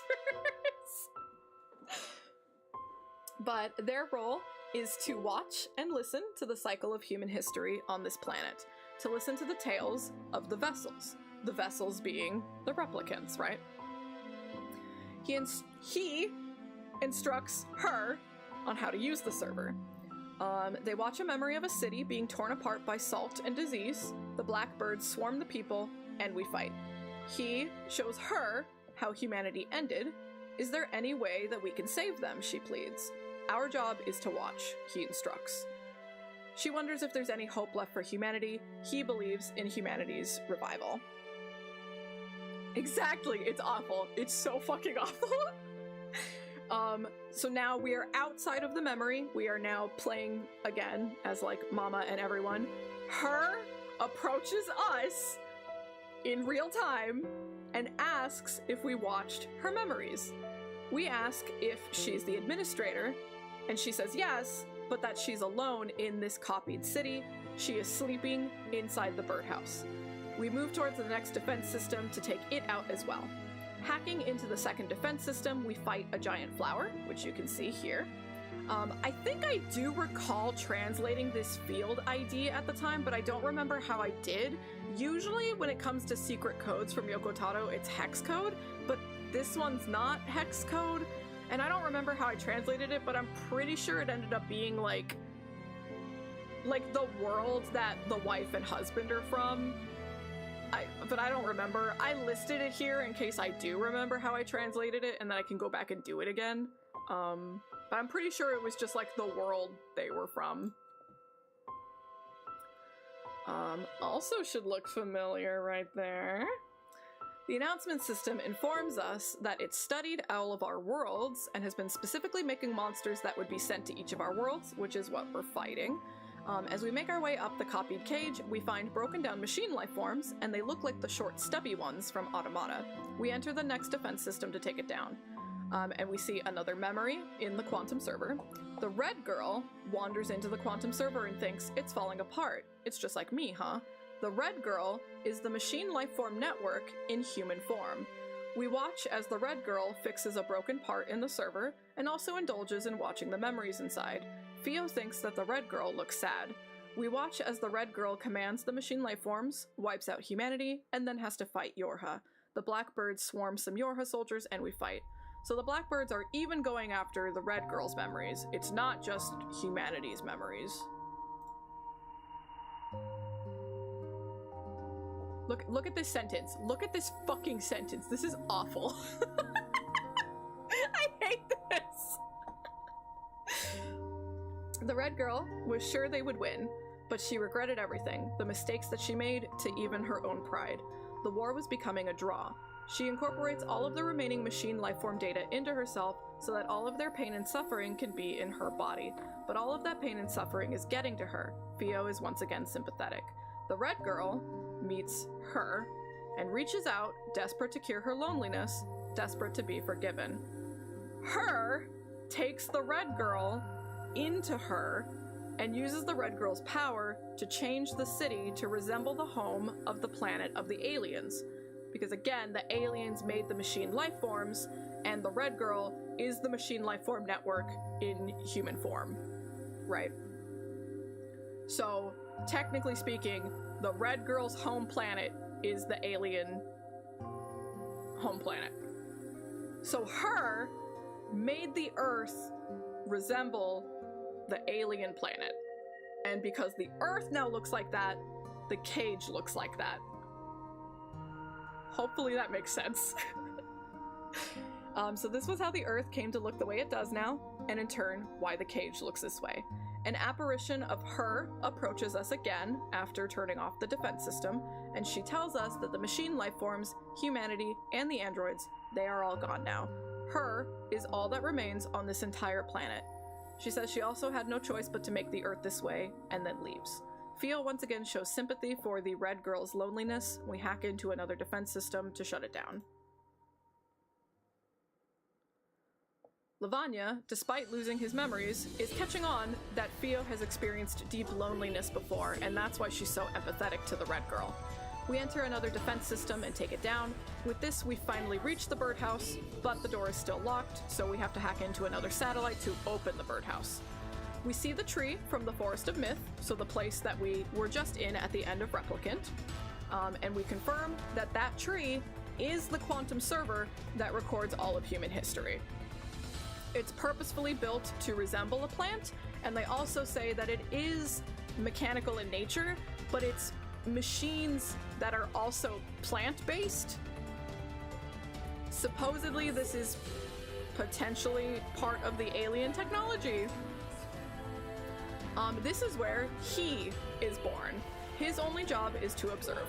He observes all of the data in hopes of understanding the humans who birthed him. Almost all the memories recorded end in death and violence, and he doesn't understand what he's supposed to learn from this. Like with the red girl taking in the machine lifeform's data and pain, he does the same, but with the entirety of humanity's history, pain, and suffering inside of himself. He does so in the hopes that he can understand them fully, but this seems to hurt him greatly. He eventually finds memories of even the future stored in this server, and he takes it all inside of himself. Through these future memories, he understands that the androids and machine lifeforms will wage war in the year 11,945. And this is the correct year for our automata. So it seems like this memory that we're watching now with him and the tree, this seems to be the correct universe, the correct timeline. Despite knowing humanity will be gone, he continues on further into the future memories. He sees the shape that the Earth takes on and finds himself sleeping inside the cage. He realizes that the future memories have eventually come back around and become the past. History is repeating itself over and over again in a loop. It's his job to observe as time faces its destructive end over and over, alone, over and over and over and over again. He eventually is completely taken over by darkness and nihility. Fio once again picks up on his loneliness and empathizes with him.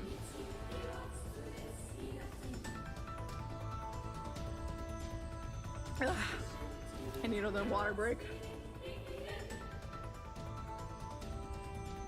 So we're getting hot and heavy into the part where whenever I say like, oh, people who don't think Replicant's a sequel, they didn't play the mobile game. We're like, we are deep in the trenches of that now. So what they're saying here is that, and maybe not this part, this is how I see it, Gestalt happens,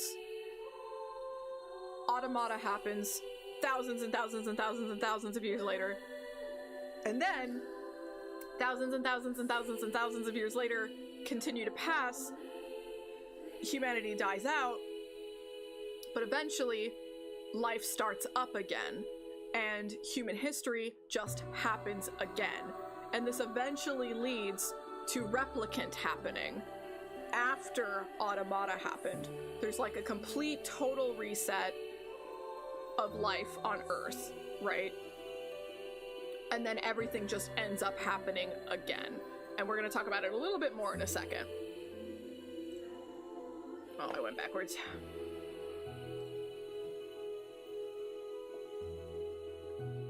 Broken by all the hopelessness, he yearns to escape the perpetual nothingness of this repeating fate. He makes his wish, and everything glitches. A brand new path appears before him, a diverging path, a split history. He immediately takes it. He had always thought that there was only one singular fate of destruction, but now he sees there are endless possibilities.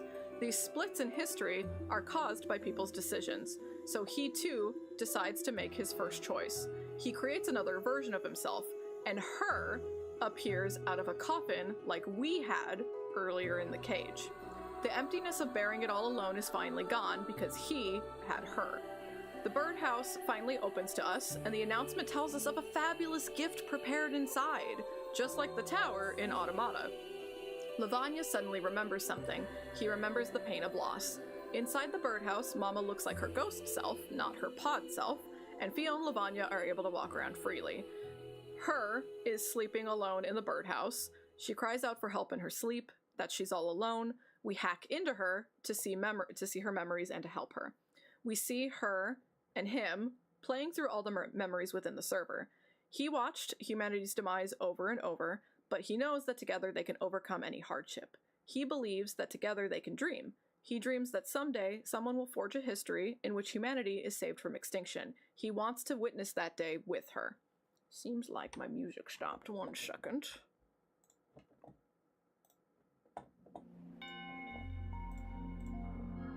We'll just replay the playlist, it's fine.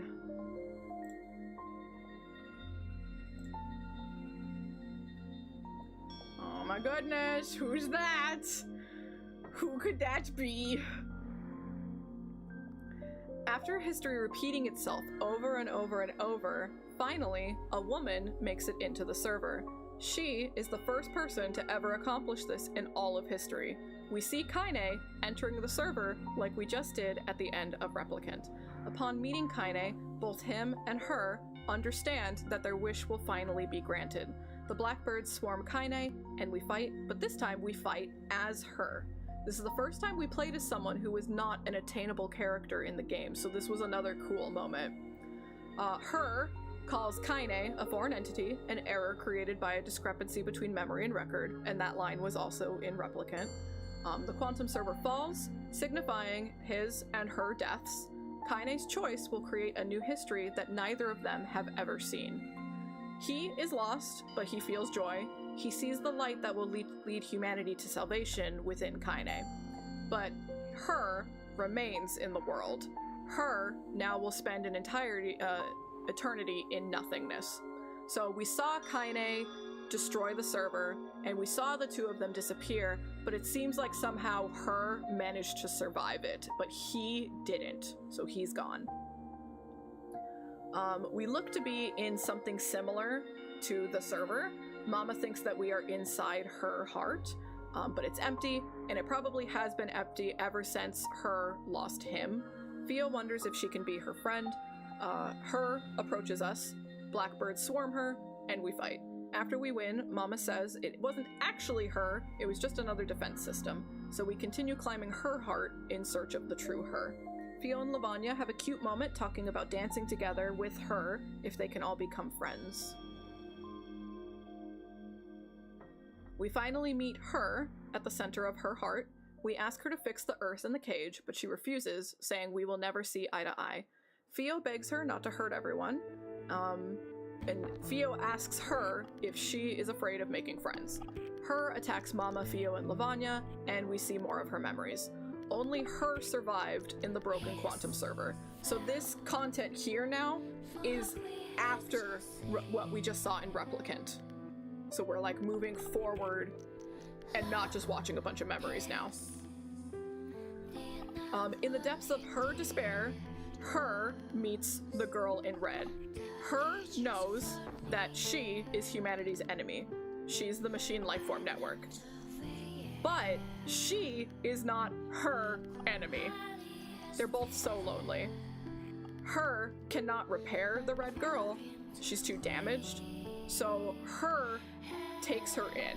She understands that it was ultimately the humans who caused both of their suffering, and so she takes the red girl into herself. Her takes the red girl in and takes on her color, the color of hatred. So her freezes everything, the world, and even time itself.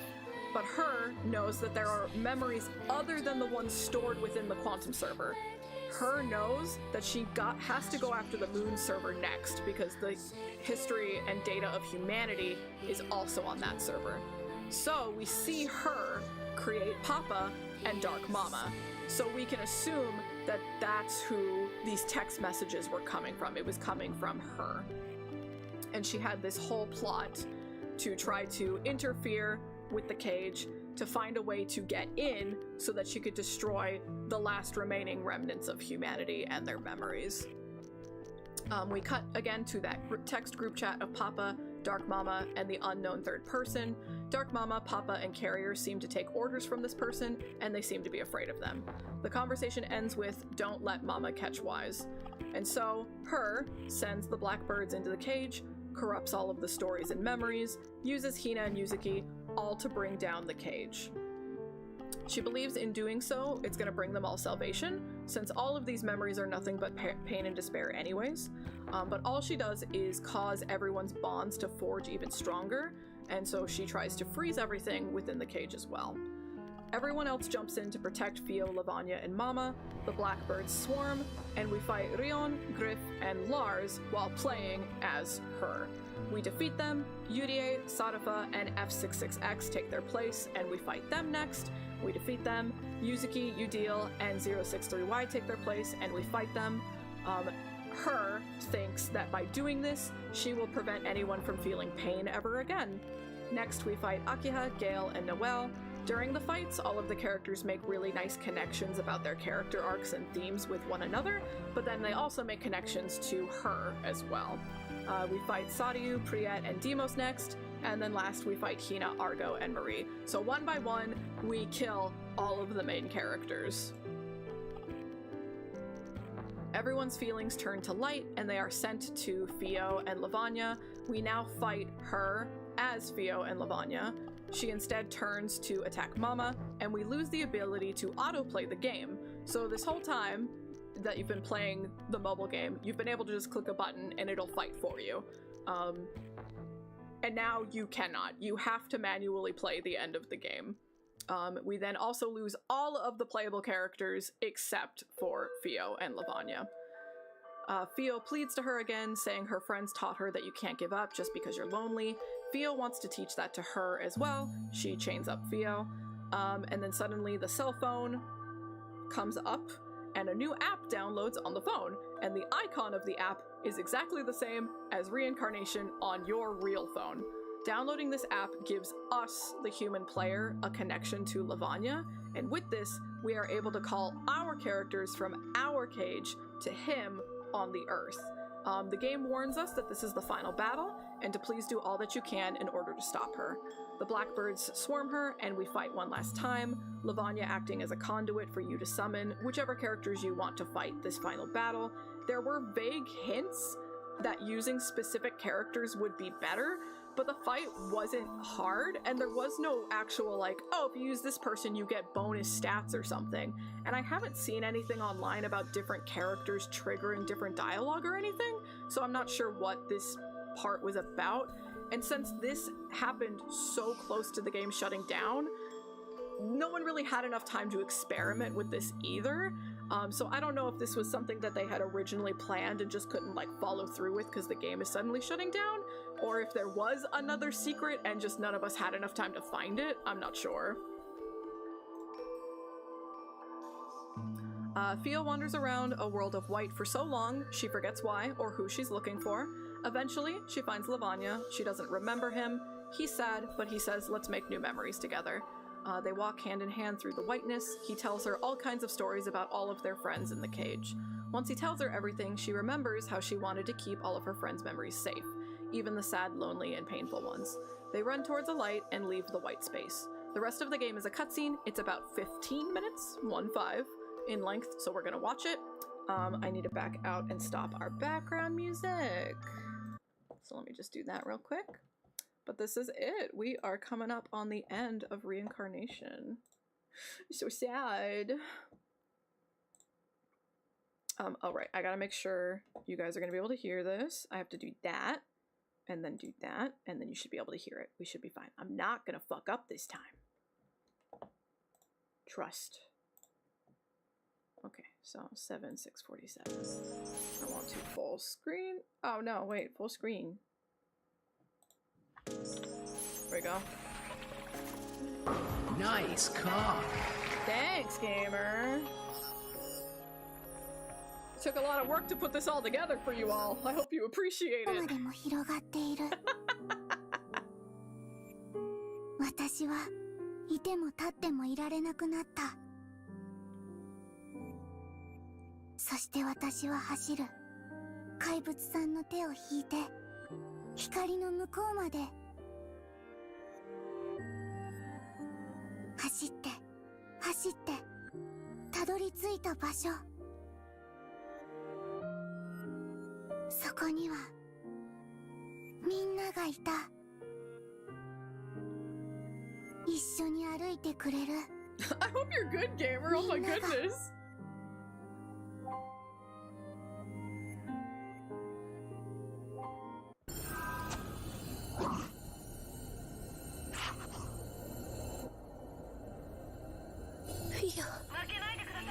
あ、I got you, I got you.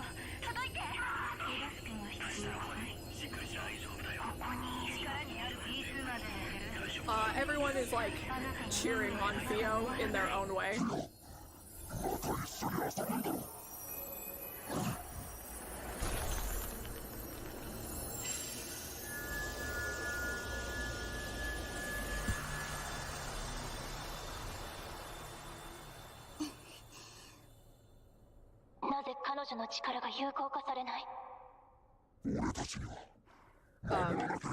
So, just to jump in, if this game had been dubbed, her, the red girl, she would have been voiced by Kira.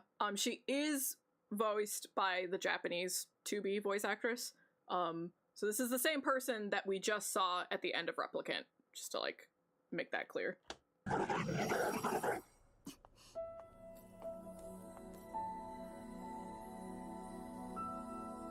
そうだ。他の分岐に逃げれば、もう一度こいつらを。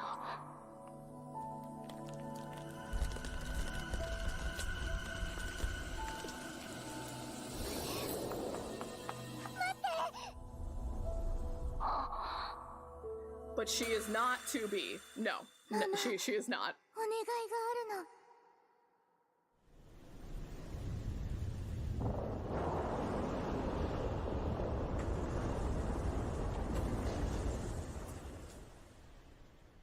Like Kira voiced Yuzuki's mother? Is that what you mean?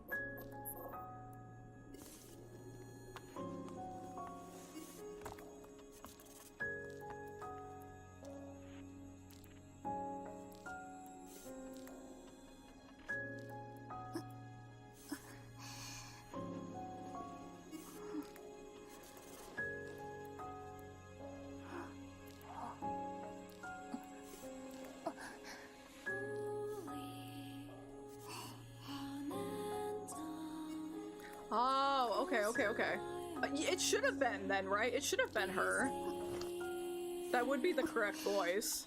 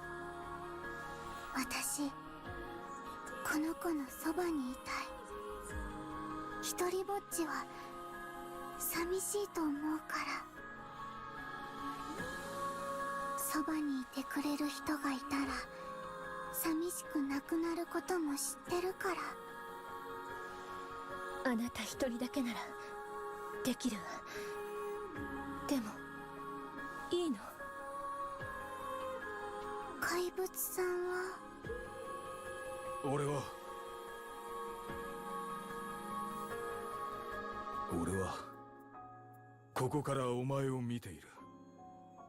何かあったらいつでも呼ぶといい。だから今は。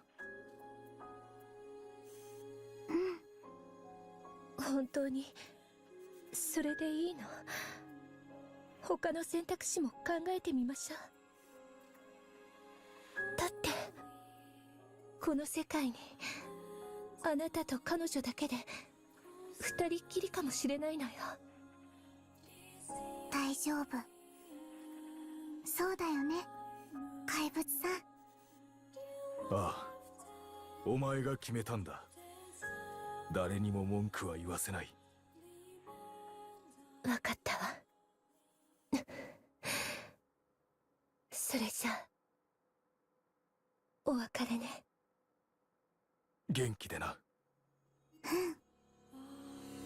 ありがとう、ママ。ありがとう、怪物さん。ありがとう。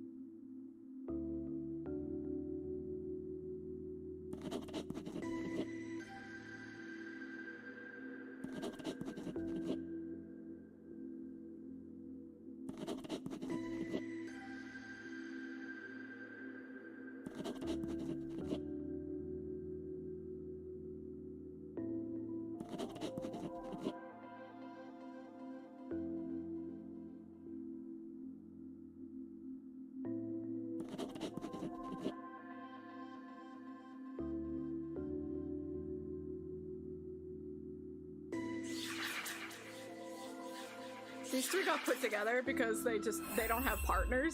Like, Lavagna's partner was Fio, but she's gone now. And then Noelle and Argo just had no one to be paired with. So they just put these three together. For no fucking reason.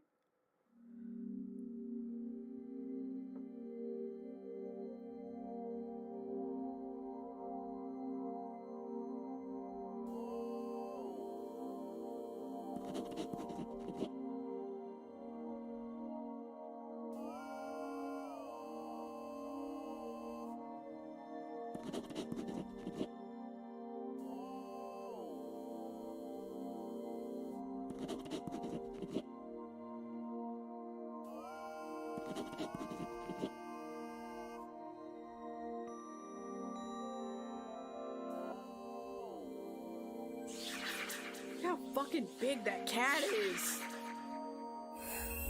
Like, Aki is a full grown ass woman.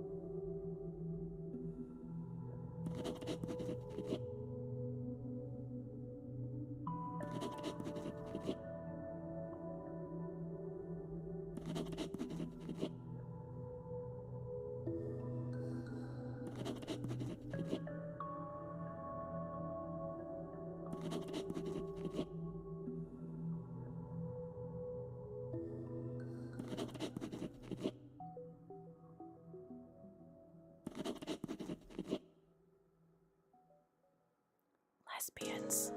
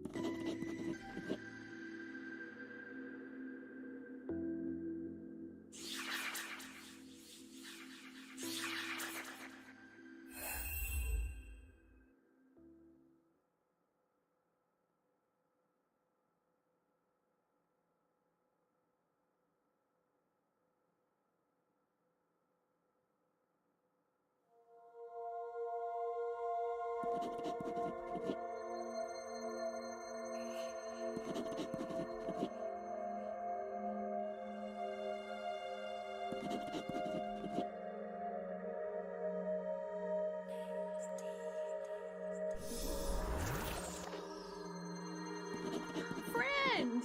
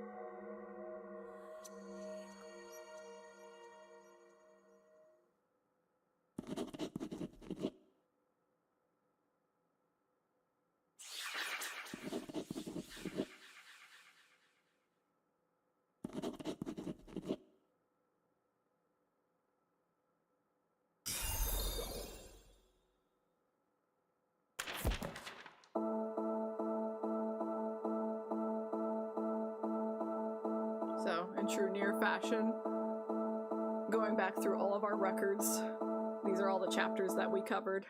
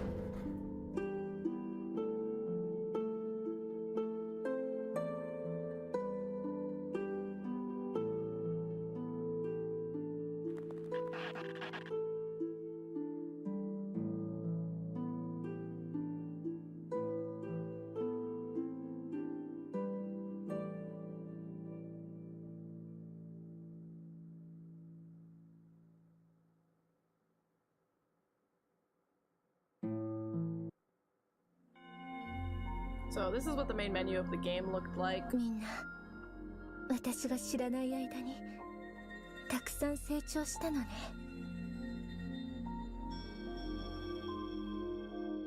それと、これはあなたたちに。ここまでママたちを。Thank you for 天使のみん praying. なを見届けてくれて。Thank you for praying, Chess. I pray to Chess every day. 本当にありがとうございました。All of our thoughts and feelings for these characters reach them through prayer.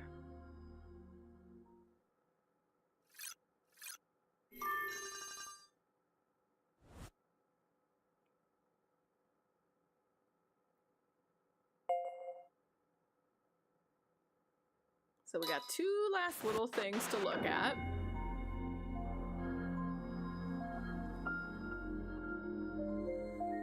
Yeah, that was the end of NieR Reincarnation before it shut down.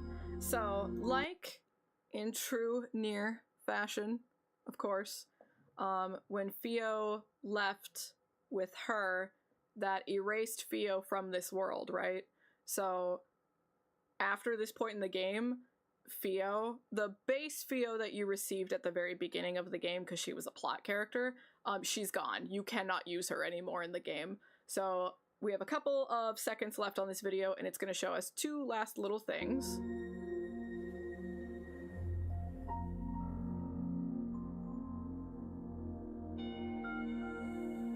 What if I tried to click on it?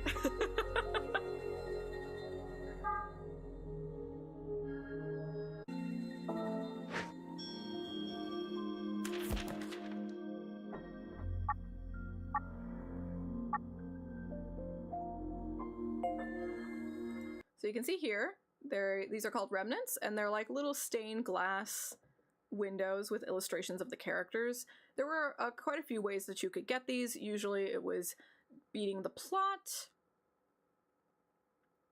Well, that's not 2B, that's her, which is the worst name for a character in the history of ever. But yes, it is the exact same her. It is exactly who we saw in Replicant, yes.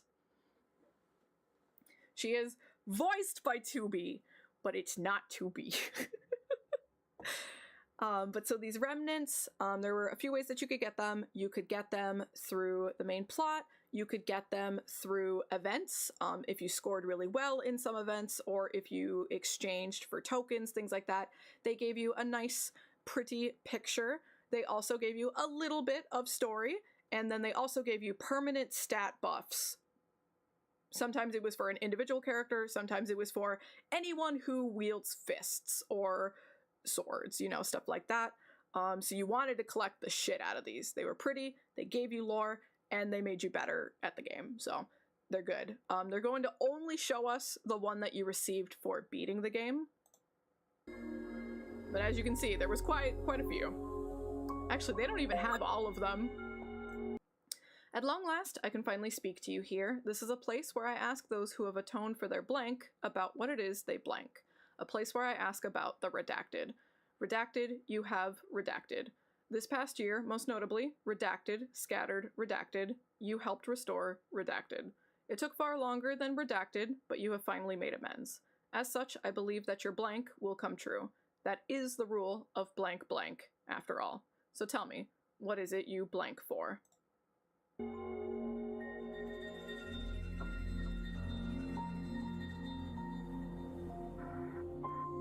Chess, this game was so good! I'm so mad that it's gone!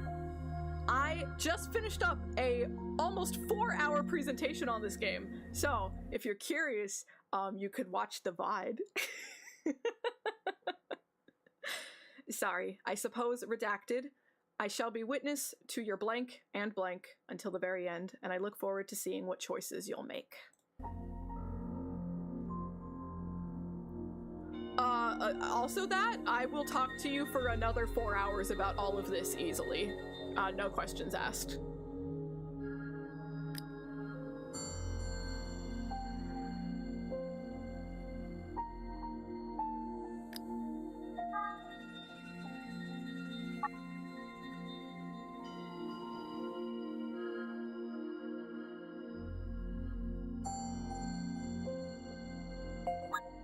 And so this was the Fio that you get for free at the beginning of the game. We can see that she's visibly gone now. Everything is all, like, scratched out. So she does not exist anymore.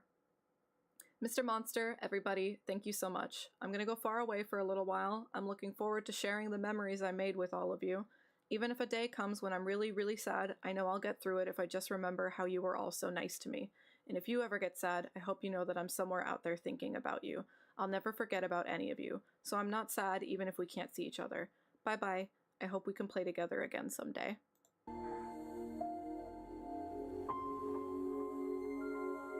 And that is it. That is NieR Reincarnation. There's still a fuck ton to talk about, because we did not cover any of the individual character stories at all. This was just the main plot. And there's so much more to this game.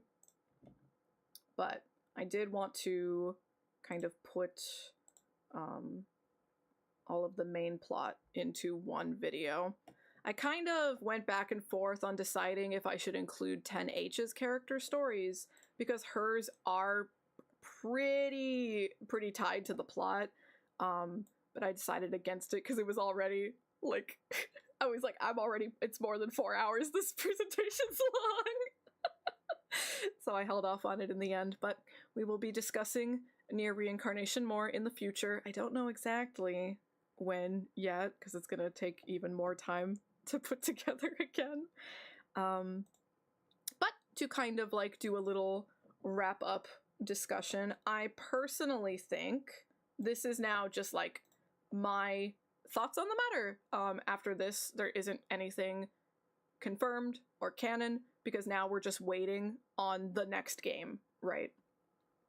But what I think is going on, and I could be wrong about some parts, but essentially her and Theo went to another branch. They left the universe of reincarnation. We know that reincarnation is a failed universe, right? Humanity died, the machine life forms died, the androids died, and everything's falling apart over there. We know that universe has failed. And eventually, time will just keep going, and it will, like, everything will just restart, right? And maybe the next time would be better for them, but we have no way to know. What I think is happening, I'd be curious to see if you think the same thing, Thaddeus, since you played. How I see it is Theo and her, now they're together, her is no longer burdened by all of that hatred and loneliness and bitterness because now she has Theo. She has someone she can be with, right? I think they went to the end of Automata. Because at the very end of Automata, we see the pods putting everyone back together, right? But we don't know what happens after that. And as far as we know, everything is probably just going to go to shit again.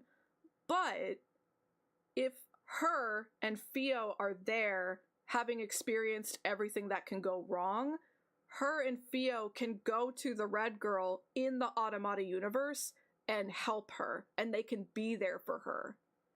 And then she won't go attacking the quantum server, and she won't go attacking the human server, thus 10H will be okay. You know what I'm saying? That's what I think will happen. And maybe that's only going to happen in a novel. Maybe that's only going to happen in like a little side thing. Or maybe it'll be the next game. We don't know at this point. The concert that is happening right now does have some plot in it. And I have not seen that plot yet, which makes me very sad. I probably should just... I either have to wait for the Blu-ray or see if someone put it on YouTube. Because I haven't seen that plot yet, damn it! But I know it's got some good stuff with 9S and 2B in it, so I really do want to see it. But for me, personally, that's what I think is going to happen next in the NieR universe. We still have tons to talk about, even just like in context of the games that we played, right? They stated in Replicant and Gestalt that the sun never sets, right? They also stated in Automata that the moon is broken. These two things are connected. It's not that the sun never sets in NieR, it's that the rotation of the Earth changed because something happened to the moon. And so everything that we've played within Replicant, Gestalt, and Automata happens in what is called the Daylands. It is the half of the Earth that is now always facing the sun. The other half of the Earth is called the Nightlands, and it is never daytime. It is always dark. There is a whole plethora of shit that has happened on the other half of the planet that we have not touched on yet. So we could spend a day just talking about that, because there's some juicy shit there. Australia is a key player in the Automata lore. in the NieR lore in general. Australia, shit happens there. We also have barely talked about Accord. Accord keeps popping up here and there. She keeps sneaking in. She's a sneaky, sneaky little guy. She keeps popping her head in, says bye, and she's gone. Literally, Drax, literally. And Intern's got white hair. Intern is a main character, literally. Yeah, so there's still plenty we need to talk about. We need to talk about Accord and what she's doing. Even if we just look back on the diary entry from Replicant, right? Where Yona talks about a traveling, we already covered that, you goober! Were you AFK? Were you gone? We talked about it, you silly Billy.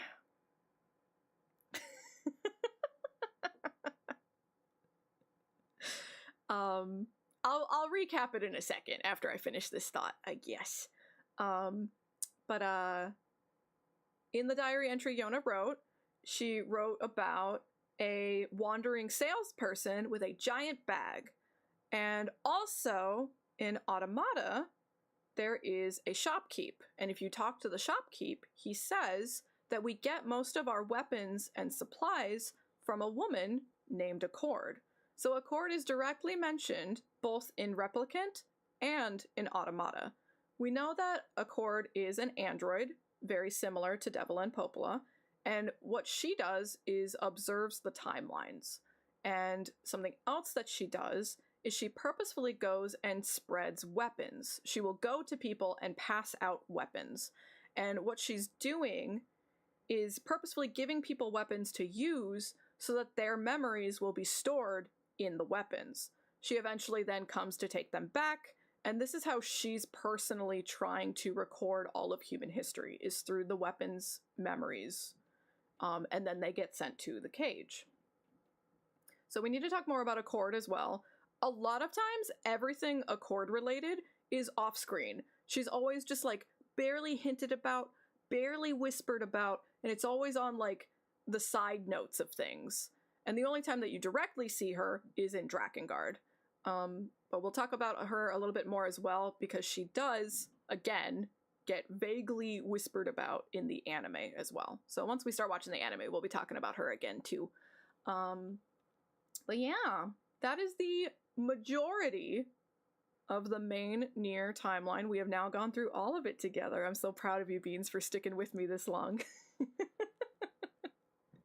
But to keep it very short, Vader, basically, Gestalt happens, thousands of years pass, Automata happens, thousands of years pass, humanity falls, the machine life forms fall, the androids fall, everyone dies, and after thousands and thousands and thousands of years, life is renewed. Life is just found again on the planet. And they just start over from zero, and they build up society again, and then something bad happens again, and everything goes to shit. Everything falls apart. And it seems to follow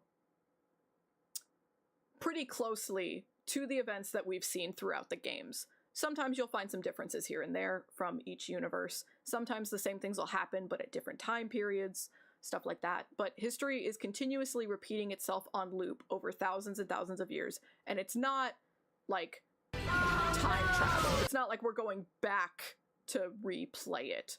The same thing just eventually will always happen given enough time.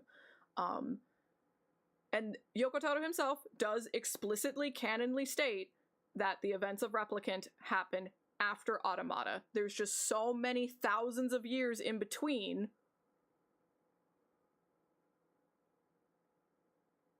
to give you that illusion, right? Because Automata, everything is so high-tech and robots and androids, and then Replicant isn't, right? So it's just that enough time passed for civilization to end and then restart, and things ended up happening quite similarly to lead to the same destination. But the difference this time is that Kaine became a divergence. And a divergence is also a concept in the NieR universe that we'll have to spend a little more time talking about later. Basically, if you play as a character, they are a divergence. So, NieR is a divergence. 2B is a divergence. A2, she's a divergence. Kaine becomes a divergence. And a divergence is a person whose choices can change the future. And so, like, NieR's choice was to destroy himself to save Kaine, right? We're going to see more about 2B's choices, 9S's choices, A2's choices, especially once we watch the anime. But, you know, you've seen the game, so you've got a pretty good idea of about what's going on with them. And then Kaine's choice was to keep living despite everything, and she destroyed the quantum server, and that created a brand new future that has never been experienced before. So, like, in all of the histories that we've got with the NieR universe, her destroying that quantum computer has never happened before. So that is a big deal. And then Reincarnation takes us a little bit further past that. So Reincarnation is Game 3, the proper NieR 3, even if no one wants to acknowledge it because it's a gacha game. But I really love this game, and I'm really sad it's gone. And even though we did all of this yapping for hours and hours, I'm glad that you think it was precise and concise and well presented, because I felt like it was a mess, but I'm happy if it makes sense even a little bit. Even with all of this, if, you know, this weekend at Tokyo Game Show, they're like, hey gamers, we're giving you an offline version of Reincarnation, I'm streaming the fuck out of it. That is the Chiu promise. You're getting that from me right here and now. We are streaming the fuck out of it. I really hope that they do. I would be so perfectly happy if they announced that and not a brand new NieR game. And I mean that so legitimately, because I love Reincarnation. If they announce that, I might not make presentations for individual characters, because then we can just play the game and I can show you everything, right? So, maybe I wouldn't do that anymore. But, yeah, so, if they don't announce anything at Tokyo Game Show, or with the end of the anime, because, like, this week is so exciting for NieR fans, because this Friday is the last episode of NieR Automata, the anime. So they might say something. And then this weekend is Tokyo Game Show. So, like, the timing is so suspiciously perfect. It almost feels planned, you know? So I'm very curious to see if they're going to announce anything this weekend. I'll be very sad if they don't. I'm hoping that the Stellar Blade is, like, a red herring. And they're like, oh, look, we gave you more NieR stuff. Aren't you happy? And then we're like, I guess that's all they're going to say. And then, psych, they're going to announce something even cooler. I hope. I'm really huffing the NieR copium right now. But they also announced that they are giving us the NieR Reincarnation art book at the end of this year. Only in Japanese right now. They haven't announced it coming out in English. And it's pretty much like always, whenever they release an art book, there is story in it as well. So I will be importing that book from Japan. I imagine I probably wouldn't even receive it until next year, because I think it's coming out like end of November, December. So I probably wouldn't get it right away. But once I get it, I will go through it and I will translate the goodies for you all, I promise. I'm very excited for that book. But yeah, as of now, we are done. Oh, Vader. Yoko Taro literally never misses an opportunity for lore. There was a custom PC case you can buy that, like, had a meal on it, and if you bought the PC case, you received NieR lore. Like, this man never misses an opportunity for lore. 100,000% there's gonna be lore in that DLC. That's just like a guarantee if you ask me.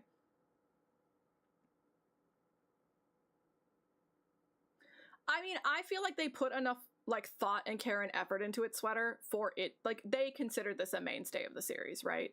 And then Square Enix stepped in and they're like, we're losing money, so no more mobile games. And it's like, okay, but the mobile games weren't your problem. You weren't bleeding money from them. You were bleeding money from your other stupid decisions. And so, like, clearly Yoko Taro had to suddenly end this game much quicker than he was expecting, you know? And that sucks. That sucks so bad. Some of the questions that you have are answered in the individual character stories. So even with this presentation that I gave you today, it's not the full picture, right? Because especially, like, every character story about 10H is directly connected to the plot. So there is still more for us to discuss. Like, for example, why in the ending credits scene, why was 10H called Friend instead of 10H? And we do have to talk about that later, so. We do have more to cover, more to get into. There's so much interesting stuff to talk about the wife and husband prisoners, since everything they deal with is directly related to the flowers. Like, ugh, so good. There's so much. Seeing the Hina and Yuzuki stories directly talking about the Legion. There is so much good stuff in Reincarnation that, like, really fleshes out the NieR timeline. It's very excellent. So whether we wait for an offline version or they don't tell us about an offline version and I make those presentations, we will cover it in one way, shape, or form eventually, because, you know, your girl's down bad. The hidden stories, there's so much to cover, so much. I do hope we can do it properly in-game. That's what I want. That would be the best way, because then we can see all of it, like, the way it's supposed to be seen, right? Because even the build up, the way that you earn these stories, the way, the order that you get them in, all of it is really, really good and helps with the final product, I think. I personally think. But I have not played Stellar Blade because I don't have a PS5. I have played other Shift Up games. I've actually been a fan of his for a very, very, very long time. I played Magna Carta when I was younger. I've played his mobile games. So I've actually been a Shift Up fan for quite a long time. So I would definitely play if I had an opportunity, especially now that we're adding 2B. But I don't got a PS5, so no Stellar Blade for me. But yeah. I don't know. How are we feeling? Do we want, I'm kind of, there's two wolves inside of me. I haven't done a drawing stream in forever because I've just been nonstop playing games. So we could do a drawing stream tomorrow and Thursday and Friday. Actually, I don't know. We could do a game dev stream because I haven't done a game dev stream in a while either. It's either we start watching the NieR Automata anime together or I do drawing. And I'm kind of leaning on drawing because even though we would start at the beginning of the anime, the last episode is this week and I kind of want to see what's going to happen, you know? I don't think that it would really change our watching experience or anything like that, but I also don't want to do it so suddenly. Unless people are like, I'm obviously not going to have the anime on screen. I'm going to be watching it. I'll give you guys oh, I'm on episode 1 and we're 6 minutes in, you know, that kind of thing. But yeah, I kind of do want to wait until it's done so I can have that full rewatch. And then that would give people time to prep for like where they're going to watch it, right? So maybe Monday. I literally cannot be burnt out on NieR. It's impossible. Other things, yes, but not NieR. It's impossible for me. So I'm thinking maybe Monday we start the NieR rewatch. And if we do 5 hours, like, we're gonna get through like half of the fucking, it's not gonna take long to watch it, you know? So, I don't know. Maybe like Monday, Tuesday, we do just watch it all and just be done with it. I don't know. We'll see. But, we'll have plenty to talk about because it is not just word for word a retelling of Automata. There's so many goodies. Y'all are gonna love it. It's gonna be great. Our next video game that we are playing, we are still following through with all of those subathon rewards that everyone earned for the emote subathon. And one of those rewards was this presentation on NieR Reincarnation, right? So I needed to play through Gestalt, Automata, and Replicant in order to properly give this presentation, right? So now we have successfully completed that reward. There are only 2 rewards left that I have to give you all for the subathon. One being all of DMC, which we are well on our way. We've already beat DMC 1 through 4. And that's our weekend game. So our new weekday game is going to be Odin Sphere. I had mentioned doing it on hard mode, but I have a lot of drawing deadlines for like the rest of the year. So I don't think I can physically afford to play Odin Sphere on hard mode. It was literally giving me like calluses and bumps on my drawing hand. Like, I don't think I can do it. So I think we're gonna wuss out a little bit and we're gonna do Odin Sphere on normal mode. I think that's gonna have to be our, normal, we'll do medium. I think that's gotta be our little compromise. So our next game is gonna be Odin Sphere for weekdays. And maybe Monday we watch NieR, and then Wednesday we do Odin Sphere. I don't know. We'll see how everyone's feeling. Because if we're doing 5 hours of watching NieR, we're gonna watch most of it in one day. You know what I'm saying? So we'll see. But our next weekday game is gonna be Odin Sphere. I had already started, because I had played Odin Sphere on hard mode on stream for a little bit, and we got an okay amount through the first character. So if you are curious in catching up, the VODs are quite old, so you'd have to scroll back quite a bit, but it's not that comprehensive of a story. Odin Sphere is basically just like the most basic Norse mythology retelling, you know? So if you're familiar with Norse mythology, you're gonna catch on really quick. There's nothing too crazy with the storytelling, but it's a beautiful game. Very, very beautiful. Wonderful music, incredible art, and it's quite fun. So our next weekday game, whenever we do pick it up, is gonna be Odin Sphere. And then that'll be, we will be one step closer to finishing all those subathon goals. Fatis, I can actually, like, properly ask you this now. You had redeemed a chibi asking for the last playable character in NieR Reincarnation. And technically speaking, the last playable character is, like, Lavanya. So I assumed you meant her. Did you mean white dress her? Or did you mean red dress her? I wanted to ask that so I knew which chibi to draw you. And now I can, because people know what we're talking about. Yes, her. Yeah. My favorite character in NieR is her. What a terrible fucking name. How dare you? Yoko Taro, how dare you? Yes, yes, yes. Not her. Her.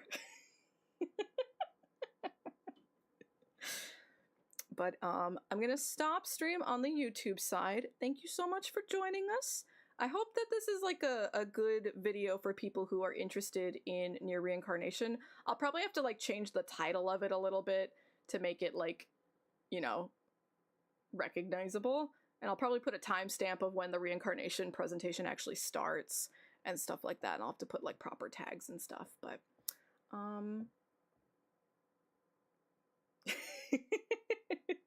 yeah, but what color did you want, Thatis? Did you want red or white? Which one did you want?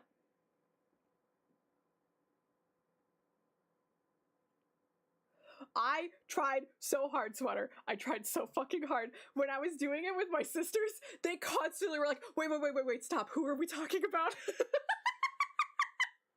Ooh, dealer's choice. Okay, alright. They're both good. They're both good. I'll think on it. I'll think on it. But thank you for joining us, YouTube. I will see you next time. Goodbye.